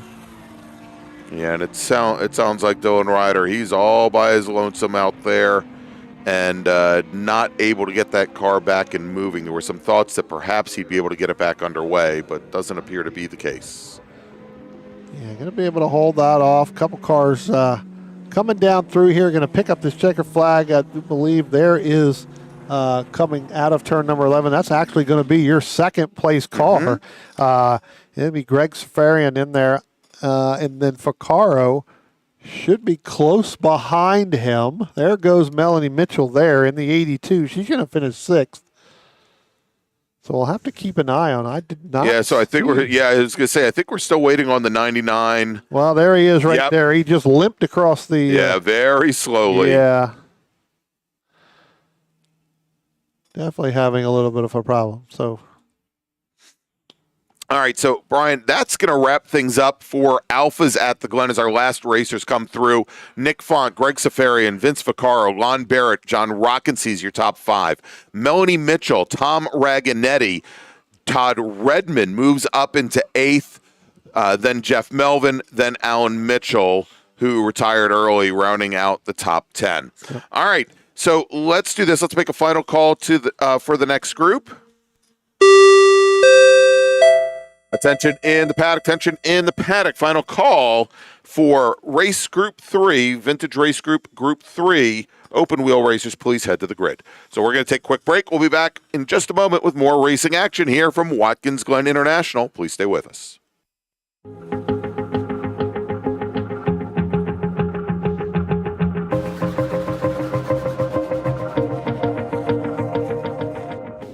We're Tire Rack. We test tires to provide you with truth, transparency, and unbiased recommendations. We're Tire Rack. We stock over 1 million tires to ensure we have what you need. We're Tire Rack. We work hard to ship your tires fast and free. We're Tire Rack. We offer convenient installation options to keep you moving forward. We do all this for one reason. Tires matter. TireRack.com. the way tire buying should be. Combining the art and science of going fast, Peter Krause provides professional, private coaching and analysis for sports car drivers at many East Coast tracks, including Virginia International Raceway, as well as remotely via Zoom. A multi-time championship-winning race car driver, award-winning mechanic, and automotive historian, Krause can communicate effectively both the psychology and methodology of going fast, pioneering the use of GPS data and video logging technology to advance driver performance in club-level, historic, and entry-level professional series since 2001.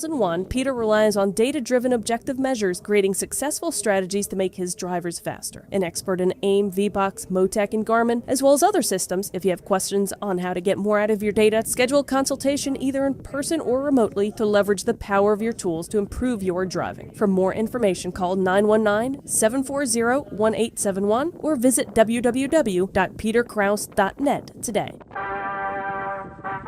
Redline Oil, formulated to win, proven by me. Redline Oil, formulated to win. Formulated to win. Formulated to win, proven by me.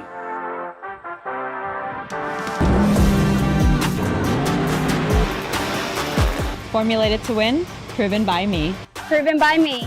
Proven by me. Redline Oil, formulated to win, proven by me. Willing and Able Racing offers top-quality spec race car rentals with full setup and repair services, including trackside support for SCCA, NASA, VRG, and other organizations' road race time trials and track day events. Their Spec Racer Ford specialists and each of their Gen 3 machines sports a SATAV sequential transmission and a data acquisition system. Also offering Spec Miata rentals, Willing and Able is currently taking reservations for the remainder of the Mid-Atlantic Road Racing Series season. For more information, email Willing and Able at rent@WNARacing.com, see them on Instagram at WNA Racing, or visit their website at WNARacing.com. Willing and Able would like to thank all the volunteers this weekend who've graciously donated their time so that we may race. If you're a racer, you want to be fast, but you have to be safe. That's why professionals and amateurs alike go to HMS Motorsport for their safety equipment. HMS Motorsport is the industry's leading full-service racing safety provider. Protective clothing and helmets, harnesses, fire suppression, communication and data acquisition equipment, and more. All from the motorsport safety experts, HMS Motorsport. 2 retail locations and at hmsmotorsport.com. How's it going? My name's Spencer Wharton. I run in the Power 3 class here at BMW Club Racing. The main reason I run with this group is, one, because my dad and my brother both do it, so it's a great excuse for us to get out as a family and spend some time together. And then the camaraderie we have with the other guys in the paddock and the great racing experiences I've had over the years with everybody in my class and the other classes that are out on track with us together. So highly recommend it to anybody that's looking to join a club racing group.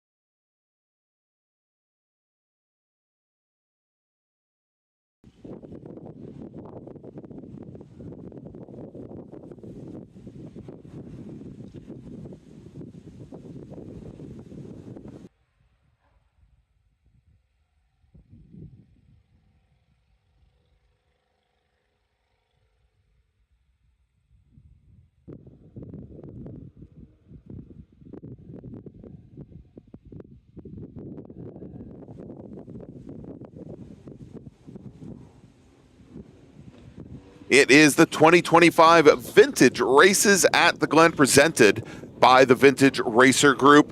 I'm Greg Ginsberg along with Brian Donati, and heading out now, it's our open wheel racers, Brian, as we've got such a large field of club Fords and historic Fords and, well, Formula Fords here as well. That is the majority of our 31-plus group of qualifiers over the course of this weekend. They're heading out now for their pace lap here in their final race of the weekend. Why don't we start running down the starting order? Yeah, this will be their fourth race of the weekend here, so a lot of track time for these guys as well. And on the short course, I had 31 drivers that went out this morning, but Greg, there's not 31 drivers I don't believe that are going to be taking the full on the grid. So we'll start from the top, get you at least to the top 15 before we get ready to rock and roll with this group, with our open wheel group. Starting on the pole in that number 3, that is going to be Jacob King. Starting in the second position, that's the 0 of Tim Hannon. Robert Dussek's going to roll off third. He'll be in that red 21. Daniel Panowski is going to be in that 36, and he'll roll off in the fourth position. Stefan Vapa is going to be in that blue number 97. He'll roll off in the number 5 position. Brandon Weber, who was pretty strong here on Friday, Greg, found out yesterday that he did have some electrical issues yesterday morning. That seems to be fixed. He's going to roll off in the 6th position in that black number 10. Wayne Nicolette is going to start in the 7th position in that yellow and blue number 2. Mark Clark is going to start in that number 15 machine, and he'll roll off in the 8th. Mark looks like I think he's going back-to-back races. He's going to do this one and then jump right back into the Group 4 there, Greg. So he's going to have to do a quick turnaround. Dodd Baggett's going to roll off in the 9th position in that number 75 machine. In the 10th position, the 116, Matthew Barber is going to roll off in the 10th position. Emily Ryan, she's going to roll off in the 08 machine. That's going to roll off in the 11th position. Joseph Griffin in the 23 will roll off in the 12th. Rolling off in lucky number 13, that's going to be the 1-0 run, and Alan Tossler. David Cluett's going to run the 0-1, and he's going to roll off in the 14th position. In the number 15th position, rolling off the grid there, that's going to be the 555. That's going to be Ira Nesbitt. Looks like we're going to roll down here, Greg. We're going to get the green. Lots of rolling, Brian. I heard the engines roar, and there we go. And I tell you what, we've seen this all the time and time again. There you see it on your screen, Greg. Jacob King not getting the start that he wanted to. Tim Henman's going to go out to the front. Yep. Jake's going to fall into second right there. Robert Dussek looks like he's going to go into third. But again, Jacob King not getting the start that he wanted to. Yeah, Brian. And, we found out a couple of weeks ago over Labor Day weekend at another event that we were calling that a backup motor was put into that particular machine. As I'm going to jump over because we've got our historic Fords now taking their green flag as they come across the line, and they're going to head down into turn number 1.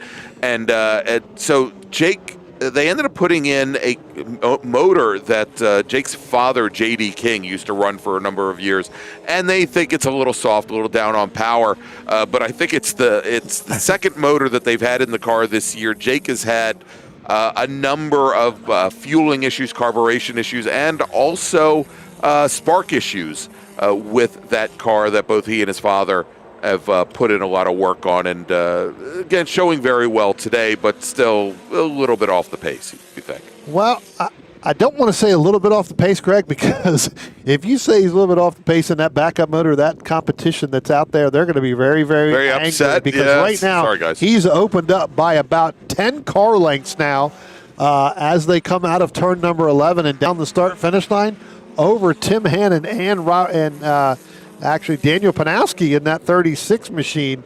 Is going to jump into that second position. So if I'm the competition and find out that's a backup motor down on power, I'd hate to see what that top motor is. Well, Brian, it's a good thing that we're across the track about 300 feet up in the air, and we have a lock on our door, so I think we'll be okay.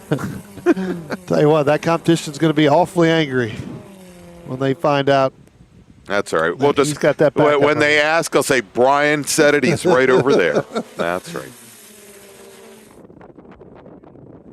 As they come down the back straight here and heading into the bus stop, and Brian, Tim Hannon, these two are going to go at it. Yeah. I think this entire race, Tim Hannon, a lot of experience in this class, a lot of experience just overall in general. I raced against Tim Henman, kind of in the karting world, so Tim Henman there, does very well at everything he races.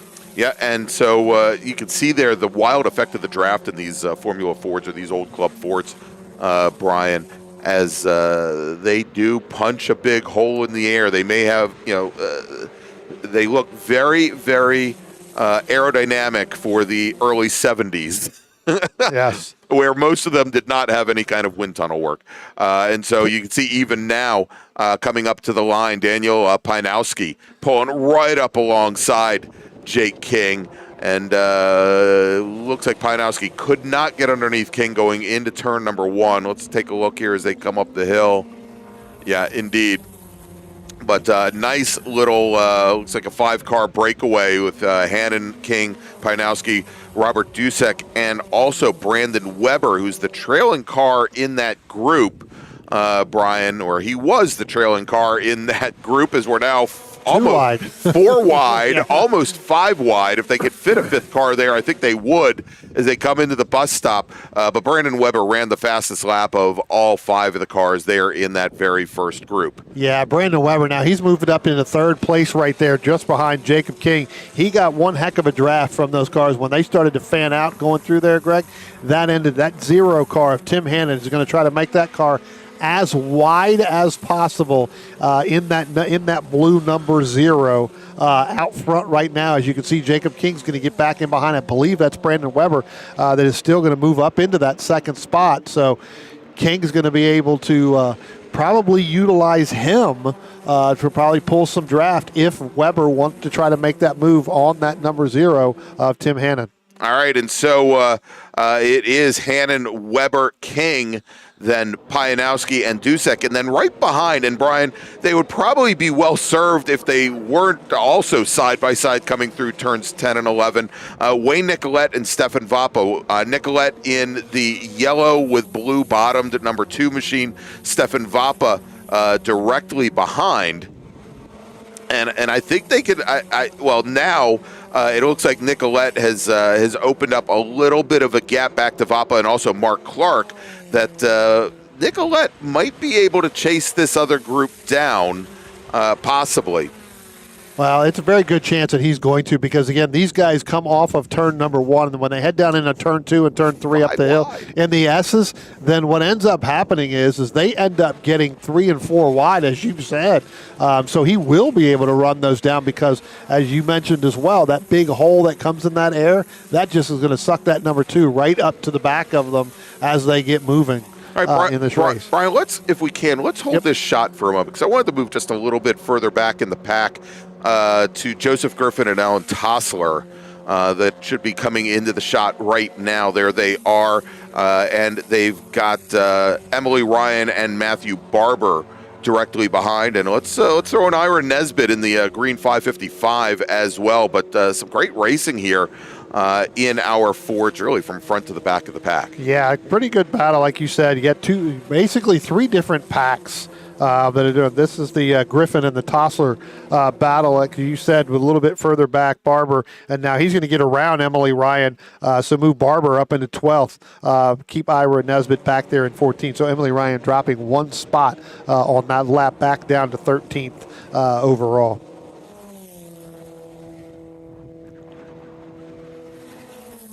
And we've got a local caution, Brian, over at turn 1 where we've just had 2 cars go, they're a little deep into the 90, into turn 1, and it looks like they may have both pulled off. I think both of them may be done.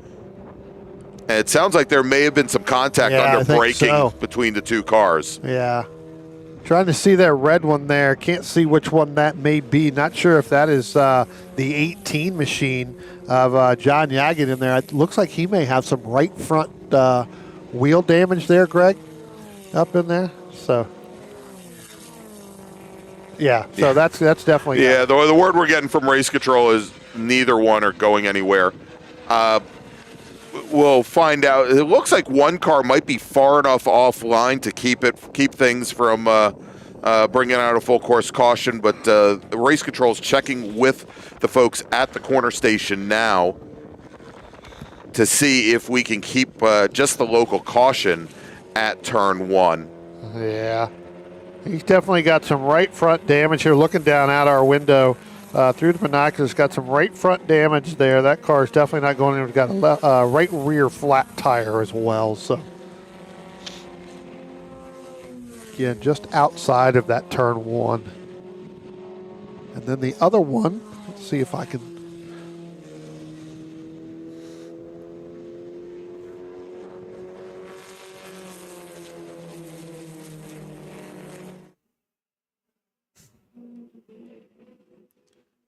Like one of them, maybe the I think one of them is the 18 of John Yaggett. Yeah, I think so. And the possibly 81. Yeah, I was going to say the 18, and I think also the 01 of David Cluett. Yeah, maybe David Cluett. Yep. Yeah.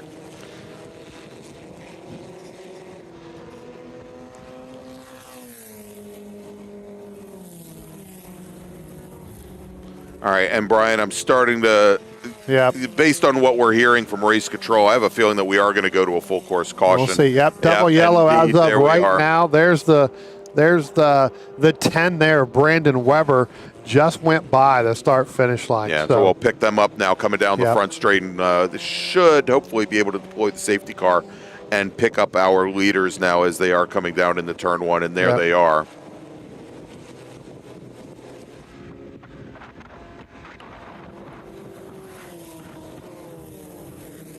Yeah, try to get everybody slowed down as quickly as possible here so we can get out there. So now we're going to go to a black flag all. So they're going to bring all the racers down onto the pit lane. And so, Brian, I think the big deal here is not so much the damage to the cars, but I think with one car going into the rear of the other, they want to check on the status of the drivers and make sure they're okay. Right thing to do, and by going by that black flag all, that's really going to slow everybody down, get them down on the down in there just to double check to make sure. Yep. Again, the corner worker, hard to see that driver, so you don't want to, can't get a hand signal there. Yeah, and here at Watkins Glen, and they're sending some teams over to turn one now. Already down there. Yeah, here at Watkins Glen, the corner workers. And a lot of it is because of the way the Armco is set up here. The corner workers can't actually get to the track surface from their stations, and so they do have to deploy those emergency services teams. Yep. And like we said yesterday, kind of the house rules here, when they get deployed, it's either going to be a full course caution or a black flag. Yeah. And really what happens here, Greg, is, from a racing standpoint, this is the same situation we had yesterday in this same group, right? So some of these drivers are going to get that black flag early enough where they're going to come down into the pit lane, and that's going to put our leaders all the way into the back because they're going to be the last cars that saw it because they just came by the start-finish line. Right. That's where they received the black flag. Yeah, so they've got almost a whole lap to go and complete as we watch now. There's our lead pack coming down the pit lane with Brandon Weber, Tim Hannon, Jake King, Robert Dusek, Stefan Vapa, Wayne Nicolette. Now, question is here, Daniel Pinowski. So he already is, I believe, he is right there behind. That for some reason our he's timing dropping down. Yeah. Something's not happening because he is behind. Okay, Jake he is there. So his transponder, for whatever reason, when it crossed over the timing loop that's on the pit lane, it didn't pick it up. Yeah. Okay. Yeah. Yeah, I was looking down the other end of the pit lane to see if he pulled into a pit stall and maybe had a crew looking at the car, but nope, there he is. Yep.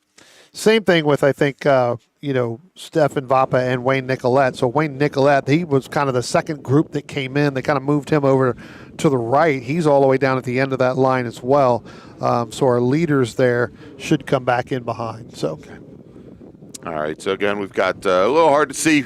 I'm staying with this camera over turn one, Brian, because it shows our racers on the pit lane, and I think we've got to the right. is over to the right there. And unfortunately, although our camera's moving around a lot because it is a windy day. Yeah, the wind's here at Watkins Glen. Let's see if the weather will actually show the wind. There you go, 15 miles an hour, wind gusts up to 17, and our little camera guy there.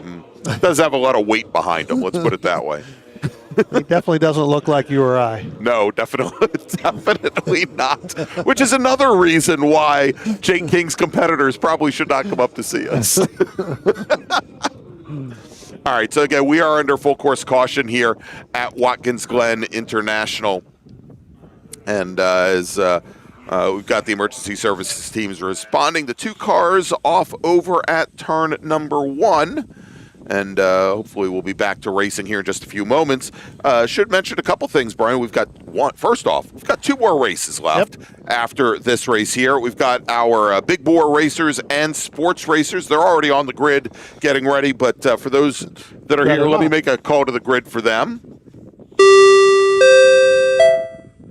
Attention in the paddock. Attention in the paddock. VRG Race Group 4, sports racers and big bore racers. That's groups 4A and 4B. Please head to the grid. VRG Group 4, sports racers and big bore racers. Please head to the grid. And then we'll have one more race after that. But also, Brian, I'm going to bring up another little screen coming up after yesterday. I don't know if anybody wants to see this, but we've got one more event on the Vintage Racer Group calendar that we will be taking part in, and that is November 14th through 16th. It is the annual Turkey Bowl at Summit Point Motorsports Park, Summit Point Raceway. Always a very fun event.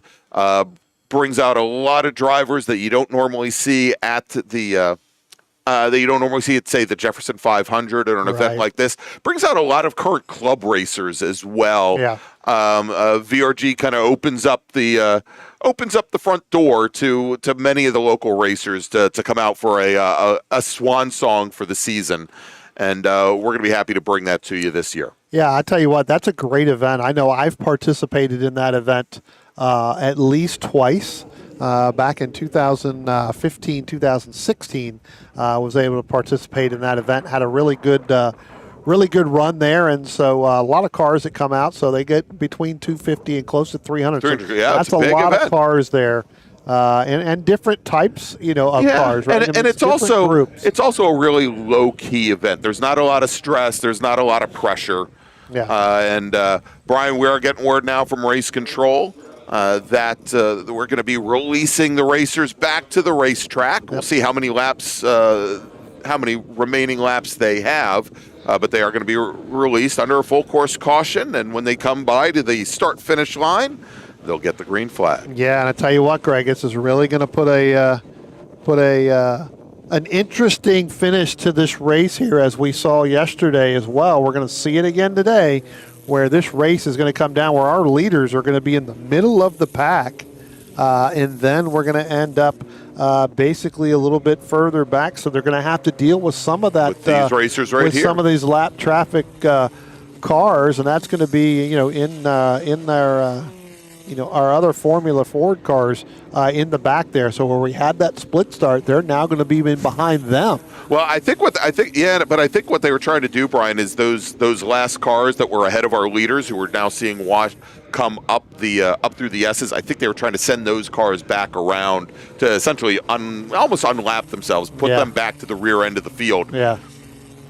So that the leaders here don't necessarily come up right to the back of them after, on the opening lap. Yeah, sent them all along the way. You can see here that Brandon Weber kind of slowing the pace down a lot as they come up here. But yeah, that first group's already kind of they're going through the outer loop, going down into the short chute now. Yeah, so there they are. So. They will get the green. They'll get the green right away. So basically what really happens is our overall leaders with Brandon Weber, Tim Hanna, Jake King, Dusek, Vapa, Wayne Nicolette, and Mark Clark, they're going to get the green technically kind of on the backside of this racetrack. Right. Yep. And as a matter of fact, they're just coming through the bus stop right now. Yeah, so they're going to get it down through there. Once that green comes out, everybody will drop those double yellow flags, and we'll be back to racing. So there you can see Weber as soon as he got to the exit of that. All right, and Brian, it is going to be a one-lap shootout here. So let's stay with the front what is the front pack. And if you look here, Brian, they are keeping them under full course caution until they get to the start line. Yeah. So we'll follow this group around. Yep. For what is going to be a one-lap shootout here for the very last, and I think the 5th open wheel race of the weekend here at VRG at the Vintage Racer Group Vintage Races at the Glen, as they come through the final corner now onto the front straight, and green flag is in the air. I'll tell you what, great start, Greg. Great start there by Tim Hannon as he goes side by side with Brandon Weber. As soon as they got to the start-finish line, Jake King's going to turn around and try to get down underneath into turn one. Going to try and take the low side there. They may be 3 wide by the time we get up in this next picture here, Greg. And it's pretty darn close. Actually, 2 by 2 by 1 by 1 as they come through turn 2, start to make their way up the S's. And it is 2 rows, Brian. And it looks like Jake King is going to try to push, not necessarily push, but get Tim Hannon far enough ahead so that King can come down the inside, driver's right, and we talked about the advantage you have of being all the way to the inside going into the bus stop, but sweeping across from the outside was Brandon Weber, I believe. No, actually, that was Tim Hannon in the Zero machine. As they go through the bus stop and then come down through the outer loop. So it is Hannon and it is Jake King. Shuffle Weber now back to third, but it looks like Weber has a great run coming through the outer loop as they make the run down towards turn 10. Tell you what, he's going to try to stick it in there really, really tight. I don't think he's going to be able to do it. I think Jake King's going to be able to keep up the momentum kind of on the outside, going to look to try to set up Tim Hannon as they come out of turn number 11 and down the front stretch. We'll see who's going to be able to do it. It does look like it may be Tim Hannon going to pick up the win here. Jake King going to finish second, and then Brandon Weber is going to round out your top 3. Just a reminder, Greg, our second group, they're still racing here. That's right. They've got their last lap, so let me pick them up. They're actually, I think, coming through the bus stop now and into the short chute. So in Club Ford, it's Tim Hannon, Jake King, then Brandon Weber. Robert Dusek takes the win in HF over Stefan Vappa. Then Wayne Nicolette in Club Ford. He's going to finish 6th overall. Donald Baggett, Mark Clark. Then Alan Tossler, Matthew Barber will round out your top 10.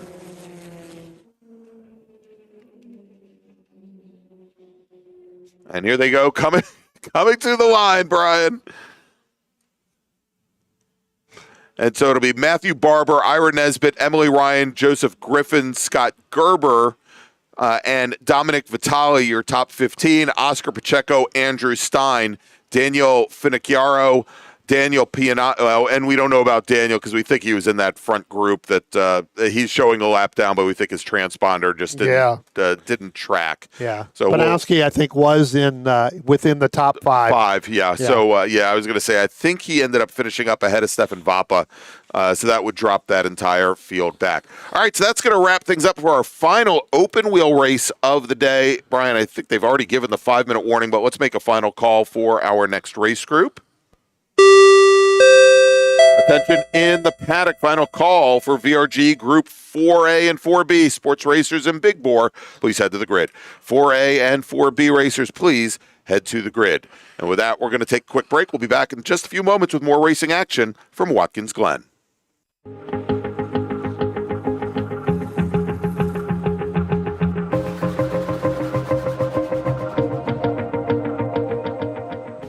We're Tire Rack. We test tires to provide you with truth, transparency, and unbiased recommendations. We're Tire Rack.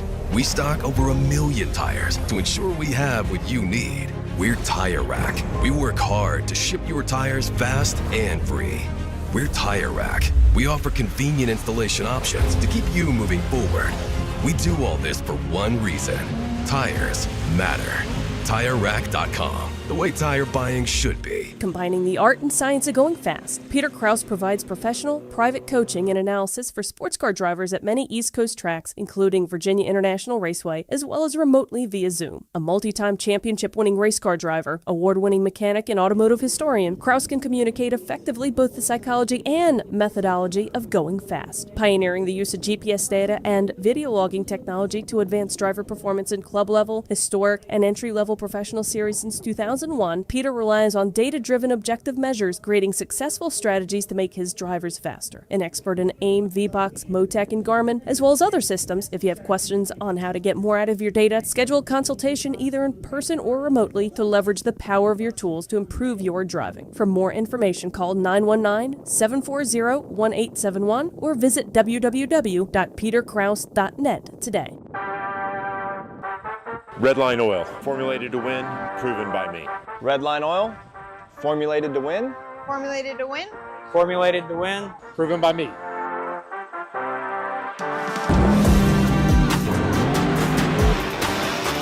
Formulated to win, proven by me. Proven by me. Proven by me. Redline oil, formulated to win, proven by me. Willing and Able Racing offers top-quality spec race car rentals with full setup and repair services, including trackside support for SCCA, NASA, VRG, and other organizations' road race, time trials, and track day events. Their Spec Racer Ford specialists and each of their Gen 3 machines sports a SATAF sequential transmission and a data acquisition system. Also offering Spec Miata rentals, Willing and Able is currently taking reservations for the remainder of the Mid-Atlantic Road Racing Series season. For more information, email Willing and Able at rent@WNARacing.com, see them on Instagram at WNA Racing, or visit their website at WNARacing.com. Willing and Able would like to thank all the volunteers this weekend who've graciously donated their time so that we may race. If you're a racer, you want to be fast, but you have to be safe. That's why professionals and amateurs alike go to HMS Motorsport for their safety equipment. HMS Motorsport is the industry's leading full-service racing safety provider. Protective clothing and helmets, harnesses, fire suppression, communication and data acquisition equipment, and more. All from the motorsport safety experts, HMS Motorsport. 2 retail locations and at hmsmotorsport.com. How's it going? My name's Spencer Wharton. I run in the Power 3 class here at BMW Club Racing. The main reason I run with this group is, one, because my dad and my brother both do it, so it's a great excuse for us to get out as a family and spend some time together. And then the camaraderie we have with the other guys in the paddock and the great racing experiences I've had over the years with everybody in my class and the other classes that are out on track with us together. So highly recommend it to anybody that's looking to join a club racing group.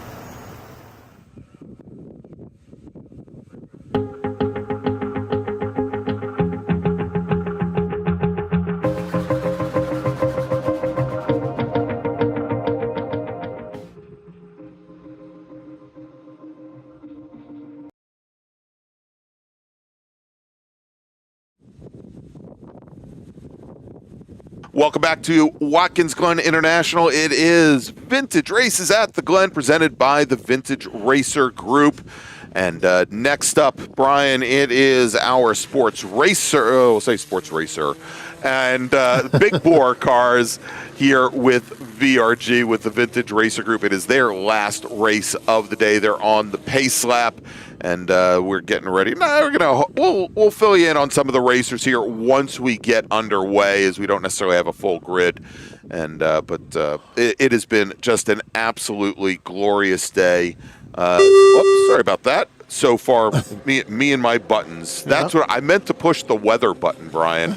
And there it is up on the screen. It's gotten a little warmer now. We're getting close to 80 degrees, but as somebody who has been spending the last couple of years living in North Carolina, can I tell you what it's like to have 3 days of almost no humidity? It's just been glorious. I've got to tell you, man, it's great. I love this type of weather. When you get up, you have to wear a long sleeve shirt. I mean, I'm still wearing a hoodie inside here, right? So pretty good. As we get ready here, we're going to double up here coming up through turn 10. And tell you what, right after that open wheel race, watch Mark Clark drive his car all the way down the pit lane, jump over out of that, jump over the wall after, get into that Swift DB5, as he's going to be your pole sitter. Yeah, he's your pole sitter in our sole sports S2 car, sports racer. We had a couple more yesterday and had a split start because of it, but today, just a one. Everybody's starting together. Starter looks over the field, and green flag in the air as we're racing once again. And shot out of a cannon, Brian, was not Mark Clark, but Kyle Burton August in his Ford Mustang. I mean, just the torque of that, I assume it's a small block, 351, just absolutely on it as he goes and leads the pack now up the hill and up through the S's here. And look at the rear end as he's still trying to get some heat in the rear tires of that Mustang, Brian. The rear end just dancing around from left to right as it loads up through the S's. Yeah, I tell you what, you talk about it right there with Mark Clark. He didn't get that start. I think he was still trying to get, kind kind of situated in the car there. Right. Kind of came through. He might still be strapping his helmet in, for all we know. Well, he never took the helmet off when he got out of that car. He saw him walk over there. But, definitely not the start that he wanted. And, Kyle August there just really kind of took off, right? Yeah. Kind of. And I'll tell you, also taking off Kurt Uzbe in the red Chevron, the 69 Chevron, who's now nose up right now on Mark Clark as they make the run down to turn 10. And great start there by Uzbe. Yeah, I'll tell you what, Uzbe saw him pick up the win earlier today in the other group. I got to love that Ford Mustang coming around that turn number 11. It does sound all good. Sideways out and everything else. So, you got Uzbe there right getting there. Mark Clark going to get by him right there at the start-finish line. Then you got to go Joseph Buzetta in that 16 machine coming through there, picking up some pace there. In this race here, Greg. So again, some of these drivers get a couple laps here, get some heat in these tires for these cars. This is the first time these cars have been out since earlier this morning. Give a nod to the number 98 there. Scranton's own James Penato. Jimmy P had some issues with that BTCC car yesterday. So great to see it back out on track here today. And you and I. Jimmy very well. He's a character. He's a great guy. Love to see him up here, and I'm more happy to see him get some success and get that car back out on track. And he will tell you he is Scranton's own James Penato. That is. He will tell you that. Whereas the Washington D.C. is disowned me, and Charlotte won't call me their native son. They're not allowed. You're not allowed to be called their native son. That is true. I'm not native.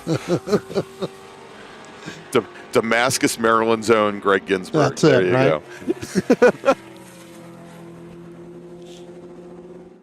Tell you what, Greg, as we look here at the start-finish line, and we're getting a surface flag here at the start-finish line, I think. I think that, actually, we'll see how much longer that's up, Brian. I think that was up at the start of the race as well, and actually had to do with the incident from the prior race. Yeah, I think maybe just for a lap or two. I think he'll keep that up there. So I think probably took the green flag and the surface flag all at the same time. All right, now jumping up to the lead, getting around Kyle August, is Mark Clark in his Swift DB5. Yeah. Even with that great start from August, I didn't expect him to stay up in the lead with that DB5 for very long. Tell you what, Greg, we've got one car down there. I believe that is going to be Brian Cantel in that 46 in that Chevrolet Corvette. Went around for a spin there in turn number 1. So again, that white and purple Chevrolet Corvette 46 of Brian Cantel has gone around, but he has continued. He has continued. Yep. Again, you had Joseph Fagola coming up behind him as well in another Corvette, in that 69 Chevrolet Corvette as well. All right, so that allows us to stay green here for the majority of the course. Yeah, and the word coming in is that it was the 4.6 of Brian Cantel, but he is back underway. He was running at the end of the last lap, 10th overall, as you said, just ahead of Joe Folia. Tell you what, Greg, let's go and turn down into turn number 1 here, because we've got actually a really good battle. There you see it there. That's Joseph Buzetta and Kurt Uzbe, both in those chevrons. One's in the B16, so Uzbe in the B16, and then Buzetta in the B19.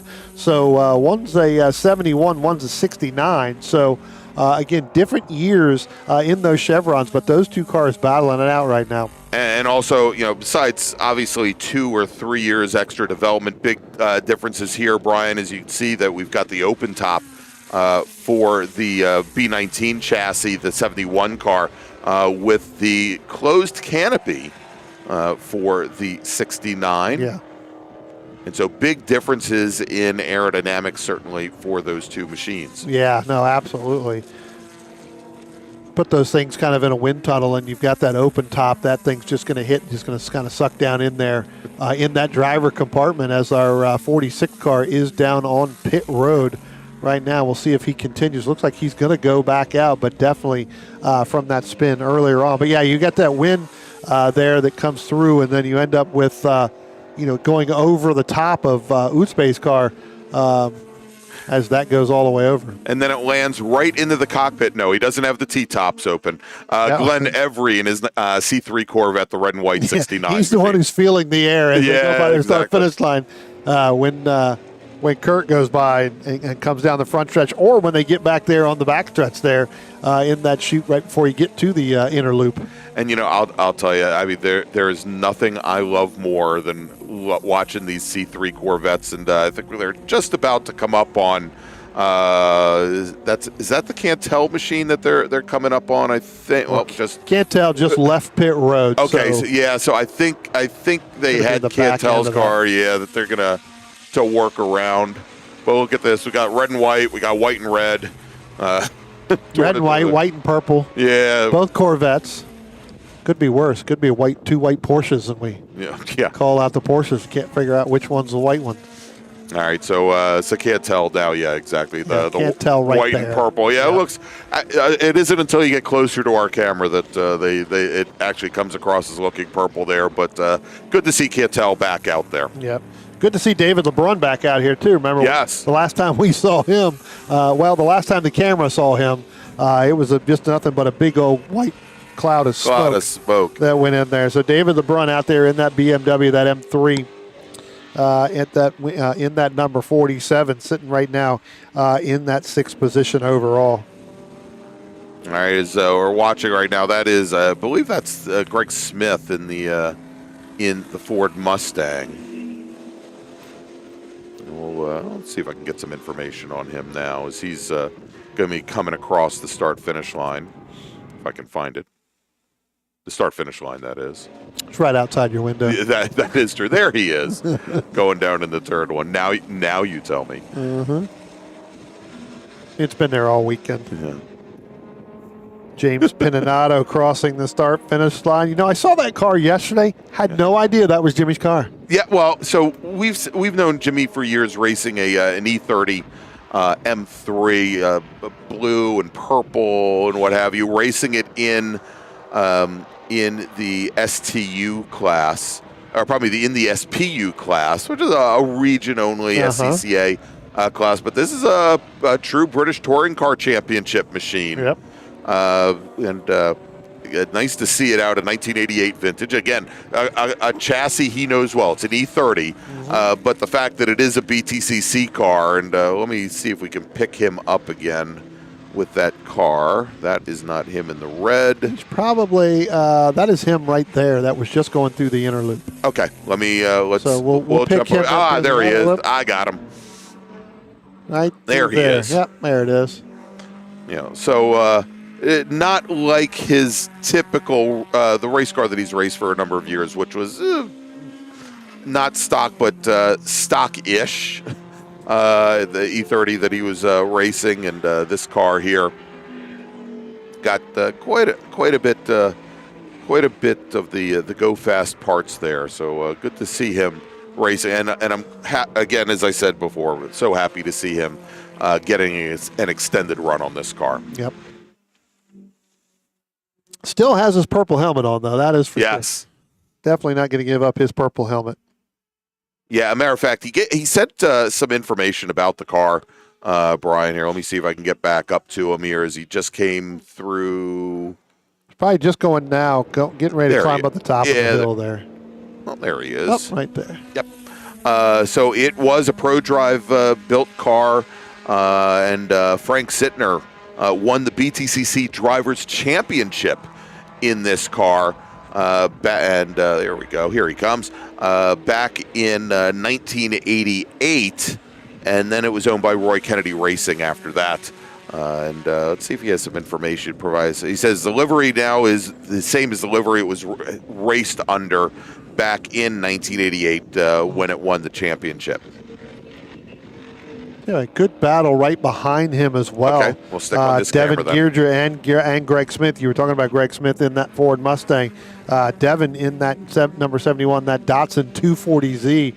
Those guys have been kind of nose to tail right there behind Jimmy. Here they come. Pretty much, and here comes our leader, our overall leader. That's going to be Mark Clark, going to go through both of going to go around both of them. Don't want to say going to go through both of them. No. Going to go around both of them. Just like you don't say he hit the back of the pack, Well, Brian. yeah, that is true. Depends on who you're talking about. Sometimes that literally does happen. Hit the pace car, Mike Collins. Again, Mark Clark there kind of checked up a little bit going through there, not really wanting to or needing to pass them, but picking spots right there. That Mustang, Greg Smith going to give way to that leader. Now he's going to turn around and try to run Devin Kierger back down in that number 71. That's a battle for 8th and 9th place kind of overall there. So, as I mentioned, Joseph Folia in that number 50 machine, he only completed 3 laps, so looks like he has pulled off either somewhere or went back to the paddock. We've already had our fill of blue cars, Brian. We couldn't have one more. As we watch the dots. Gosh knows, as much as I love a C3 Corvette, it's hard to see Joe Folia's dark blue Corvette. Yeah. Actually, another great Mustang that we have out on course here, and that is, of course, I think that was Kyle Burton August. Yep. Heading down the front straight. So he is, and again, we did not expect this 199 Mustang to be able to keep up with the Swift. But it's so great to see it. Kyle's car here. Let's see if I get some information on this car. I don't have. He said the car was a parts bin drag car. Now we know why it had such a great jump off the gate. Now we know why he's got great straight line speed and a jump off the start. Yeah. Oh my gosh. Yeah. So it's a parts bin drag car, but he won his first ever race at Watkins Glen driving a Formula V here on the short course. With SVRA back in 2022.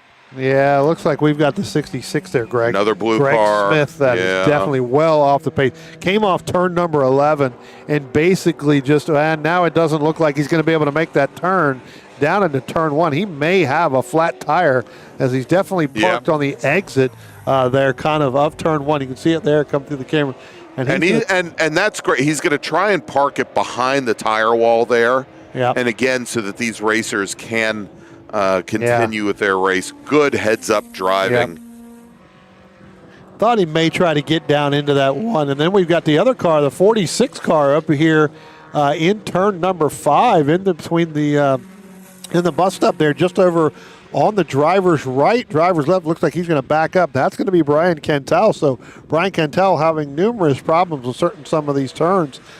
Really, that car spinning around again one more time as Joseph Brusetta is going to come up along the back end of him as well. Should we call that Corvette the Purple People Eater? Well, I was going to say these corners are becoming the Corvette Purple People Eater. Yeah, and that Corvette apparently it's got logbooks all the way back to 1972, where it was a B-Prod racer, and said the car was sitting in a museum for 28 years before Cantel got the car, and it looks like he might be trying to limp it back to the pit lane. He's definitely off the pace there. Yeah, he's been off and on pit road a couple of times as well. Yeah.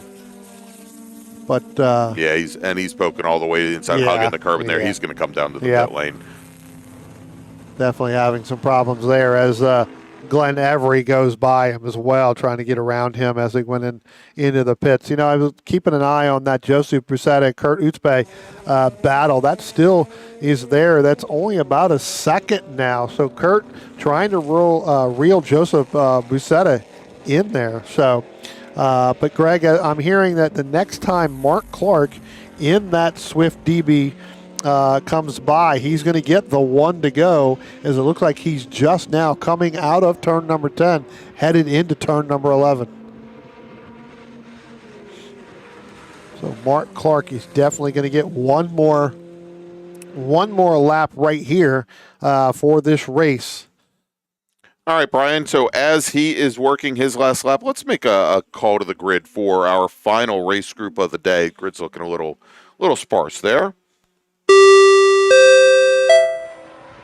Attention in the paddock, attention the paddock. VRG Race Group number 5. That's for our U2 and Tin Top racers. Please head to the grid. Race Group number 5. Please head to the grid. Your race, our final race of the weekend, is next. I hope we get more than 5 down there. Hope not everybody left. As Mark Clark starts to work up the backstretch, Greg, here, going to go through the inner loop one more time. Take that Swift DB. Kind of swings it out a little wide there. Figured he'd be a little bit tighter in there. Yeah.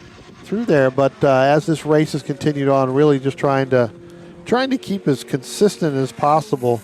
Well, and also with, as he's working his way through here, and, we obviously are seeing a much different style of racing in the bus stop in particular compared to some of the tin top cars, some of the big bore cars, with such a stiffly sprung low car like that. You certainly want to keep it off a lot of this curbing, as we've got a couple of racers, Brian. David LeBrun going to take the pit coming road to the pit before road. the end of this lane. All right, so checkered flag is out for Mark Clark in his 1990 Swift DB5. And as he comes to the line, this would be as good a time as any for us to bring up our timing and scoring, Brian, now that the race is over. Let's pick up, I think we just saw August go through the final corner. He should be coming onto the line here in just a moment. There you go. As Burt and Kyle August will finish second overall. Joseph Buzetta in his Chevron. Let me see if I can track the Chevron down. Should be coming out of turn number 11. 11 right now on the straight. Yep, here he comes. All right, and there is the first of the 2 Chevrons. That is Joseph Buzetta, and following very closely behind Kurt Uzbey in the red B16. Glenn Every in his Corvette, the red and white machine, not the purple one. And then James Petnato, Jimmy P, finishing 6th in his BTCC BMW M3. Devin Gidra in the blue 240Z Datsun with the E30 M3 of David LeBrun, and then the Ford Mustang of Greg Smith, as we mentioned, finishing a couple laps down as he pulled off over by turn number 1. All right, that's going to wrap things up for our big bore race, Brian. And as we said, that leaves us with just one more race today. It's going to be our Trans Am 2.5 U2 Tin Top Racers, race group number 5, here in just a moment. We ask y'all, please stay with us.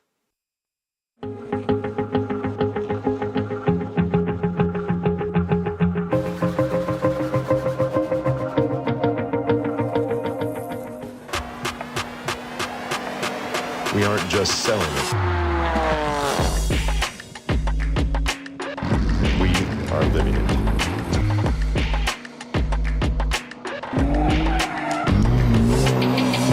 Your BMW solution providers.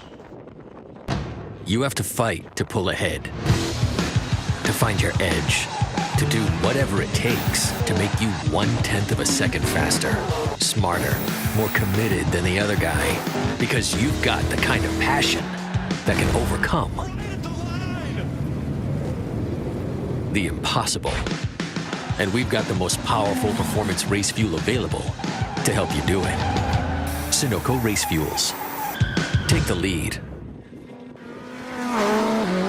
From kart to car, the path to pro racing starts here. The Kart to Car program by William Able Racing, the Spec Racer 4 Gen 3 and Spec Miata rental specialists teams up with Low Key Racing, your trusted Sodi kart dealer and premier coaching team. With expert instruction, proven trackside support, and licensing guidance, we help karters 14 and up make the leap into pro racing. Learn more at WNARacing.com or lowkeyracing.com. You live for the ride, the road, and the track. Engineered precision fit batteries that are track tested and driver trusted. Optima, the ultimate power source. Want to get started streaming your races or make your current live stream more captivating? We've helped hundreds of drivers create engaging live streams. It's simple. Create a new stream event, grab your camera, and start streaming. Head over to myraces.live to sign up for a free account. Or join us in our community Discord. Stream, share, engage. Hi, my name is Greg Wharton. I've been in the Club Racing Group for about 10 years now. My sons are both in this. I run in the Power 4 class, and we make it a family event and a party every weekend, so come join us. Cold Snap. Welcome to a new way to chill the most delicious ice cream and other frozen confections on demand. Perfect for offices, break rooms, cafeterias, and auto dealerships. Select your single-serve Cold Snap pod, then insert the pod into the Cold Snap machine. Wait about 2 minutes and then grab your treat and enjoy. The revolutionary system transforming the way frozen treats are produced and enjoyed.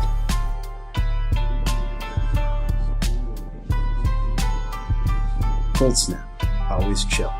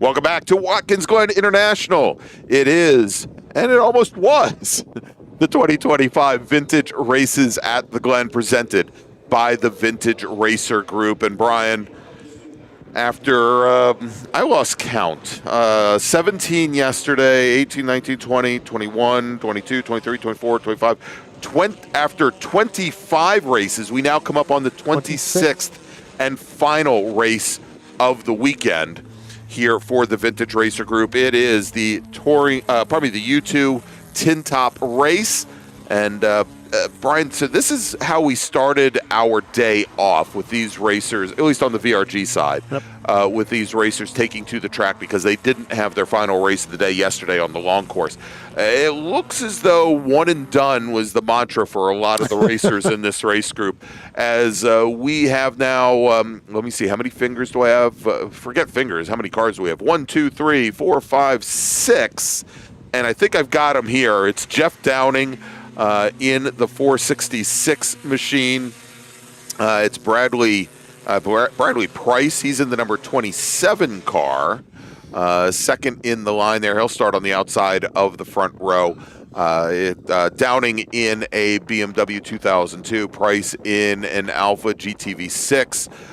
Then we have the Datsun 510 of Peter Bauer.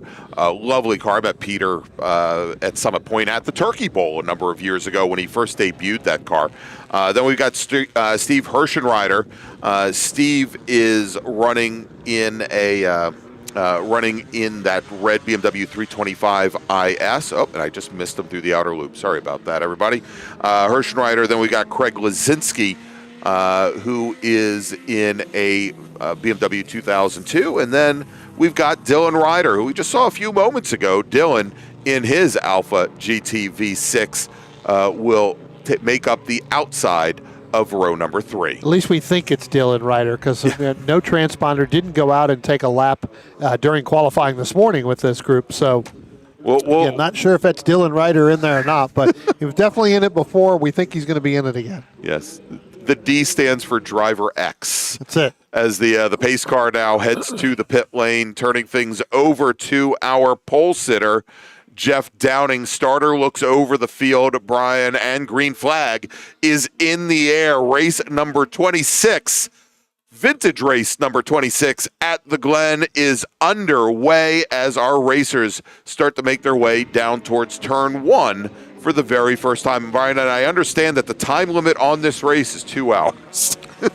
Wow. For an hour and 50 minutes. Are you running an enduro? Yeah, exactly. Well, if you stuck around for race 26 for the U2 and Tin Tops, you get an enduro. Exactly. See what you missed by leaving early. Exactly. That is how we reward these last races. Wow, taking a quick look underneath Brian there. Bradley Price in the 81 Alfa GTV6 looked like he was going to try to go around the outside of Jeff Downing. When I say the outside, that would be drivers left coming through the S's, and did not get that done. And as they come down under braking into the bus stop chicane, he is going to take over the lead from Jeff Downing, move the BMW back to second, and then we've got the car that we think is driven by Dylan Ryder, the second of the Alfas. He slides now into third position, and it looks like he's looking to take another position, take that away from Jeff Downing, and move up in the second. I'll tell you what, Bradley Price, when he came up through the backstretch back there and going into the turn number 5, into that bus stop, really went far driver's left and kind of shot across the front of the Downing machine there, but didn't think he was going to make that stick, but he did. He's got that car reeled in right now. We'll see whether or not, if that is Dylan Ryder, see if he can chase him down, because Dylan was pretty quick in the Alfa race, made up a lot of ground after starting shotgun on the field. Again, starting shotgun on the field here as well, so we'll see if he's able to get in there. Remember, he was the one who had that spin at the end of the race, Greg, over there in turn number 10. Well, he's now opened up about 25 car lengths or so. He is a mechanical engineer. And Brian, here's the interesting note for Dylan Ryder, is that apparently this is his first race weekend ever. Oh, yeah, very nice. Well, I'll tell you what, he's doing very, very well for his first race weekend ever. Again, throw out the spin that he had earlier on, and I think that may have been a product of him trying to get through some lap traffic and trying to fight for the same spot to pick up another position there that didn't work out. But Dylan Ryder doing very, very well here at Watkins Glen. Watkins Glen, not an easy track to be able to come out here in your very first race. I mean, you can get on simulators nowadays and get that run and try to get that feel, but there's just nothing like actually getting into a race car and trying to really get that feel. And so apparently he and his father started doing track days about 5 years ago. And Dylan had been working quite a bit on Dad's Alfas, but again, the first race weekend for him. But so he may have been here before. I would assume so. He's out of Ontario, New York, and so this would probably be the closest major race course to him. But still, coming out to the Glen, and I think rightfully so, as we've seen how some other cars have made it or not made it through the weekend. It is a very intimidating race course to have those blue bushes, as they call them, lining the track surface just a couple of inches off the pavement. You know what could happen if you get it wrong. Yeah, no, absolutely. And again, transponder not picking up here, so but that is Dylan Ryder in that second place behind Bradley Price. Tell you what, good little battle here, and knowing that you only have 6 cars on, you should be able to get every car on your screen here, Greg. Between Peter Bauer and Hirschenreiter, tell you what, that's a pretty good battle in that 511, that 220. Again, that Datsun and that BMW. So. Yeah, indeed. There they go again. As the Bauer. BMW. Sorry, Downing and Bauer. Excuse me. Yeah, I would say as Downing, who started at the front of the field here. Whoops, and I'm going to miss him going through the bus stop if I don't hurry up. There they are. Who started at the front of the field, and he's dropped back a little bit, but still great run for him. As Hirschenreiter is in the red E30 BMW directly behind that pair. Hirschenreiter has been running racing now for 12 years. In that beautiful actually, I don't think he's been racing that BMW for 12 years, but he has been racing for 12 years. He's been, for the past number of years, been racing in AER, the American Endurance Racing Series, as part of a 4-man team. Yep. Again, Bradley Price going by the start-finish line here down into turn 1. Dylan Ryder.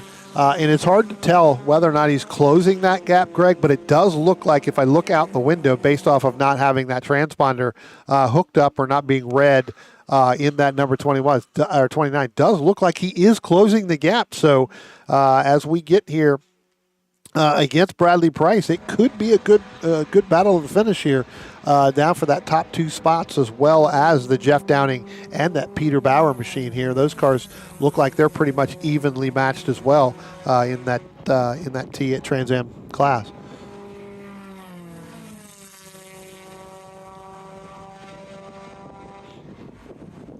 With the heading up there, and Bauer getting a good run up the hill. Looks like he started to make that peak to the right there over Downing, just to let him know, hey, I'm still here, haven't gone anywhere. Let's see what we can do when we get down into the to the inner loop here, and that's where Downing opens up a little bit, basically on every single lap. Yeah, it looks like he gets a little bit better rotation, and I think that BMW also quite a bit bigger motor than the 510 has, and it's got a little bit more torque coming off the line. Downing out of Boalsburg, Pennsylvania, 5th year racing, and again, nice to see him out here. This is a car that he built himself. He bought the chassis back in 2022, and after about 2 years of building it up, debuted it just last year. Okay, so it's got a pretty good full year racing on that chassis. Yeah, and this is like turning into all the characters of my youth. We talked about Fat Albert earlier, and I need a hamburger, and so I don't need the Hamburglar. Actually, the nickname of his car is Grimace. Okay.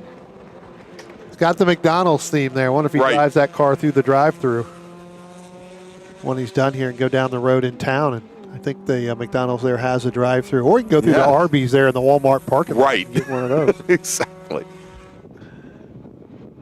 But both he and Bauer, they look very, very well matched. Bauer might have a little bit more in the way of legs than the BMW when they get out of the outer loop, also when they come up through the S's here. But you notice not quite close enough, so he tucks back into the draft. But certainly the BMW has a little bit more grunt coming out of the slower corners. And also, especially here at the bus stop, you can see it definitely rotates, I think, a little bit better than the 510. Yeah. One driver we haven't really talked about a little bit further back there. Yeah. That's the 381 Craig Lisinski as well out there on the track there. And that 1976, that BMW and that orange number 381 right there come through the bus stop. Again, ran pretty well earlier in this machine. Watched him this morning. Didn't get the run that he kind of wanted from a lap time perspective. And I think that was because when they came up in the line, was kind of in battle in some traffic again early this morning. But looking at his lap time from where he qualified for this race to what he is doing now, Greg, he shaved off almost 6 seconds a lap with his fastest lap going 1:43.906. Qualified that car in a 1:48.328. Wow, so again, almost 5 seconds. Yeah, five and a half seconds off there. We'll see what this lap's going to be, because the last lap on lap 4 was his fastest. There's a 1:43.670. So getting faster every single lap with that BMW is Craig Lisinski in that 381 machine.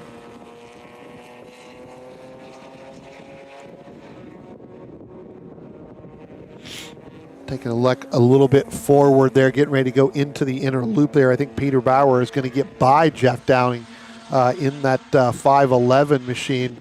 They may have already gone. They're coming down the back straight now. We're going to see him come in the view here. Yeah. Now, indeed. And so Peter Bauer in the 510. And, Brian, I've seen this car up close, like I said, when it was first debuted.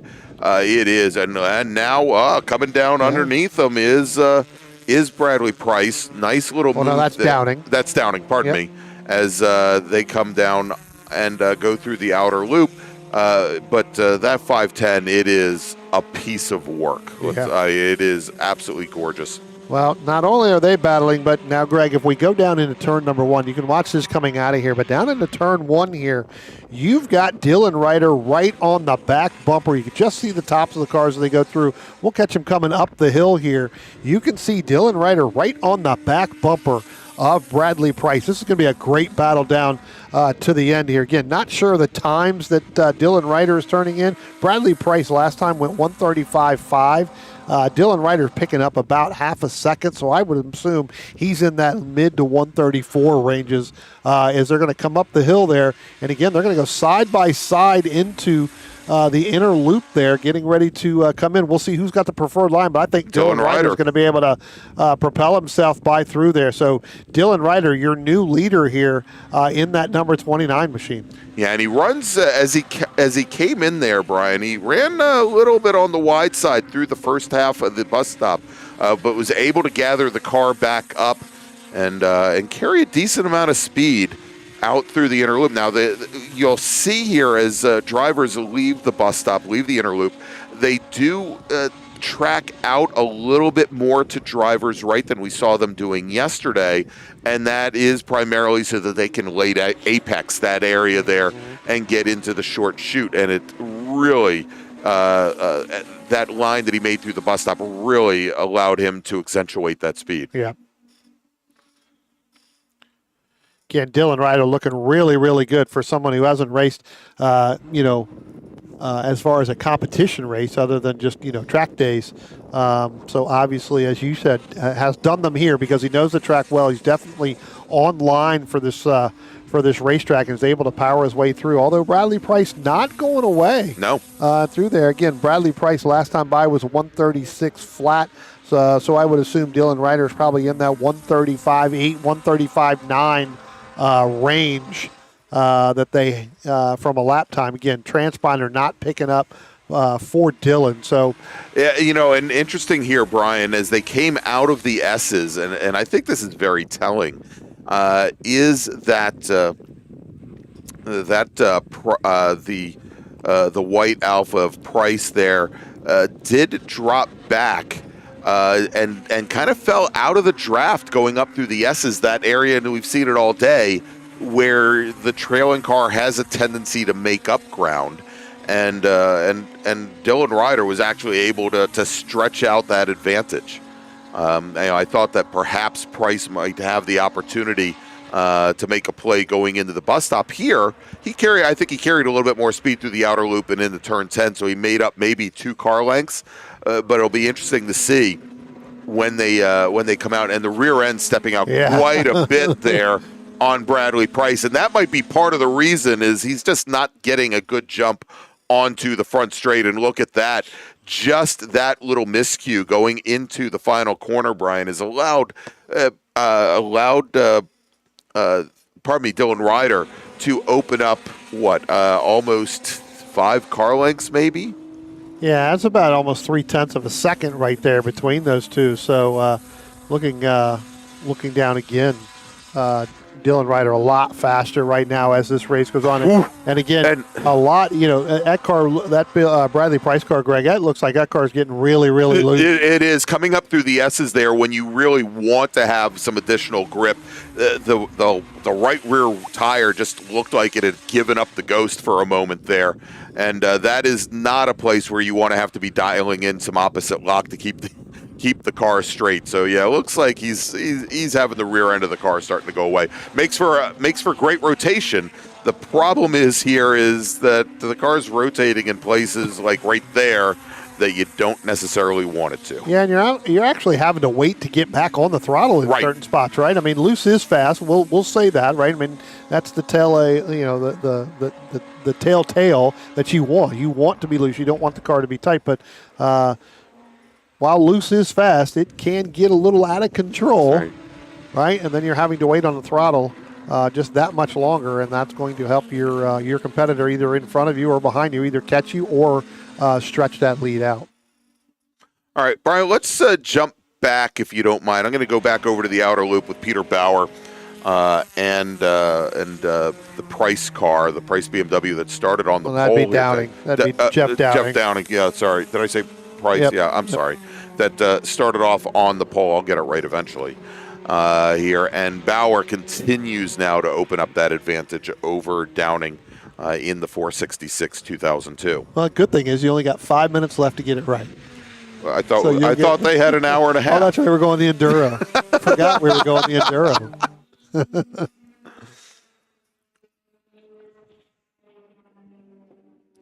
Yeah, Downing's car just a little underpowered there, and I think Peter Bauer, that was a 2 seconds. And Peter Bauer, you can tell why he stretched it out, Greg. He went 2 seconds faster that lap than Jeff Downing. So Peter Bauer car starting to get faster as the race goes on. That was his fastest lap at lap 9. So, I think we've been seeing some slightly faster lap times from these drivers primarily because they've had a lot of open air. Now, it is a lot warmer than when they went out this morning. It's now about 75 degrees. They went out for their morning session. It was in the low 60s. When they went out. So big difference here. But Brian, I'd be interested to know, as far as Jeff Downing's lap times, where they stand now compared to that morning session. Well, he qualified kind of in the 1:39.324. That was his qualifying time. So he's right around the same time as this morning. The only difference is you've got 6 cars out here, so you have a lot of open track, as opposed to if we had all 30 cars out here. That took a qualifying time this morning where some of that congestion would have been. Those times would have been a little bit slower. So again, your times are comparable to what they ran this morning, even though they have less cars out here, even though it is a little bit warmer too.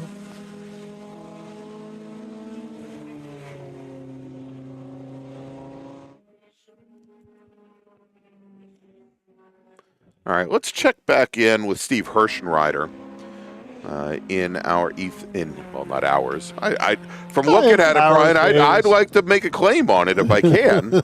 I'm sure for the right price, everything's got to run. Yeah, exactly.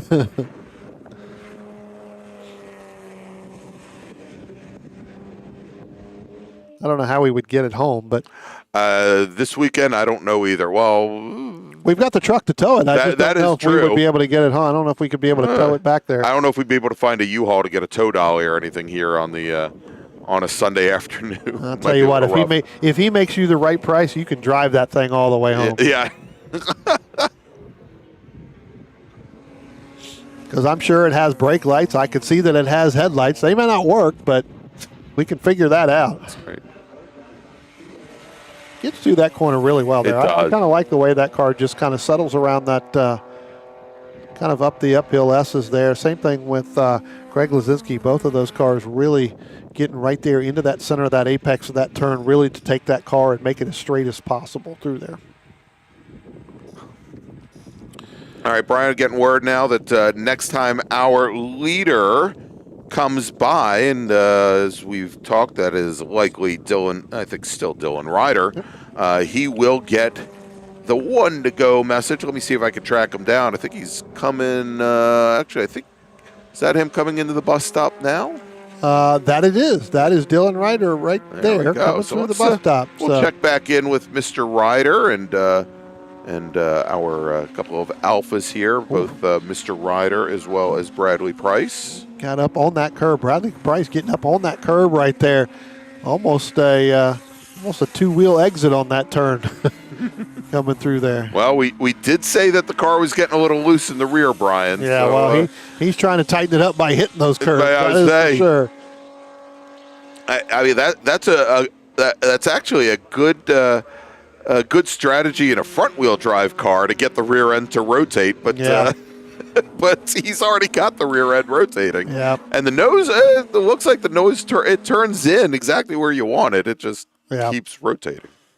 Again, sometimes, with the handling of your race car, you can use some of the turns and the apexes and the rumble strips to help the car turn in certain aspects of this racetrack. The bus stop being one of them.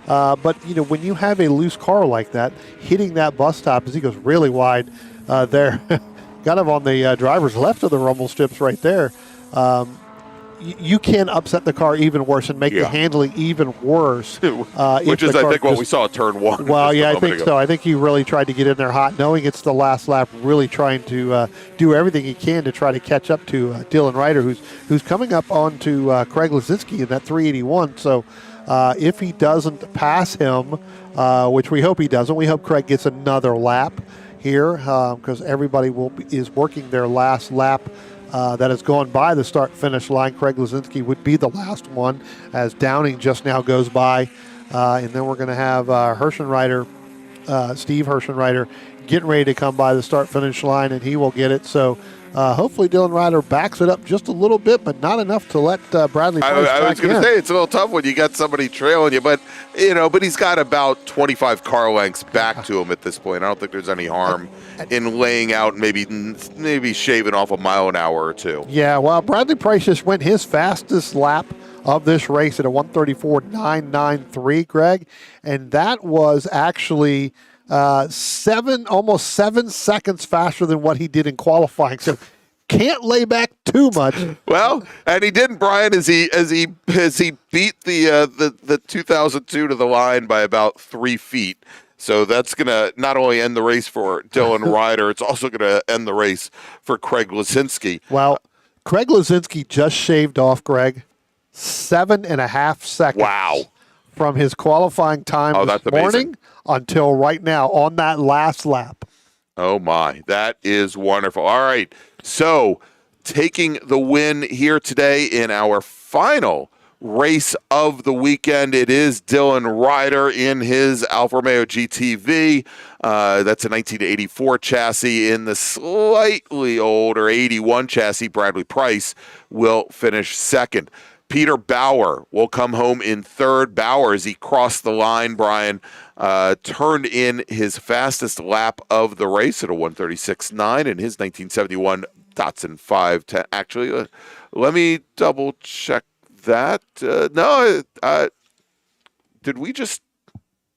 I'm looking to see, because my timing just changed here, and I'm looking to see whether or not Bauer made it across the line. Yeah, he did. Yep. So Bauer and then Downing in the 1973 BMW. Steve Hirschenreiter in his '89 BMW 325 IS, the 30 chassis, and then finally Craig Lisinski.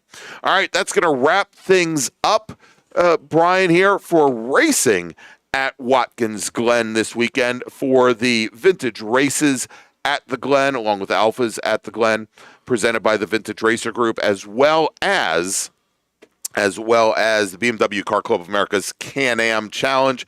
Let's again very quickly put up on the screen here. You will see us. You can join us November 14th through 16th from Summit Point Raceway for the Vintage Racer Group Turkey Bowl. So for Brian Donati, I'm Greg Ginsburg. Thank you so much for joining us here this week, and thank you also for sticking with us through so many technical challenges that we had here at the track today. I hope you enjoyed the quality of today's broadcast quite a bit more, Brian. Yeah, absolutely. A little bit better. We, as we said, stayed up all night, got this all fixed up, and so, no, we did not.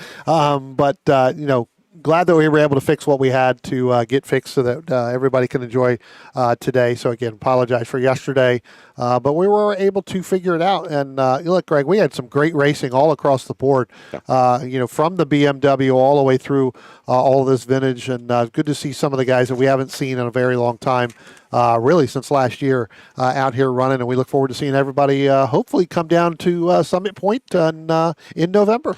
Yeah, so let me make just a couple final thank yous. I want to thank Michael Lawton from Vintage Racer Group, as well as Muriel McMullen from BMW Car Club of America for bringing us in again this year.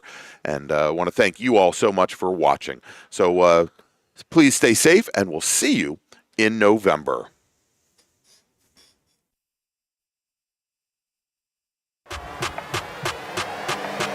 We aren't just selling it. We are living it.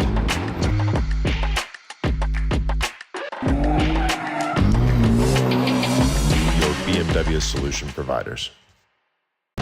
You have to fight to pull ahead, to find your edge, to do whatever it takes to make you 1/10 of a second faster, smarter, more committed than the other guy, because you've got the kind of passion that can overcome the impossible. And we've got the most powerful performance race fuel available to help you do it. Sunoco Race Fuels. Take the lead. From kart to car, the path to pro racing starts here. The Kart to Car program by William Able Racing, the Spec Racer 4 Gen 3 and Spec Miata rental specialists teams up with Low Key Racing, your trusted Sodi kart dealer and premier coaching team. With expert instruction, proven trackside support, and licensing guidance, we help karters 14 and up make the leap into pro racing. Learn more at WNARacing.com or lowkeyracing.com. Want to get started streaming your races or make your current live stream more captivating? We've helped hundreds of drivers create engaging live streams. It's simple. Create a new stream event, grab your camera, and start streaming. Head over to myraces.live to sign up for a free account. Or join us in our community Discord. Stream, share, engage. Cold Snap. Welcome to a new way to chill the most delicious ice cream and other frozen confections on demand. Perfect for offices, break rooms, cafeterias, and auto dealerships. Select your single-serve Cold Snap pod, then insert the pod into the Cold Snap machine. Wait about 2 minutes and then grab your treat and enjoy. The revolutionary system transforming the way frozen treats are produced and enjoyed.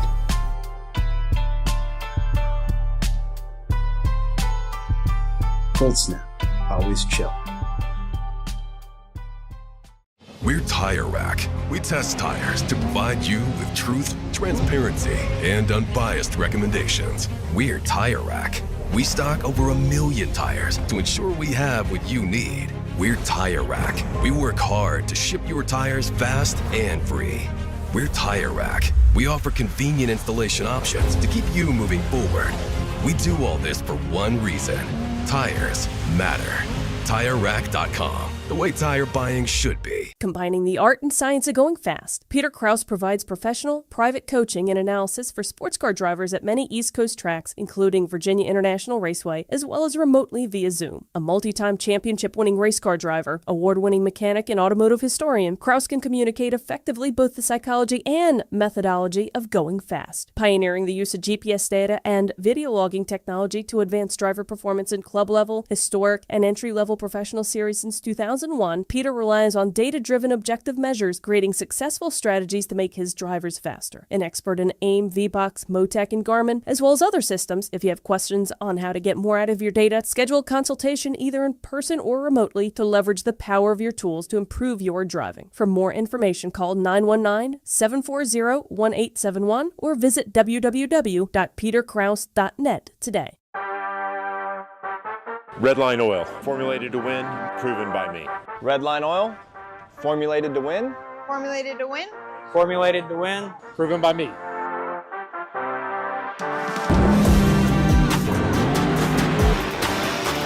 Formulated to win, proven by me. Proven by me. Proven by me. Redline Oil, formulated to win, proven by me.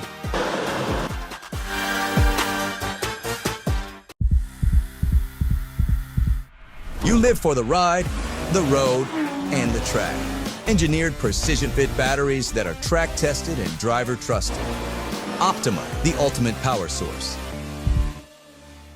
Willing and Able Racing offers top-quality spec race car rentals with full setup and repair services, including trackside support for SCCA, NASA, VRG, and other organizations' road race time trials and track day events. Their Spec Racer Ford specialists and each of their Gen 3 machines sports a SATAV sequential transmission and a data acquisition system. Also offering Spec Miata rentals, Willing and Able is currently taking reservations for the remainder of the Mid-Atlantic Road Racing Series season. For more information, email Willing and Able at rent@WNARacing.com, see them on Instagram at WNA Racing, or visit their website at WNARacing.com. Willing and Able would like to thank all the volunteers this weekend who've graciously donated their time so that we may race. If you're a racer, you want to be fast, but you have to be safe. That's why professionals and amateurs alike go to HMS Motorsport for their safety equipment. HMS Motorsport is the industry's leading full-service racing safety provider. Protective clothing and helmets, harnesses, fire suppression, communication and data acquisition equipment, and more. All from the motorsport safety experts, HMS Motorsport. 2 retail locations and at hmsmotorsport.com.